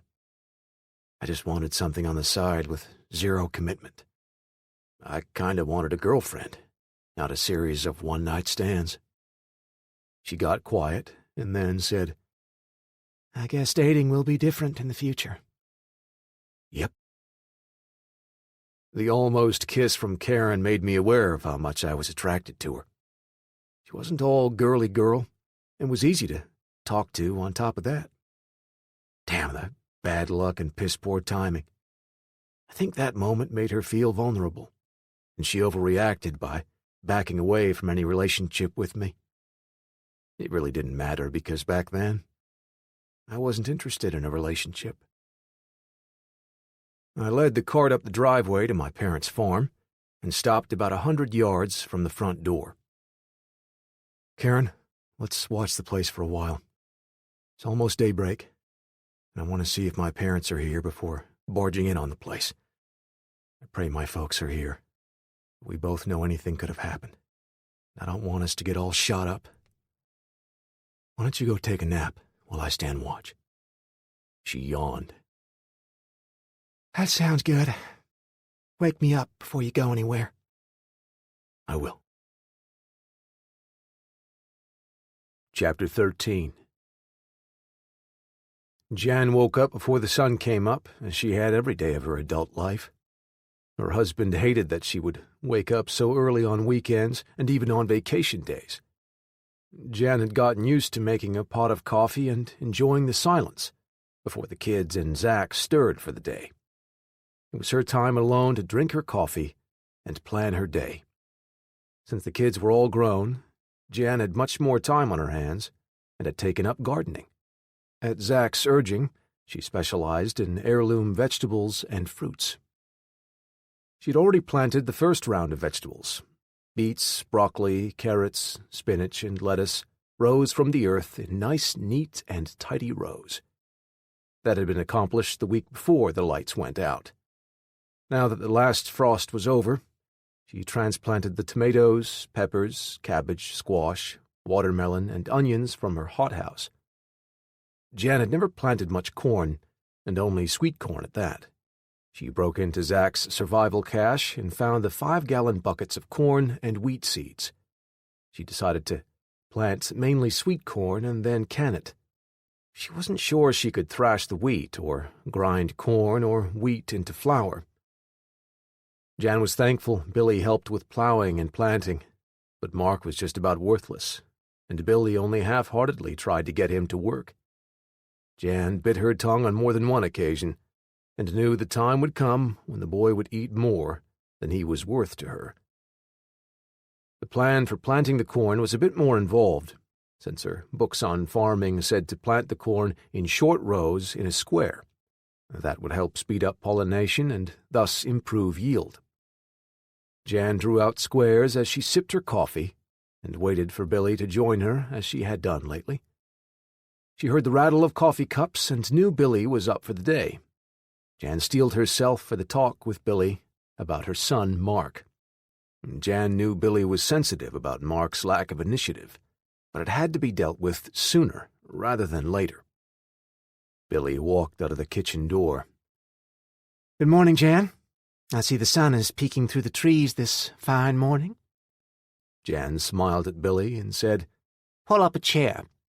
I have drawn up a plan for planting our corn, and really need Mark to pitch in and help. I'm going to plant several rows of popcorn for a nice surprise for him. The smile on Billy's face turned upside down. Billy had known this was coming, and still didn't have a good response. Jan, I know Mark should be more help, but in his defense, we didn't have much work for him to do around the house. He became a couch potato. Jan's fingers tightened around her cup. Billy, who mowed the grass, cleaned up his room, took out the garbage, raked the leaves, or shoveled the snow? My husband and I did all of those tasks. The truth is, I did all of them, and held down my job, replied Billy. Jan steadied herself for resistance. Well, things have changed, and Mark needs to learn these skills, or he will either starve or rob people to eat when he grows up. I'm sorry, but I don't intend to work my butt off while he sleeps until 10 a.m. every day and then goofs off. You have to become his mother, not his friend. Do it as nicely as possible, but you have to lay the law down and enforce what you tell him. Billy had heard the same speech from her mother and sister, so the fact that Mark was lazy wasn't a surprise to her. What scared her was that Mark might refuse to work, and she didn't know what to do if he rebelled. Billy spoke in a low, unsteady voice. Jan, what do I do if he refuses to work? Jan almost choked. You start by explaining that we all have to work to grow our food if we want to eat. No work, no food. Explain to him that TV games and goofing off died when the bombs fell. He needs to grow up and help around the farm if he wants to stay here and reap the benefits. Try being nice, and hold back the stick, unless you need to get tough. Billy looked in shock. Do you mean spank him? Jan said, No, he's too big for that. You stop feeding him until he decides to work. Start now by waking him up and getting him to the breakfast table. Max wasn't happy when his nose found the odors of the mad woman and bad boy up ahead. He didn't like them and didn't want Jason around them either. Then Max smelled a different scent coming from a good woman. He loved her smell. There was also the scent of a good man, but the odor was very weak. Max couldn't understand why the good woman was with the mad woman and bad boy. The glow to the east announced that it would soon be light enough to get a better view of the cabin and any occupants. I heard a rooster crow and chickens clucking, but no sounds came from the cabin until the sun peeked above the trees. The first sound I recognized was the screen door slamming at the back of the house. Then I saw a woman walking to the hen house who was not my mom. I couldn't make her out, but my mom was a skinny woman who ran marathons, and this lady had a well-filled-out figure. I was engrossed in watching the lady come and go to the barn and chicken coop, and didn't hear Karen wake up. I heard her steps when she walked up behind me. Max didn't growl, so I knew it was one of the ladies. Karen kneeled down beside my prone body. Are you enjoying spying on that woman? Do what? I'm surveilling the place to make sure there aren't any thugs, criminals, rapists, or bad guys. Besides, I haven't seen my mom or dad yet, I replied. So, you're not a peeping Tom? No. I'm a professional soldier performing surveillance on a target, I said with a dollop of sarcasm. I'll bet that's what all the perverts say when they get arrested. Hey, a young boy's walking around the side of the house, followed by an older woman. I squinted to see them. That's my mom, and the bratty kid I ran into with his mother on the way from Crossville. Karen's face soured as she turned to look at me. Do you have a habit of running into women with children? I returned the sour expression. No, you don't get it. My horse got spooked one night, and we literally ran through their camp, knocking them to the ground. She is one mean bitch. I think the man who captured you is the one trying to find her. It's a long story, and she can tell it to you once I think it's safe to go on up to the house. I'm worried that I haven't seen my dad. Surely he made it here with your mom. I'm going to go around at the back of the home and see if Dad is in the barn, I said. Be careful. Then I heard two more voices. Be careful, Jason, coming from Karen's girls. I replied, Thanks for the concern. I need you three to watch for any strangers or other danger. If I'm not back in a few minutes, get the hell out of here. Max and I went into the woods to the left of the house and made our way through the dense brush until we could see the back of the cabin. I was much closer now and could clearly see the people. There on the deck was Mom, the lady, and her son. Mom was serving breakfast to them. I could smell coffee and bacon. That's right, bacon. Damn, I love bacon. I watched for a few minutes, and it was evident they weren't being restrained by anyone. Mom had her shotgun beside her chair, and the woman had her 9mm tucked into her waist. I stuck both of my pistols in my waistband behind my back, and slowly walked toward them with my hands in the air. The woman saw me first and drew her pistol. I could see her get Mom's attention. She said, It's that damn bastard who tried to kill us. Run him off before he gets another chance. Mom reached for her shotgun and swung it in my direction. Mom stopped and stared in my direction. I was only 50 feet away when I yelled, Mom! She laid the shotgun on the table and ran toward me, yelling, "Jason, you've come home!" I ran to her, picked her up, and hugged her. Mom, I'm so glad you were okay. Where's Dad? How did you meet these people? We walked to the deck as Mom spoke through the tears. "Son, I haven't seen your dad since the day after the bombs fell. He walked into town and never came back." Mom, why didn't you wait for him at the house? Mom had tears in her eyes.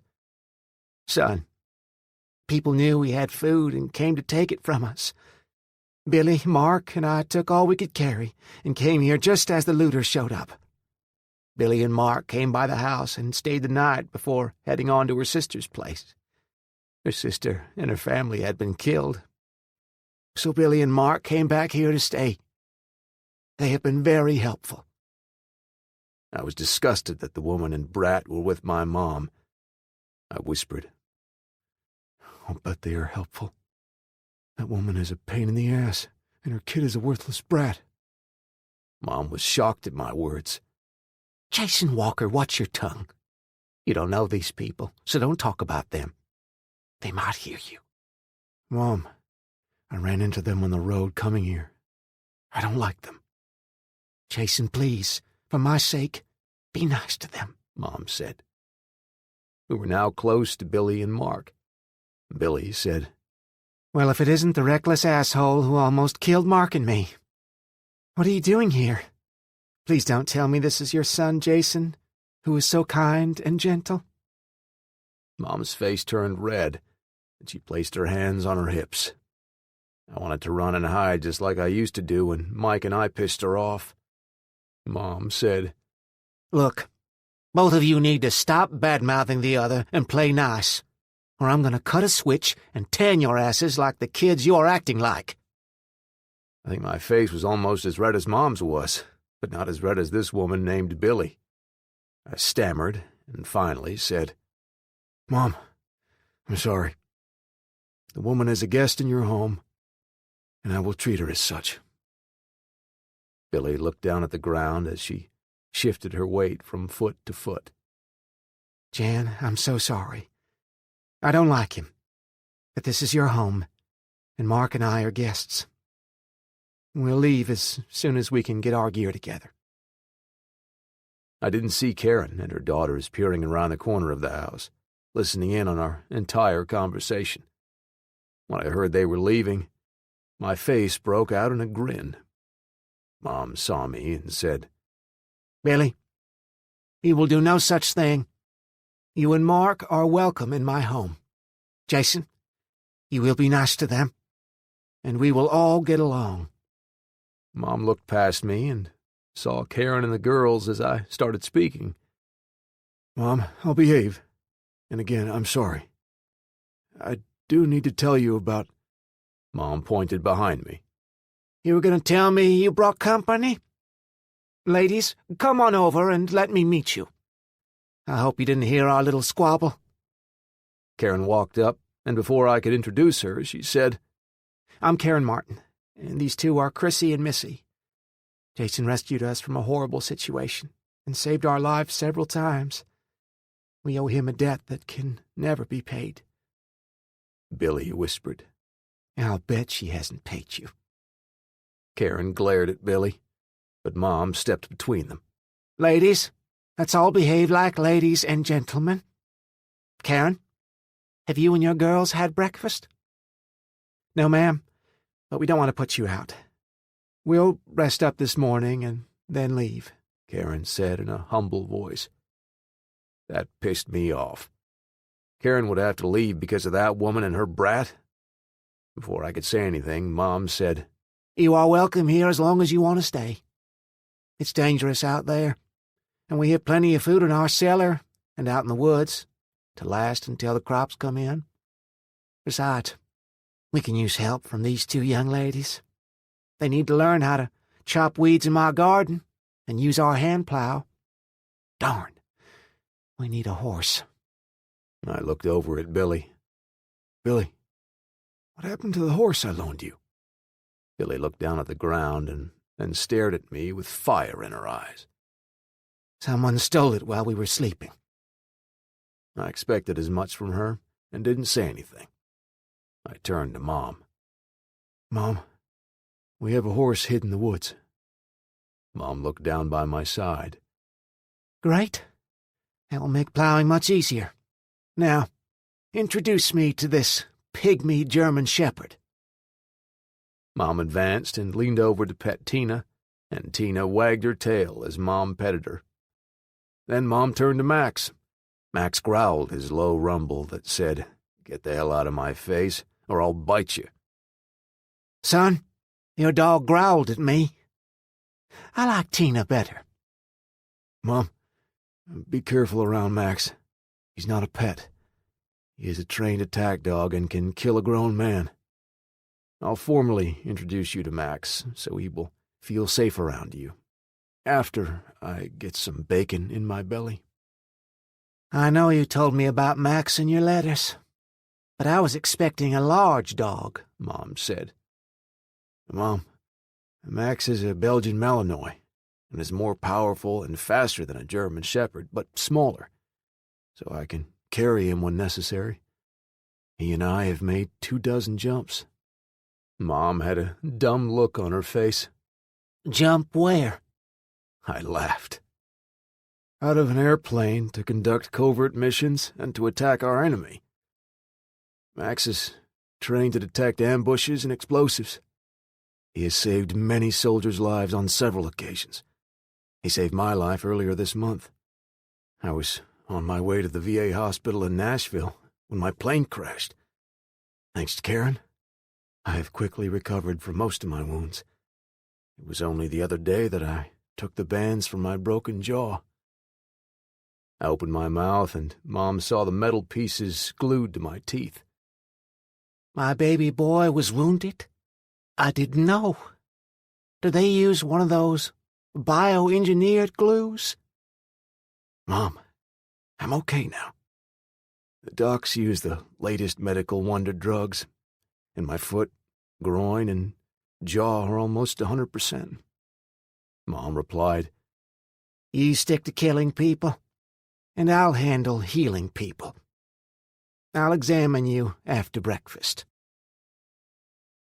Billy walked over to Karen and me and said, I'll play nice, as long as you play nice.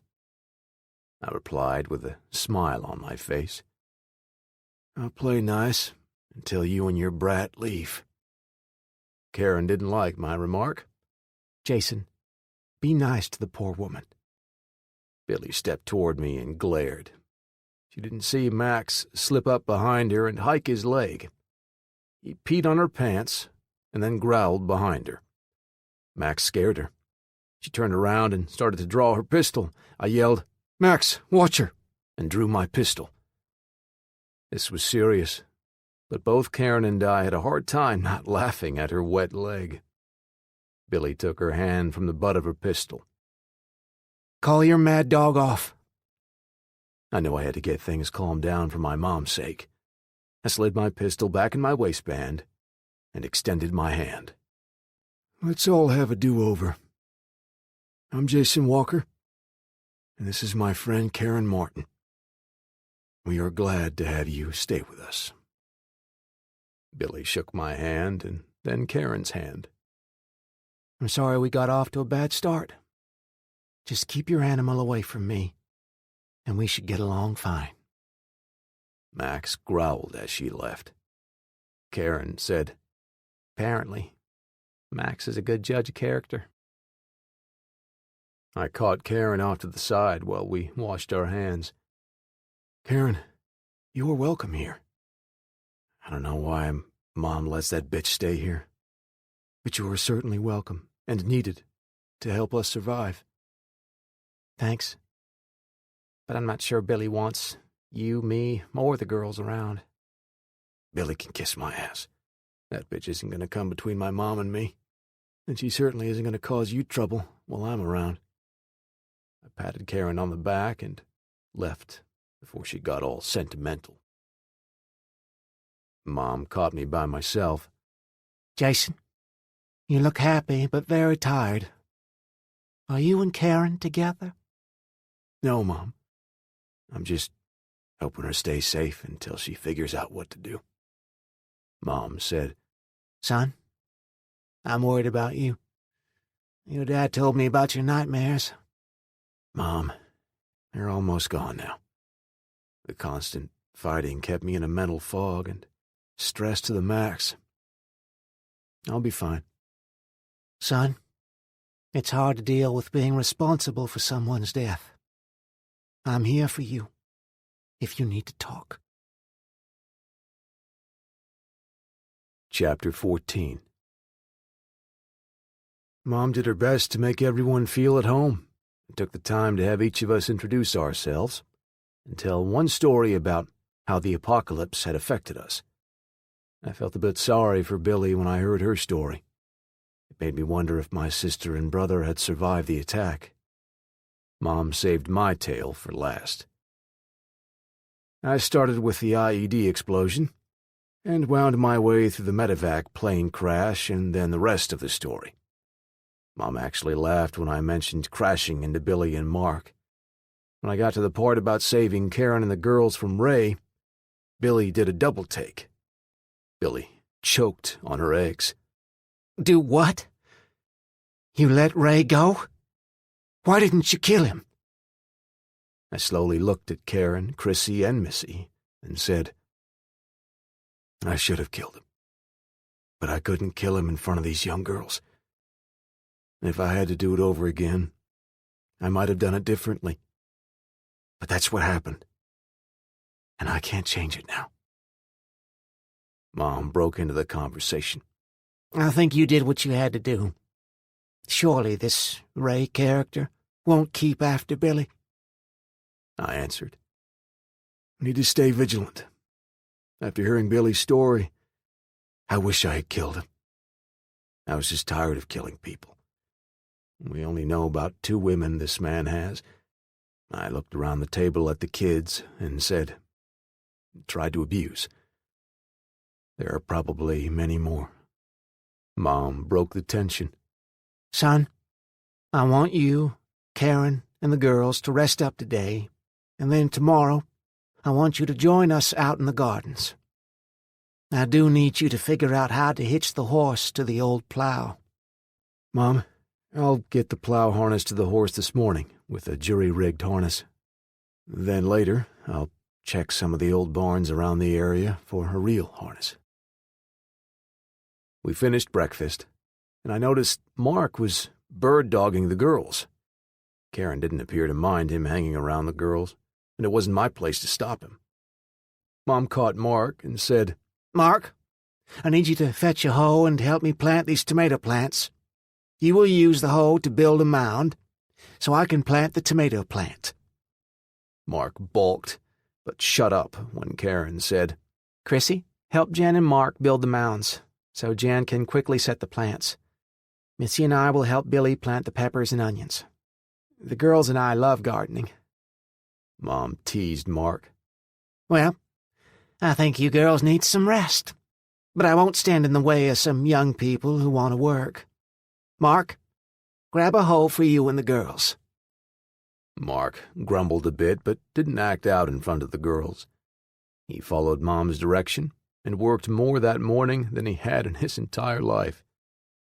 The boy was 5'8" and weighed almost 200 pounds when work started that day. The boy needed hard work and a steady hand to keep him headed in the right direction. Mom was up to the task and enjoyed working with the lazy kid. She had a hell of a lot more patience than I had. I asked Mom to follow me into the house and formally introduced her to Max. Mom, I'm going to hand Max to you. Hold him for a minute, and then I will reach for him, and you will hand him back to me. This tells Max that I trust you with him, and he should be comfortable around you.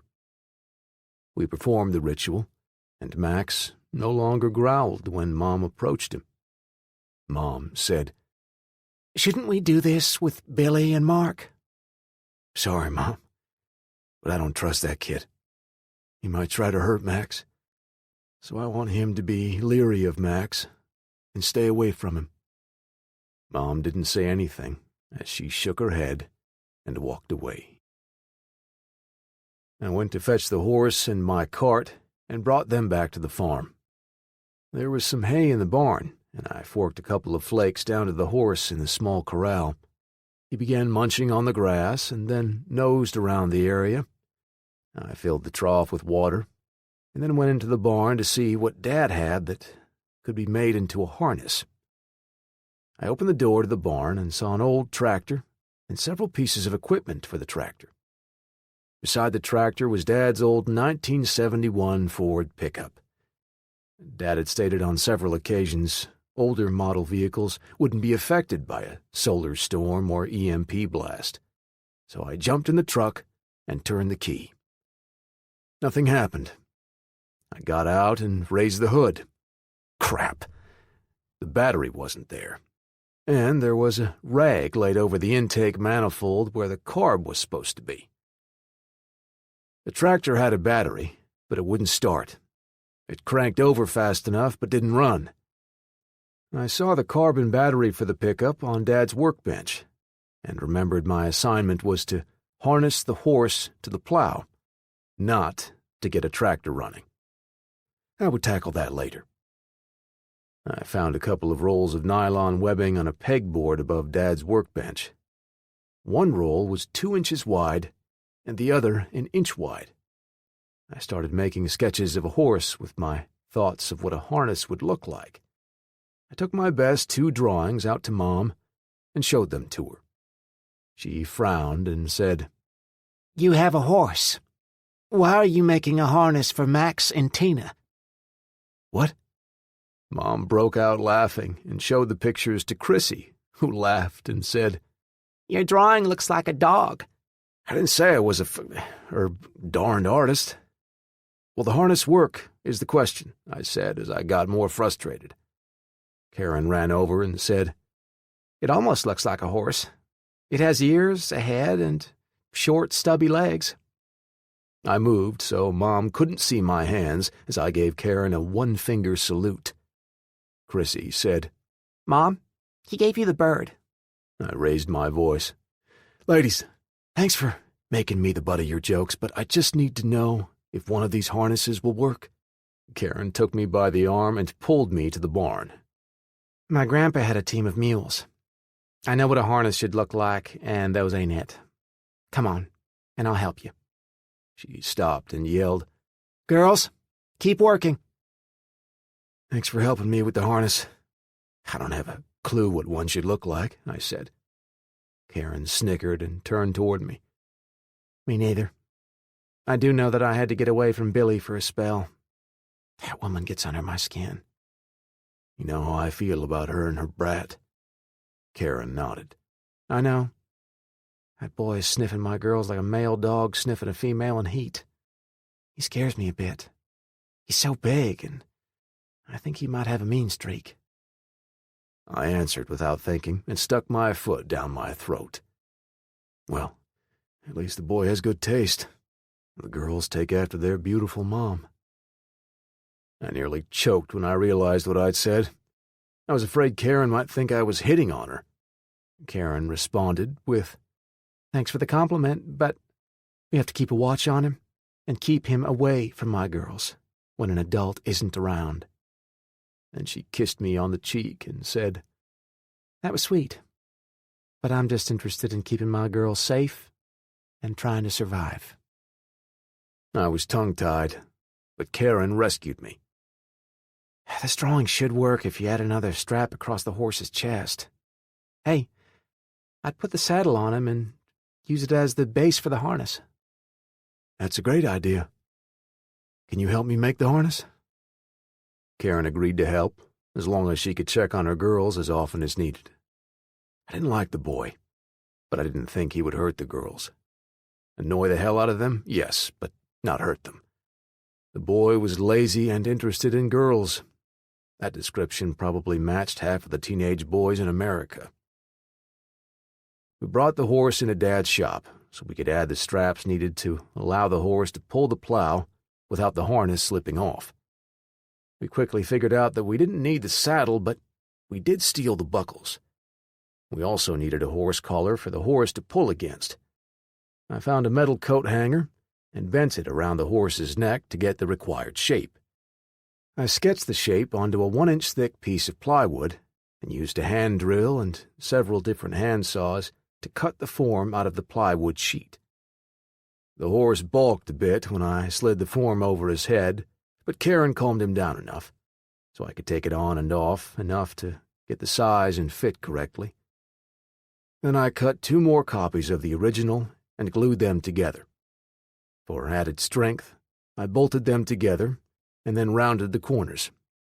Some eye bolts gave us the ability to attach the straps, and then I held it while Karen wrapped it in duct tape to keep it from chafing the horse. I found some copper wire to stitch the straps to the eye bolts and to each other. We were off and running on the harness.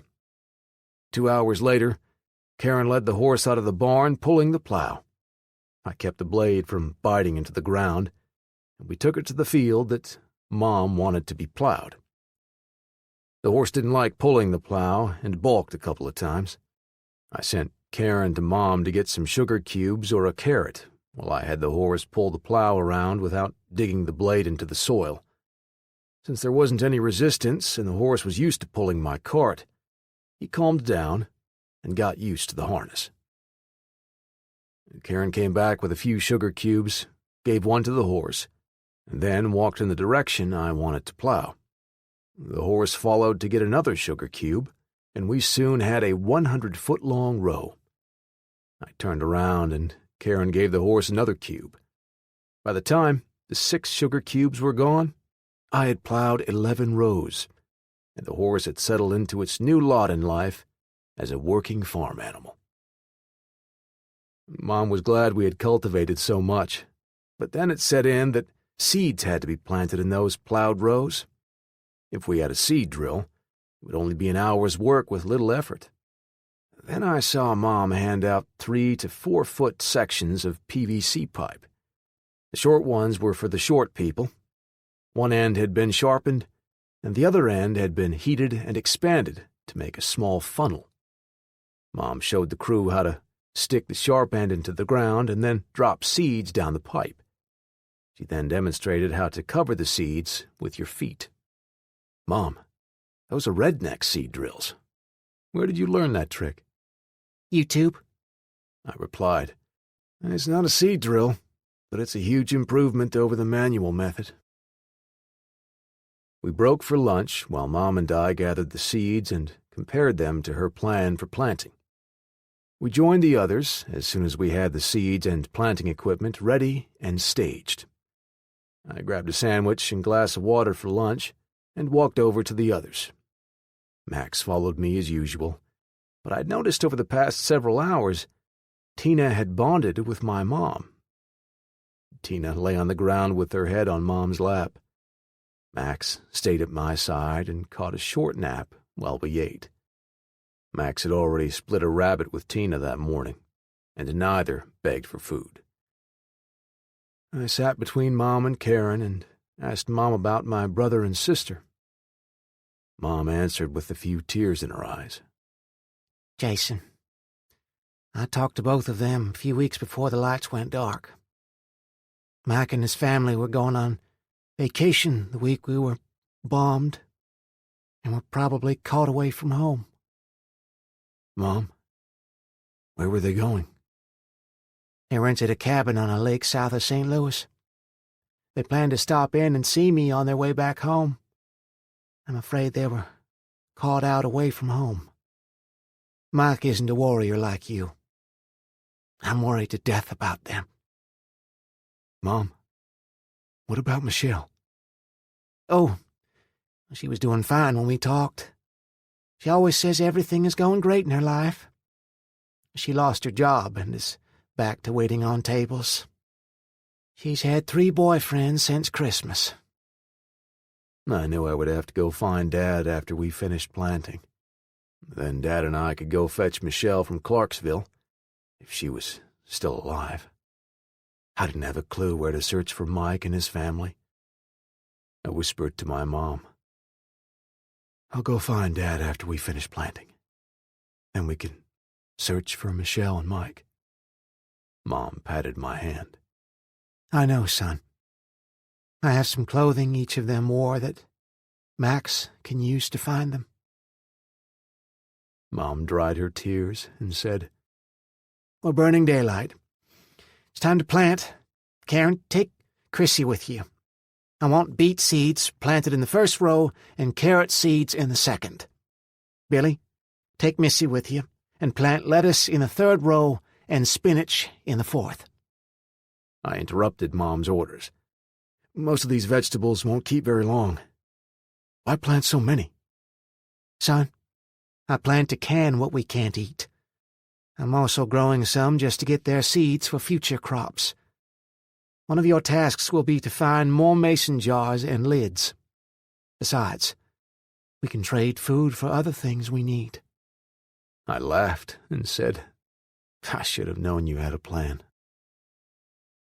The others planted the rest of our seeds and transplanted the remaining seedlings, while I plowed more rows for corn in the squares, per Mom's direction. We ended the day as the sun set above the trees and the air cooled. My foot and back ached, and I was dog-tired but felt good about what we had accomplished. I sat on the steps to the deck, thinking about what had to be done when Mom sat down beside me. "Jason, I want you to go looking for your dad, brother, and sister. We can't." "Mom, I'll do anything." Mom placed her finger to my lips. "Jason, I want you to look for them. But we have to take care of the ones we know are alive first, and then go searching for the others. Your dad is a survivor. He would be with us now if he were alive. Searching for your brother would be like searching for the needle in a haystack. After we finish planting, I intend to search Clarksville for Michelle and bring her home if she's still alive.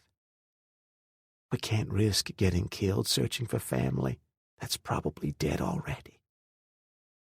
"Mom, I don't like it. But you are right. Our survival chances are increased immensely by hunkering down, farming, and hunting. We must make this place our island of hope and sustenance in this after America." Mom said, "Sometimes life sucks, but you have to overcome the roadblocks and keep on keeping on." I wrapped my arm around her shoulders. Mom, we need mason jars, chicken wire, and probably a dozen other things. I plan to start raising rabbits, chickens, cattle, and whatever other animals we can find. We'll need fencing, posts, and lumber for coops.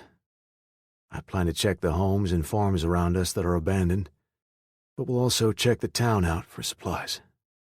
"Jason, I don't want to lose you too." "I know, Mom. But I'll be better prepared than Dad was. And I'll have Max." Chapter 15, April 6, 2038. TSHTF plus 11. I woke to the smell of eggs and coffee being prepared. Max slept next to me on the couch and felt warm against my side. My eyes snapped open when I heard a noise coming from the bathroom. I moved, and Max snapped to full alert. I stood up and stretched for a minute before heading to the toilet, which had a line of 3 ladies and Mark, all bitching about having to wait in line. A house with 5 women and 2 men with only 1 bathroom was a formula for crossed legs and bad moods. Fortunately for me, I was raised in the country, and every tree was a place to pee. Mike and I used to pee off the back deck when Mom wasn't around, until she caught us one day and stopped that nasty habit. Nature called, so I went through the kitchen and grabbed a roll of teepee from the pantry before going out the back door. I saw Karen heading around the right side of the barn, so I went in the opposite direction to the woods. Business completed, I walked back to the house and ran into Karen. Karen said, "We need an outhouse or 2. I don't know how long we will be staying, but this many females makes for too long a wait. I laughed. I agree, and we'll push that up in priority. Until we get it built, we need to, pee outside and save the toilet for solid waste. Karen added, Since it's not too cold now, we'll place a bucket on a table at the far end of the deck and hang a sheet for privacy, so people can wash up. That will help free up the bathroom a bit. I said, we should be done with planting in a couple of days, then I'll scrounge around for some wood to build the outhouse. We'll also need some lime to pitch in every now and then to help keep the smell down. I'll build it on wooden runners so I can use the horse to move it to a new hole once one fills up. The situation sank into Karen's mind. Oh my God. We're heading back 150 years to chamber pots and corn cobs or newspaper. I took her hand and stopped. We're going to have to send someone into town after the die-off to scrounge for toilet paper, food, medicine, and other supplies. Karen looked shocked. What do you mean by die-off? Karen, most people in America don't grow their own food or have much in their pantries. Grocery stores have about 3 days' worth of food, and food distribution warehouses have maybe 1 week of food. All manufacturing stopped over a week ago. People will be hungry in 4 days. Stores have already been looted, and the shelves are empty. They will rob their neighbors after 2 weeks. Won't the government step in and help? Most of the books I've read on the situation say that government workers and soldiers will go home to help their own families, I said. Just when we need them the most, I replied. I'm a soldier, and I'm staying here to protect my family and friends. Look, there will be chaos, fighting, and killing in the cities. A mass exodus has probably already begun. Most of the people in the area affected by the EMP blast area will die within 60 to 90 days. The people streaming out of the cities will head to farms to take food from the farmers, who will fight them, but be overwhelmed. No one will farm the large farms because there won't be modern tractors and equipment operating. Everything has to be done by hand, horsepower, or antique vehicles. All of this is a recipe for mass starvation. Karen looked down. Guess that's why your mom is driving us so hard to get the crops planted. Jason, it just hit me between the eyes that we don't have any safe place to go. My girls and I will work harder to fit in and do more than our share of the work. I gave her a hug. I know you will. Mom likes you and the girls, so just be yourself. If we all keep farming, we should have more than enough for the people already here, and extra to trade for goods and services. Karen smiled. I like your optimism. Your mom is great. She's certainly gotten more work out of Mark than I thought was possible. She raised 2 hard-headed boys and a wayward girl.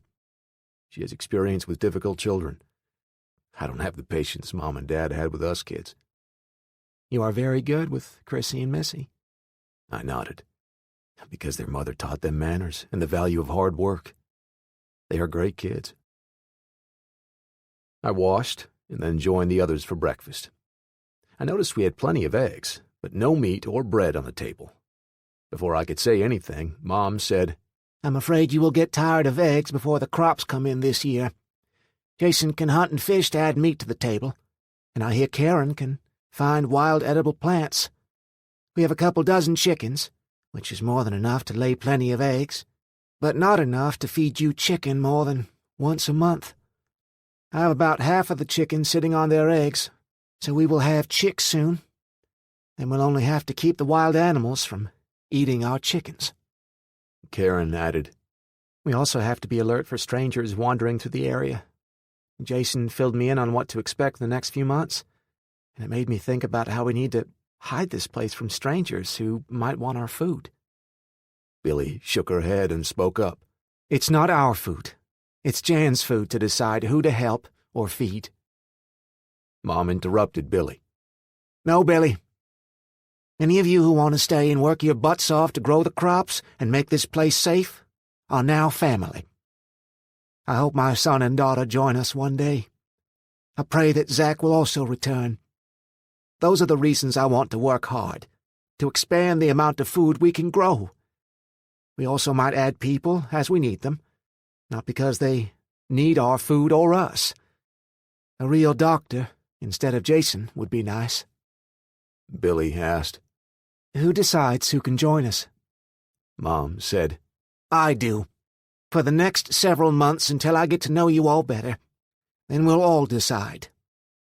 I guess I envision a small, tight-knit community of like-minded people, working together for mutual safety and security. Mom, that sounds like a good plan. I do want to expand on something Karen said about hiding this place. The farm is off the beaten path, but with large groups heading out of Nashville, Murfreesboro, Louisville, and the northern cities, someone could stumble upon us. I want to develop an operational security plan and make sure everyone adheres to it. Mom asked. What would be included in the plan? I replied. I'll have to give it some thought, but hiding the entrance to the farm and no gunfire come quickly to mind. There will be no smoke from fires during the daytime, and only fires at night where we can hide the firelight. Stuff like that, plus posting guards. Billy said. I agree with what you said, but guarding the place 24 hours a day will wear us all out. I nodded. I'll put a schedule together using letters instead of names, and let you choose your shifts. You need to plan on either being on guard duty or working around the farm for 16 hours a day for the next few months. Mark jumped up from the table, spilling his breakfast on the floor. That's slavery, and I ain't doing it. Mom, this is bullshit. Billy turned red in the face. Mark, we all have to contribute and work to... Chrissy whistled to get our attention. Mark, I don't like it either, but we don't have a choice if we want to survive. Jan has taken us in, fed us, and put a roof over our heads. We must do what Jason just said, not just because he said it, but because it's what we need to do to survive. Grow up and join the team. Mark stormed off and went inside to Billy's and his room to sulk. Karen tried to hide her smile, but couldn't help being proud of her daughter. I calmed myself down and said, Billy, please take Mark off to the side and explain this better than we have. But when you two come back, Mark had better change his tune. Billy had tears flowing down her cheeks. Jan? Mom frowned and then said, I'm afraid Jason is correct. You can't let him get away with this laziness. He has to join the team or leave the team. I want you two to stay because you both can gain from being with us. But I can't ask others to work their asses off to feed and protect a kid who won't help. Billy just said, Okay, and left the breakfast table. I told Max and Tina to go fetch rabbits and saw them hightail it to the woods. We all went to do our chores and then went to the garden and fields. About an hour later, Billy and Mark walked up to Mom and me. Mark said, Mrs. Walker, I'm sorry. I'm not used to working, and I'm sore all over my body. I'll try harder, and Mom and I do want to stay here if you are okay with it. Mom naturally thanked Mark and then gave him a bag of seeds to plant.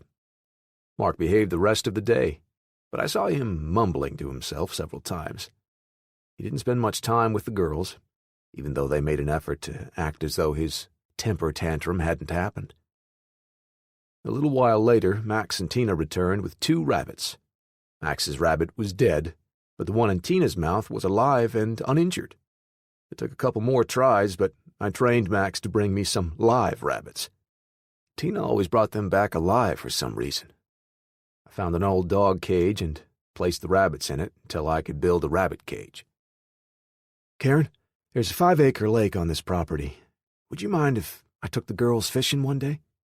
And Karen was pleased that I liked the girls. Yes, please take them. I'm tired of rabbit.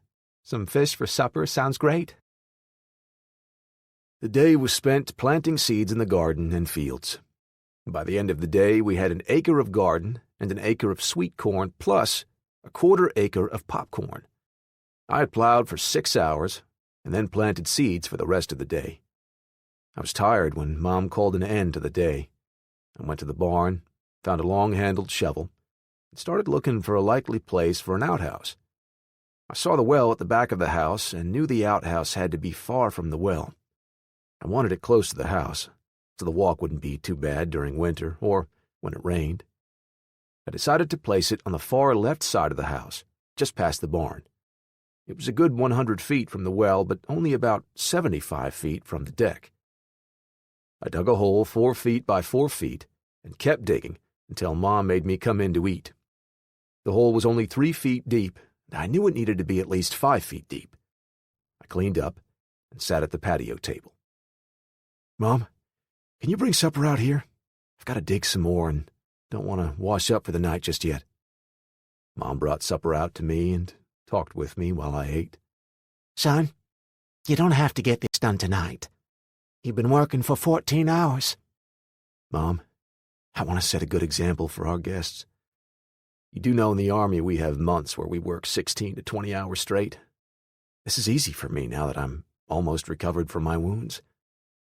Could you have one of the kids come out and hold a flashlight on the pit while I dig?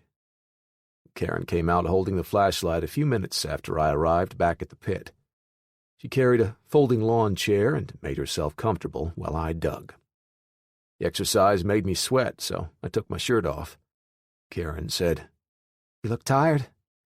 Let me dig for a while." "Thanks, but I'm in a groove and can finish tonight." After about 15 minutes, I noticed several more of our group standing around the pit, but only Missy and Chrissy offered to dig. I pitched some dirt at them just to have fun, and they scattered and then came back. I noticed Missy pointing at me, and the flashlight danced around above the pit. Chrissy said, "How did you get all the scars?" Karen said, "Chrissy, that's not a polite question to ask." I laughed and felt my cheeks turn red as embarrassment spread across my face. I pointed at a round scar on my left shoulder. "An AK-47 bullet bounced off a Humvee and hit me there. This jagged scar is where an Iranian stabbed me. I shot him in the head with my SIG. The scar on my forearm is from a bar fight in Italy that started when my buddy was caught with the wrong woman. The man tried to stab my friend in the back. I blocked the thrust with my arm and took the knife away from the drunkard, but not before he accidentally cut me. The rest were in battles from Germany and onto the UK. The terrorist warriors swarmed at us in the thousands, even though we killed them almost as fast as they came at us. But we couldn't kill them all. We killed 20 to 1, but still lost battles. We should have used tactical nukes on them long ago. They owned most of Europe, and they were taken England when I was injured and sent home." Mom came walking up during my explanation. "Jason Walker, I didn't know you had been injured so many times. How did you stay deployed so long without being sent home?" "Mom, most of these were no worse than stepping on a nail. A tetanus shot in the butt and you're sent back into battle. The 4 major wounds were treated with the bioengineered glue and stem cell therapy, and we were sent back to the front lines in 4 to 6 weeks. We were shorthanded, since the politicians wouldn't restart the draft. The only way we filled the brigades was by adding women fighters to the squads. You don't want to know what the enemy did to female captives. I hate to say it, but most women soldiers shot themselves before they could be captured." Karen quickly changed the subject. "Can we build the outhouses tomorrow?" I said, "Yes. I plan to start looking for wood tomorrow after we finish work for the day. I want to check for abandoned homes and farms. We'll also look for a much larger wagon for the horse to pull, so we can be more effective scavenging." Mom nodded. "Jason, the Shivers, who live about a half-mile east of here, had a pair of mules and several wagons. They left for Gulf Shores pulling their travel trailer a couple weeks ago and paid your dad to check on their stock. I'll go with you, so I can check on the mules." I did a double take like I was about to say WTF, but didn't, because it was my mom. "Mom, you do know that they won't be back, and we can use their wagons and mules until they get back, right?" Mom looked down and then slapped her forehead with her palm. "I had a brain fart. Old people forget stuff, Jason." "Mom, You're not old. I'd like you to go with me. However, you might not approve when I start stripping wood and other things we need from their place. Son, let's only borrow the mules and wagons. Please strip and scavenge other abandoned homes. Please. I looked at Mom and saw the pretty pleased look in her eyes. Okay, Mom. Karen caught me as I put the shovel in the barn. Jason, would your mom get mad if we found a travel trailer and moved it to her farm? We really need the room. That's a great idea.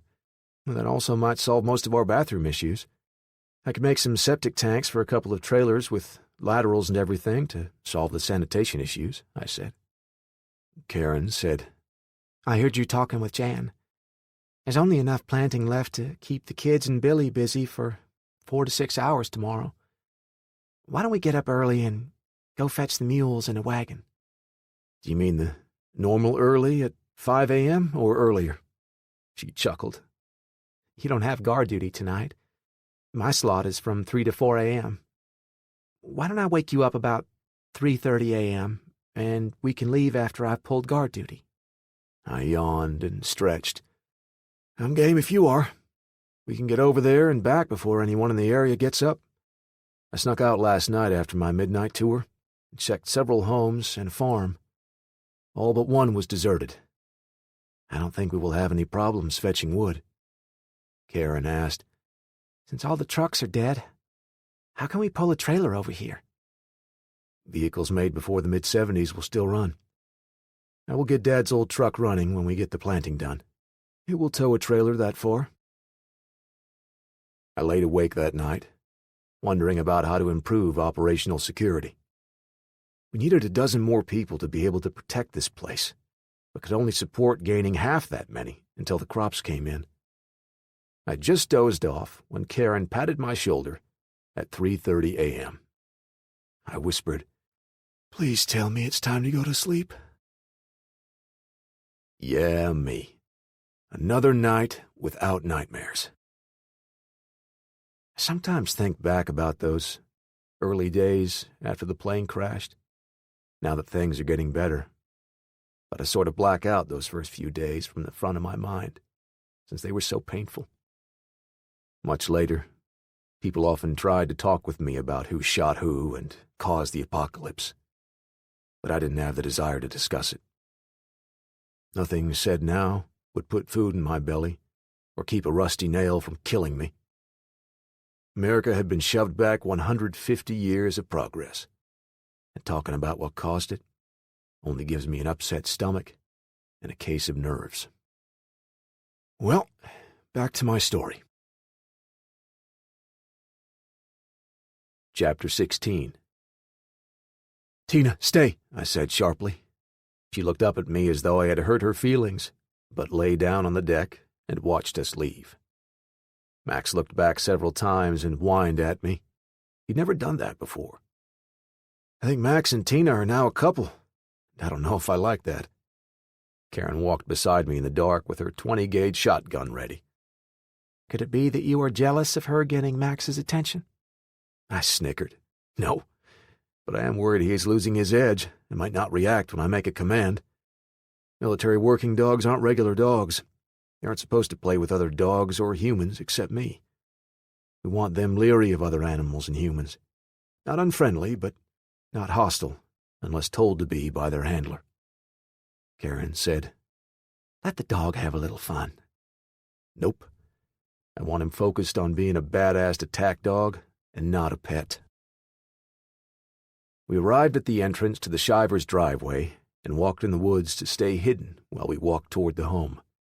I hadn't been there for over 4 years and was surprised they had built a new home in front of the old farmhouse.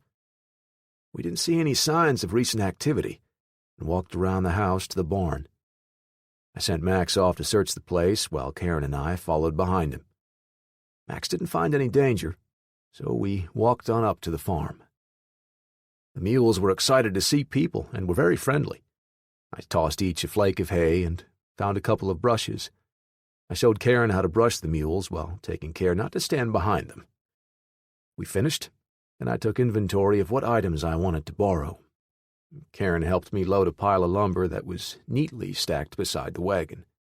Make sure you don't take something that pisses Jan off. I really like her, and don't want to get on her bad side. I laughed aloud. No, don't ever get on Mom's bad side. It takes forever to get back on her good side. Let's check the home and garage for anything we might need. The wagon is only half full. We definitely want all the TP, food, guns, and ammunition. I'll check for the lady stuff. I looked at Karen with a puzzled look on my face. She placed her hands on her hips. You haven't been married or in a serious relationship, have you? I replied. Not really. I mean, I know you ladies wear fancy underwear, use makeup, and stuff like that. She chortled and snorted again. I mean to keep our privates clean and help with our periods. My face turned red, and I stammered. Okay, that's TMI. You get that stuff, and I'll look for food and ammo. I started to break a window to gain entrance when Karen found a key under a flower pot. She smiled with an air of superiority as she handed me the key. I opened the door and told Max to search the home. I said, "Search for man." Max sniffed around all of the rooms, came back to me, and sat down beside me. "Karen, it's safe to go into the house. It's Max approved." We walked into the kitchen, and Karen went straight for the refrigerator. It was empty, with the door open about an inch. I think your mom beat us to the refrigerator. I was just checking to see why the stench of rotting food didn't hit us when we came through the door. I thought Karen was right. Mom had been coming here to take care of the animals. Why not eat the food before it spoiled? Mom probably feasted on steaks and eggs. I'm going to search the home for guns and ammo. I found an old 9mm Ruger P95, 2 extra magazines, and a full box of bullets in the nightstand by the master bedroom bed, and a 12-gauge pump shotgun in the closet. There weren't any more guns in the home. I thought this was odd for country folk not to have a deer rifle and a .22 for plinking. Karen, I'll leave Max with you and go search the garage and other outbuildings. I felt safe leaving Karen alone with Max guarding her, and went to the enormous garage. I took a second look at the property and thought these people had some serious money. The new home was 3,000 square foot, 2 stories with a large deck, a pool house, and an in-ground pool. The garage had 4 vehicle doors and a man door on each end. The garage was more beautiful on the outside than most homes. I thought the garage must have high ceilings because the walls were over 12 feet tall. The roof was steeply pitched. I looked under flower pots, found a key to the man doors, and entered the door closest to the home. The charming exterior didn't extend into the interior. There was dirt on the floor in piles, and there were several folding tables with chairs stacked around them. There weren't any vehicles in the garage or tools to work on them. I remember thinking, this wasn't much of a garage, and something smelled odd but familiar. I walked to the far end and saw footprints going to a wall where they vanished. I looked around the inside and then opened the overhead door and stepped outside. The inside wall ended a foot past the door. The outside wall went on for another 10 feet. Something didn't add up. I walked back into the garage and went straight to the place on the floor where the footprints disappeared and stared at the wall. Then I noticed a dirty smudge spot in the wall underneath a shelf. I felt around under the rack and grasped a handle. I pulled on it, and a hidden door tried to open. Apparently, I had released the latch to the secret door, but the electric motor that opened it was dead. I pushed the door inward, and it slowly opened to reveal a staircase and elevator. Now I had what I call the WTF moment. No. Remember, I had fought in 3 wars, been shot several times, and traveled all over the world, but had never been exposed to the kind of business I thought this was. The steps were dusty and hadn't been used much, I noticed, as I cautiously climbed to the next floor. With a flashlight in one hand and my SIG in the other, I peeked above the top step. Holy crap! It's a marijuana grow house! The ceiling was lined with aluminum foil, which covered the thick insulation. There were dozens of dead bulbs hanging from the ceiling that hadn't shined their light on these plants for over a week. I saw black plastic piping running all over the place, with hundreds of misters aimed at marijuana seedlings. Each pot was about 2 feet across and 2 feet tall. They were large enough to support one full-grown, wacky tobacco plant, as my dad used to call them. Of course, the plants were all dead, and hundreds, if not thousands, of potheads would be horrified to see this gruesome sight. I guess since law enforcement was a bit lax these days, the stoners could grow their own weed and cut out the expense of the drug dealers. Tennessee had passed legislation to legalize pot, and the federal government made marijuana legal. But only large corporate-owned companies could legally grow and sell pot. After the feds and states taxed the crap out of marijuana, it was cheaper to purchase it from your favorite drug dealer on the street. The other end of the vast room intrigued me, since I saw a big window and door. Just outside of the room were several wooden pallets with stacks of bagged fertilizer, potting soil, and other agricultural chemicals. I'm a bit dense at times, but it finally hit me that if this stuff could grow pot, it surely could grow vegetables. My friends always told me I was already too stupid to use marijuana, and they harassed me every time we smoked some weed. I don't like smoking, so like Clinton, I never inhaled. That's my story, and I'm sticking to it. I digress a bit here, but it lays the foundation for understanding me. After all, this story is about me, and my exploits after the crap hit the fan. I had to use my shoulder to knock the door open. I figured Mom wouldn't mind if I broke into a drug dealer's place. There was a desk and a couple of chairs on one end of the room and shelves on the other.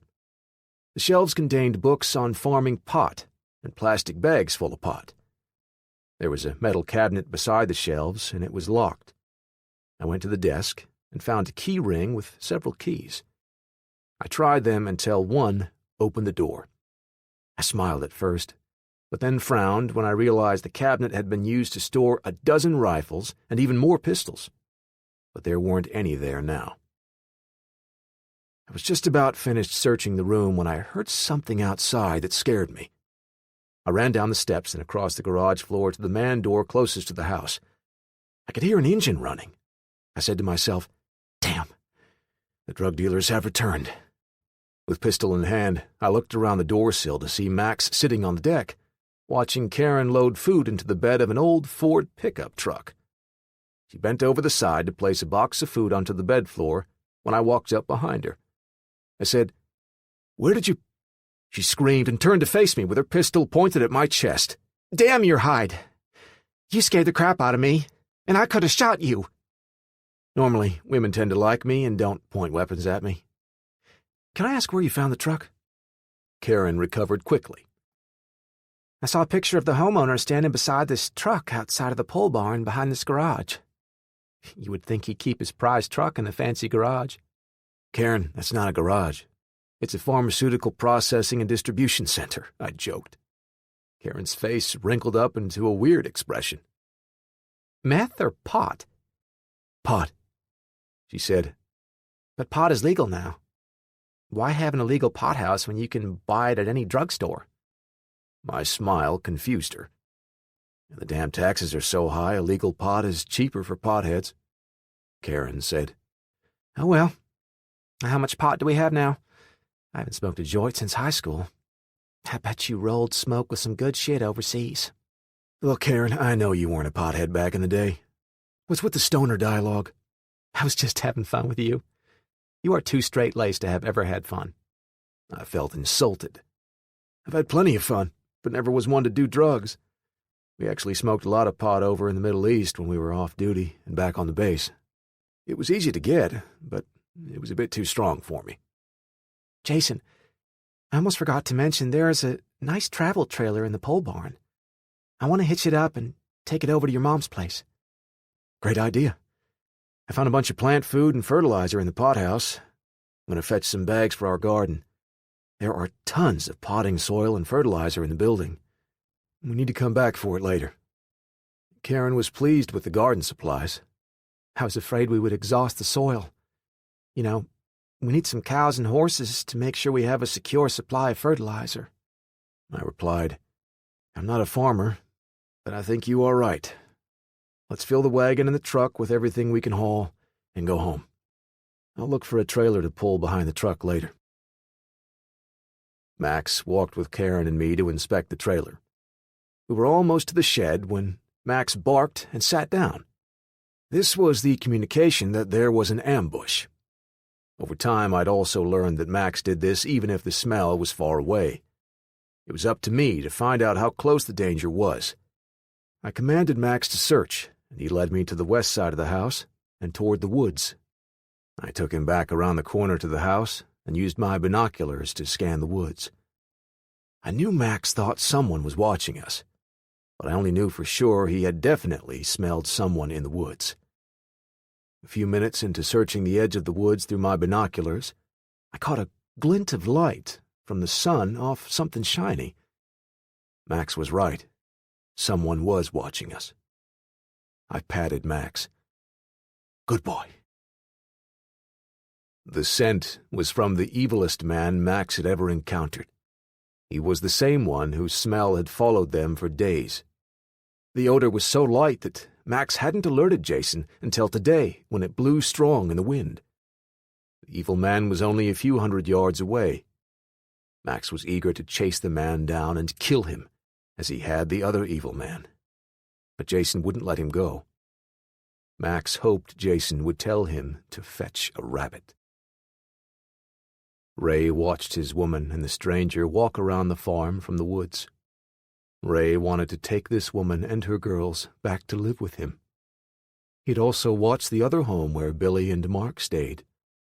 The stranger had both of his new families, and he wanted them back. Ray continued watching through the scope on the 30-06 Remington Model 700 until he saw that damned dog alert on him. Ray said to himself under his breath, "The mangy dog found me." Ray slunk back deeper in the woods, and then traveled to his hiding place.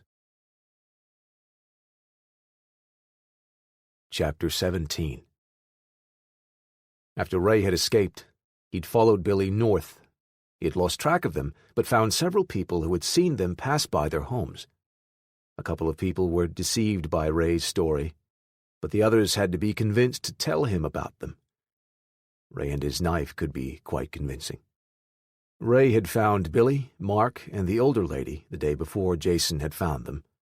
Ray had watched the cabin for the entire day and was ready to pounce when he saw the man and his dog join the group. Ray was mad until he saw Karen and her girls join the growing group. He was delighted because 2 women were enough for him, and perhaps he could trade the other 2 for food and ammunition.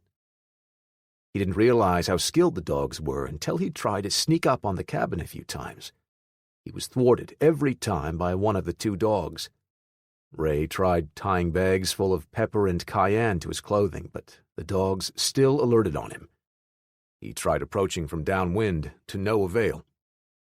Ray was at his wits' end when a simple solution popped into his mind. Max and I rode in the mule-powered wagon on the ride back to the farm, with Karen driving the old truck behind us. She had to drive slowly because the trailer required a 2 5/16" diameter ball, but the truck's hitch only had a 1 7/8" ball. The truck could pull the trailer, but if the trailer hitch was jarred off the truck's ball, it could be disastrous at average highway speed. The old truck didn't have a wiring harness, so there weren't any trailer brakes. We pulled into Mom's driveway, and Tina came running up to meet us. Max whimpered to run with Tina, so I released him to go fetch a rabbit. I didn't have a command to tell him to go play with his girlfriend, so fetch was the best I could think of at the time. I steered the mules to the back side of the house close to the barn. The others saw us and ran up to the wagon in time to see Karen drive up while towing the travel trailer. Mom was the first to greet us. "Jason, what have you done? It looks like you took everything the Shivers had." "Mom, the Shivers weren't who you thought they were. The short story is they were drug pushers growing pot in that huge garage. They didn't even take their trailer on their camping trip." Mom looked startled. Oh, my. In that case, I hope they don't come back with guns, looking for who stole them blind. Karen asked. Jan, where can we park this trailer? I plan to move the girls and me into it. Mom looked over to me. Jason, please figure that out, but make sure there is room for a couple of more trailers. I get the feeling there will be safety in numbers, as long as we add the right numbers. I chuckled and nodded. I think you are right. Then I lowered my voice. Nothing against women, but we need some men to help with labor and security. Mom slapped me on the back. When did a Walker man ever complain about having pretty women around? I got serious. Mom, we've both read those survival books. There could be some evil men out there, and they will need to be killed if we are to survive. I don't know if I want to count on these two to kill. It takes training and practice. Mom replied. I never thought you could become a killer. And yet you kill when it's necessary and become my old Jason when it's not. Didn't Karen save your bacon by killing that man at her house? Don't sell us women short, my wayward son. Perhaps Mom was right, I thought. But I still felt we needed another couple of men to share the security work. After Karen gave a tour of the trailer to everyone, we unloaded the wagon and truck into the barn. I made Mark help Chrissy and me build the outhouse. It was a 2-hole with a divider between the seats. We didn't have any paint to make it pretty, but it would beat waiting on the one bathroom with crossed legs. I tied some rope to it and used the mules to pull it over the hole I had dug the other day. I stood back from the outhouse, admiring my work, and Karen inspected the inside. We need to sand the rough spots on the seats, Billy said. What about spiders? I'm afraid of spiders. Ignoring Mom's advice, I answered, Any spider that bit your bony butt would die in agony. Chrissy and Mark laughed aloud, and I had a smirk on my face. Billy gave me the bird and stormed off in a rage. Mom and Karen walked up just as Billy left. Karen had a grin on her face, but Mom frowned. Jason, exactly what did you do to make her mad? I exist. That's enough to piss her off and ruin her day. Mark tattled on me. He said that if a spider bit her butt, it would die. Karen laughed, and Mom had to stifle herself to keep from laughing. Jason, that wasn't nice. I quickly changed the topic. The best place to put the trailer is over there, on the left side of the barn and facing the house. And then we can add another on each end of the trailer.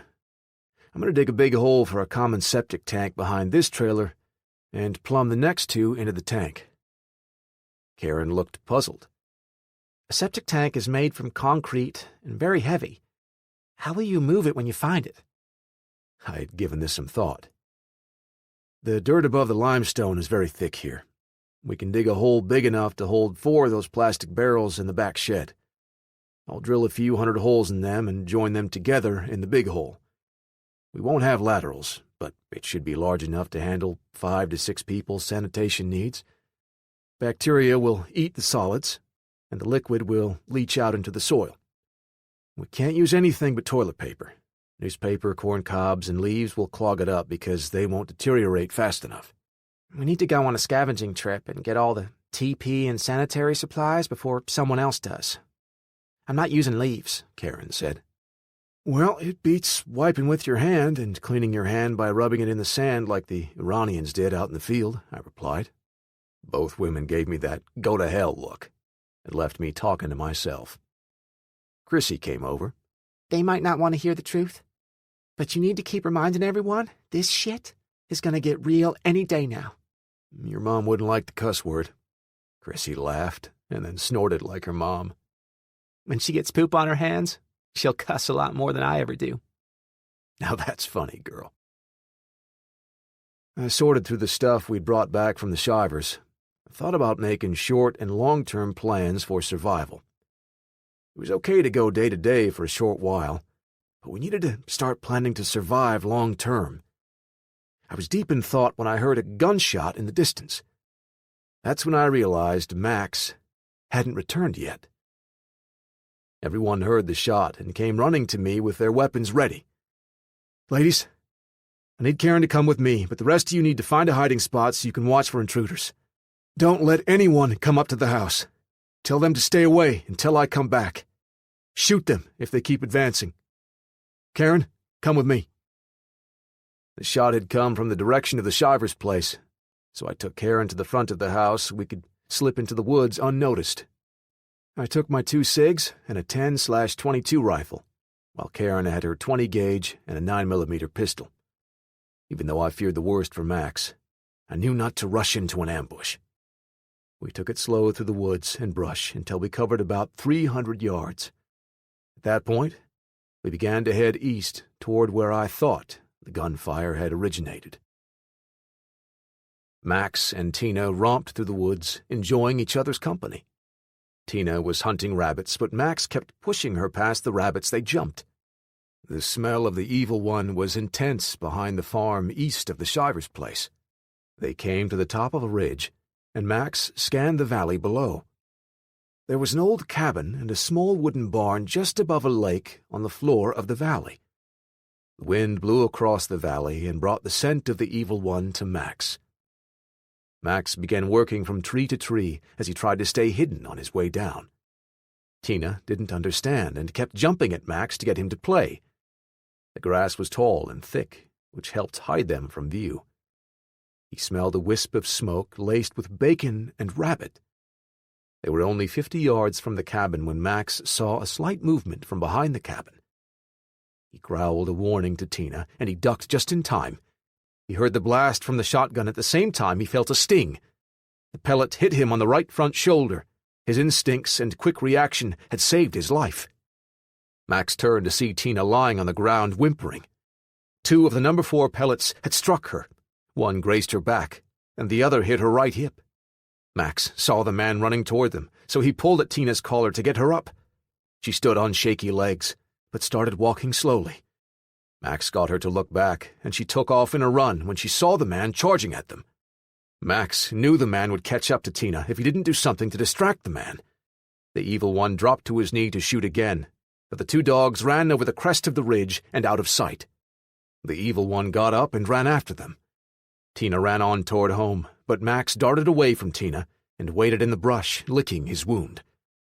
Max saw the man pass him about 20 feet away and began to follow behind him. The man dropped to his knee again to take a shot at Tina. Max hit him in the back, knocking him down as the shotgun blasted the trees above them. Max rolled across the ground, rose to his feet, and launched himself at the man who now had a pistol in his hand. The gun barked and shot fire past Max's head, but Max clamped his teeth into the man's wrist, making him drop the gun. Max shook the man's arm with his mighty neck muscles when the man tried to reach for his knife. This sunk Max's teeth deep into the man's wrist, slashing his tendons and muscles. The man cried out for Max to stop biting him. This only made Max bite harder. The evil one lunged for his side to grab his knife and grasped it while bearing the pain from the bite. Max saw the evil one bring the blade up, released his bite, and ran into the woods, waiting for the man to follow. The man fell to his knees and ripped his shirt to make a tourniquet for his arm. Max watched for a few minutes until the man walked back toward the cabin. Max wanted to kill the man now before he hurt Tina or Jason. But the man had retrieved the shotgun and kept looking behind him. Max ran away to find Tina and help her get back home. We were only halfway to the Shivers' place when Karen spotted Tina lying on the ground. We walked up to her, and Tina raised her head for a second.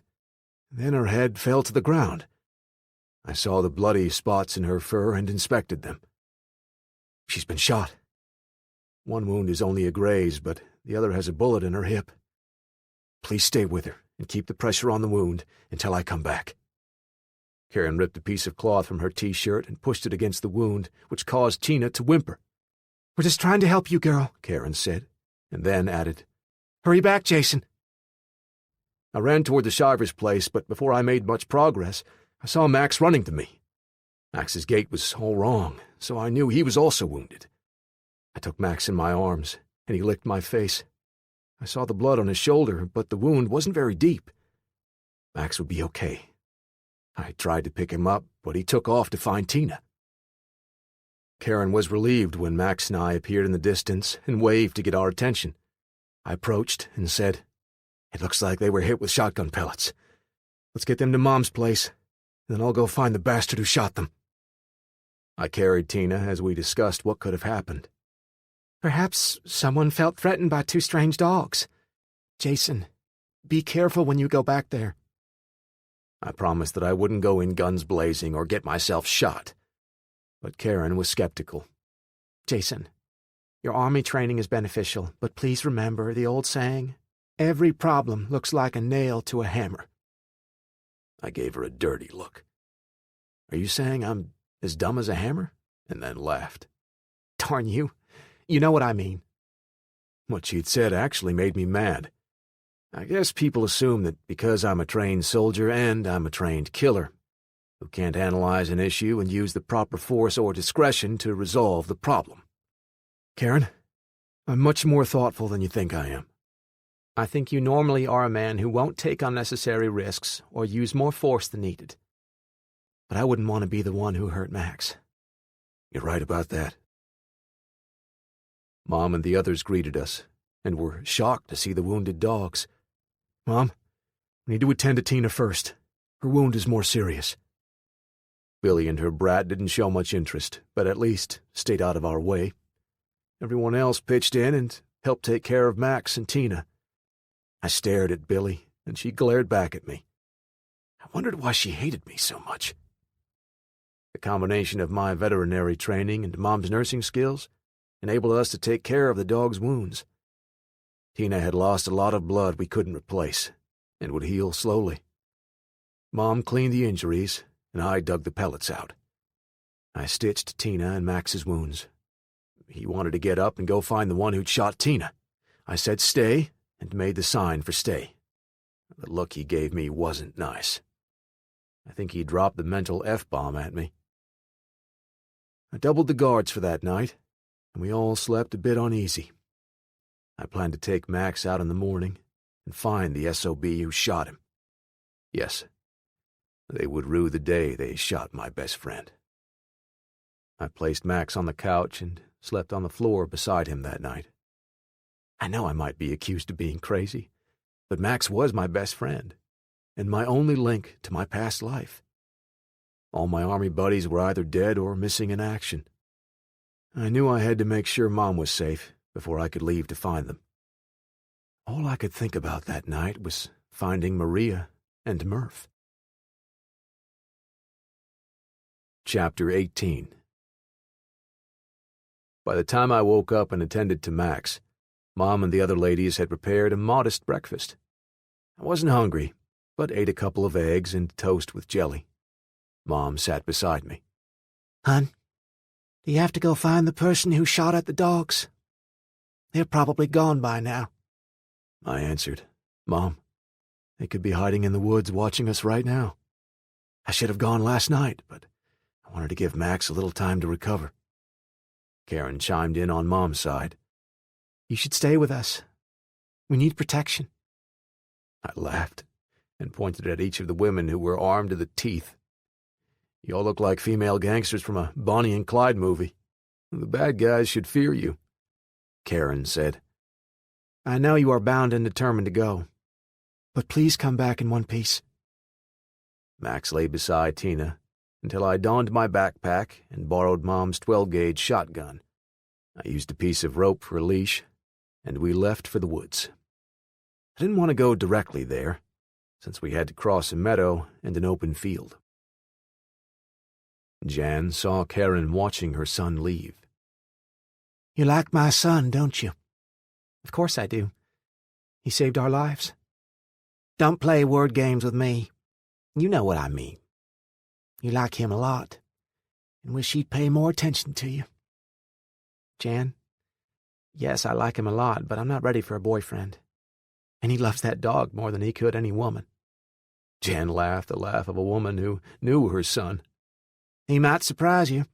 And besides, I want some grandkids one day. Karen choked, and her face blushed. You might be waiting for a long time. Well, while he's gone, let's get you moved into the trailer.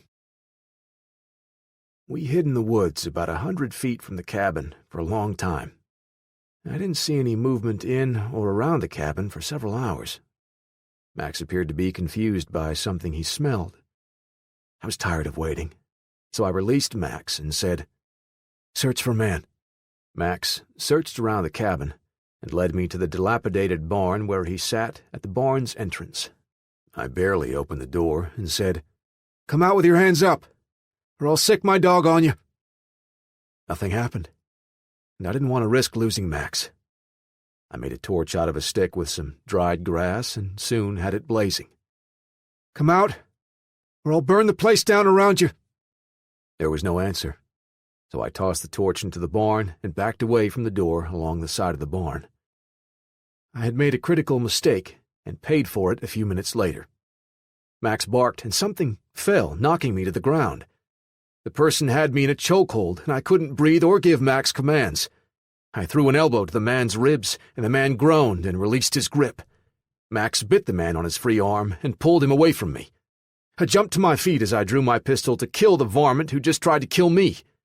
Just then, the man yelled, "Don't shoot me, Jason!" I held the gun on the man. He looked up and into my eyes. "Dad? Why did you jump on me?" "Call your dog off. He's ripping my arm." "Max, out." Max released his bite and stood beside me. He looked from Dad to me, and then back to Dad. "Max, heel. How's your mom? I've been worried to death about her." "Dad, she's doing okay. She's worried about you, but tries to hide it by staying busy taking care of the others." Dad sighed. "Thank God." I shook my dad's hand and then looked at his arm. "Max barely broke your skin. Hey, that's my old jacket. I bet he smelled my odor on you. You were lucky. You only need to wash the area and apply some antibiotics. But Max needs rabies shots." Dad gave me a scowl. "Son, how did you get back here from England?" "Dad, it's a long story full of lucky events."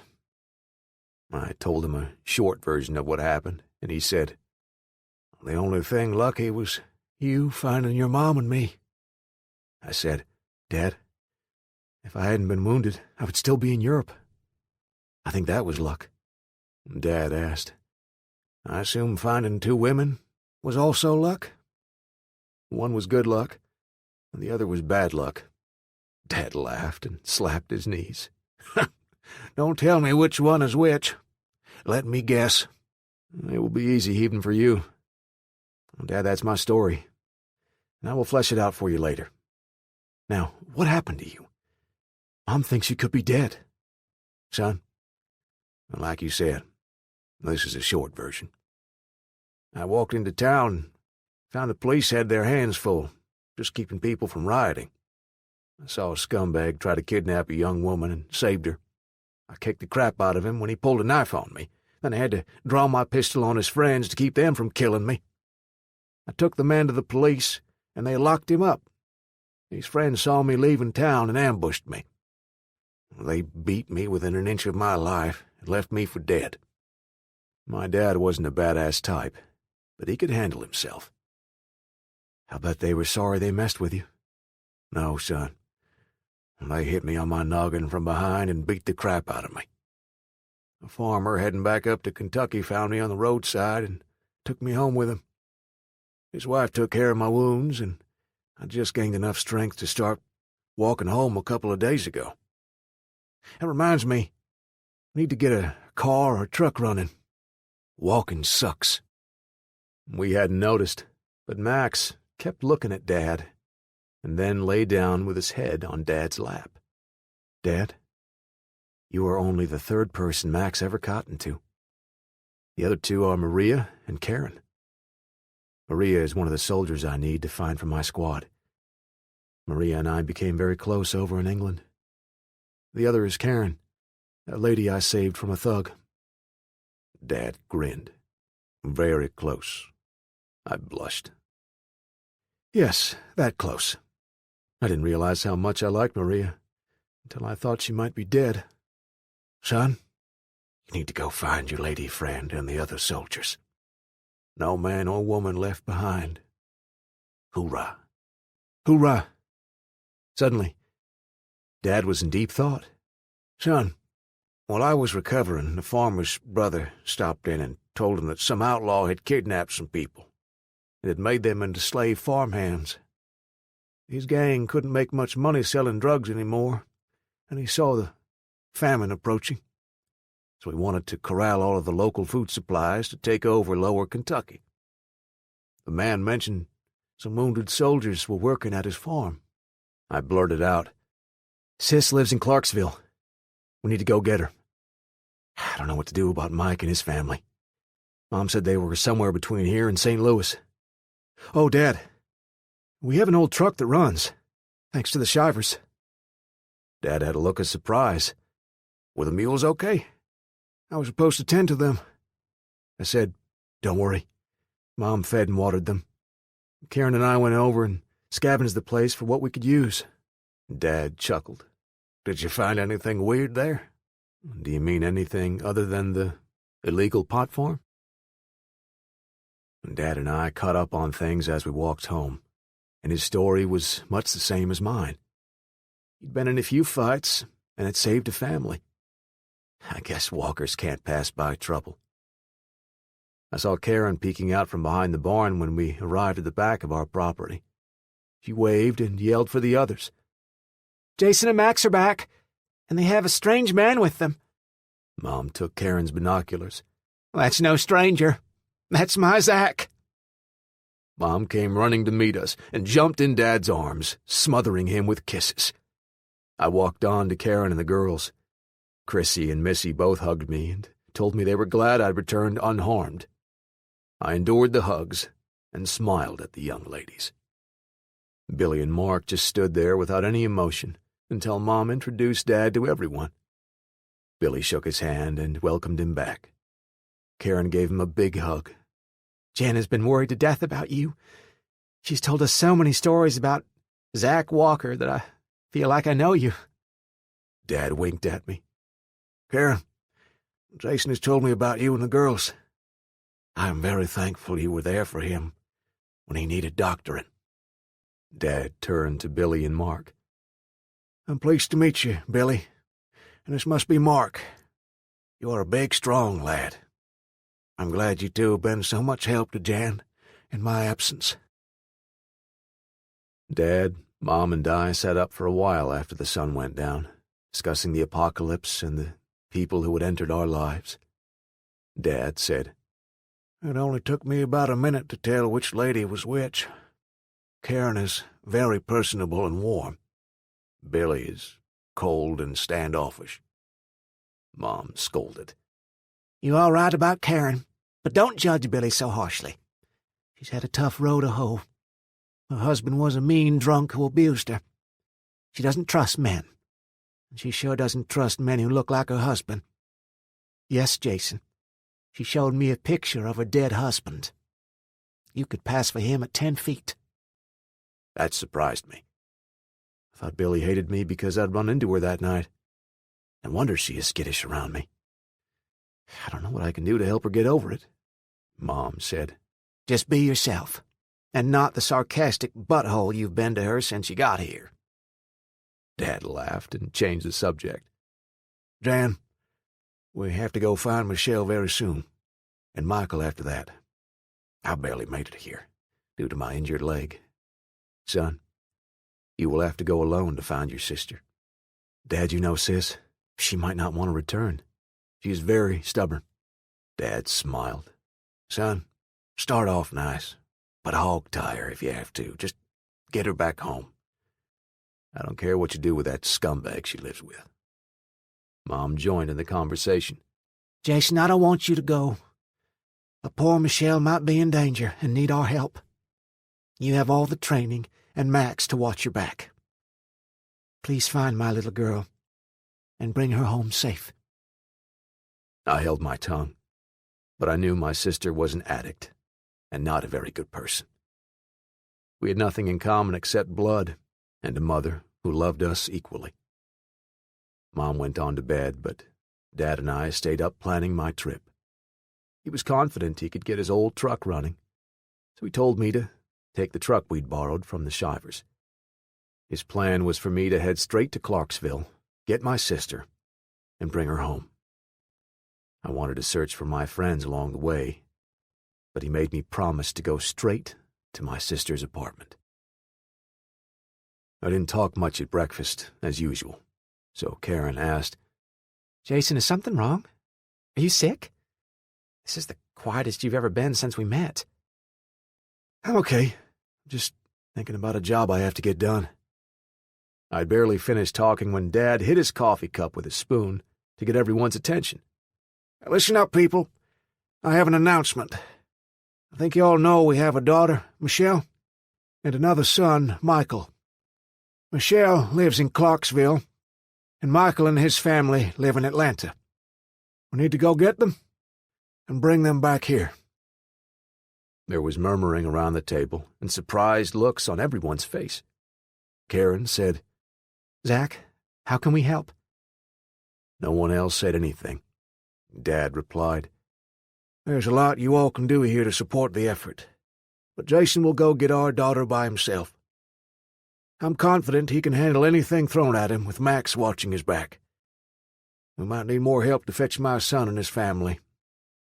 We will load the truck with supplies for his trip after lunch. Jason will be leaving tonight and take back roads to Clarksville.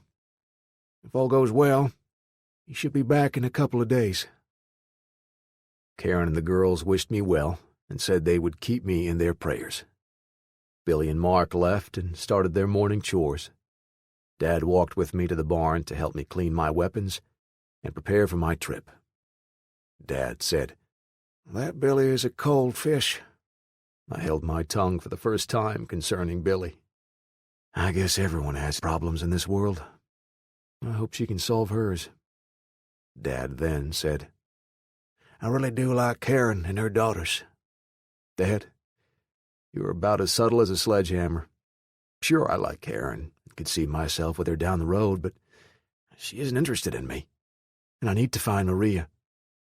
Maria and I broke up over some silly little things, and I still care for her. Dad slapped me on the back. Well, she will probably be here when you get back. I won't meddle in your business. You are a grown man. I bit my tongue, because both Mom and Dad had a history of interfering in our lives. That's why I'd left home and stayed away.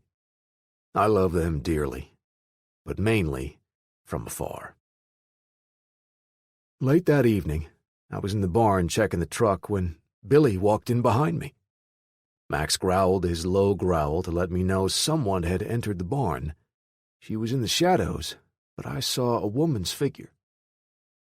Karen, come on in. Billy answered. I'm not Karen, but I'd like to talk to you. Sorry. Come on in and let's talk. She walked in and stopped in front of me. Jason, I'm not very good with words, but I want to thank you for helping Mark and me. I also want to tell you why I didn't treat you so nice. She went on to tell me about me looking like her SOB of a husband, and that caused her to shy away from me. She said, I know you mean well with Mark, and God knows he needs discipline. But I didn't trust you. I trust you now, and need your family's help. Please let Mark and me stay here. I said, Of course you can stay. I don't hate you, but I didn't understand why you hated me. I overreacted and ran my mouth. I'm sorry about that. Billy extended her hand, and we shook hands. I felt better about her now, and was glad that we'd get along for Mom's sake. She left the barn, and Karen and the girls walked in a few minutes later. The girls hugged me and asked me not to go. I liked that someone would miss me. I told them about my sister and why I had to bring her safely home. Karen gave me some cookies and a couple of sandwiches to take with me. She hugged me and left when she saw Mom and Dad enter the barn. Mom gave me some homemade deer jerky and a jug of sweet tea for my trip. She hugged me and left the barn crying. Dad said, "Women. Crying all the time. Be safe, son. Now, go fetch your wayward sister and bring her back." Dad, I promise I'll do my best. I love you, son. Love you too, Dad. I drove away, thinking about the people I'd left behind and the adventure ahead of me. I said a silent prayer. I would find my sister and not have to kill too many people.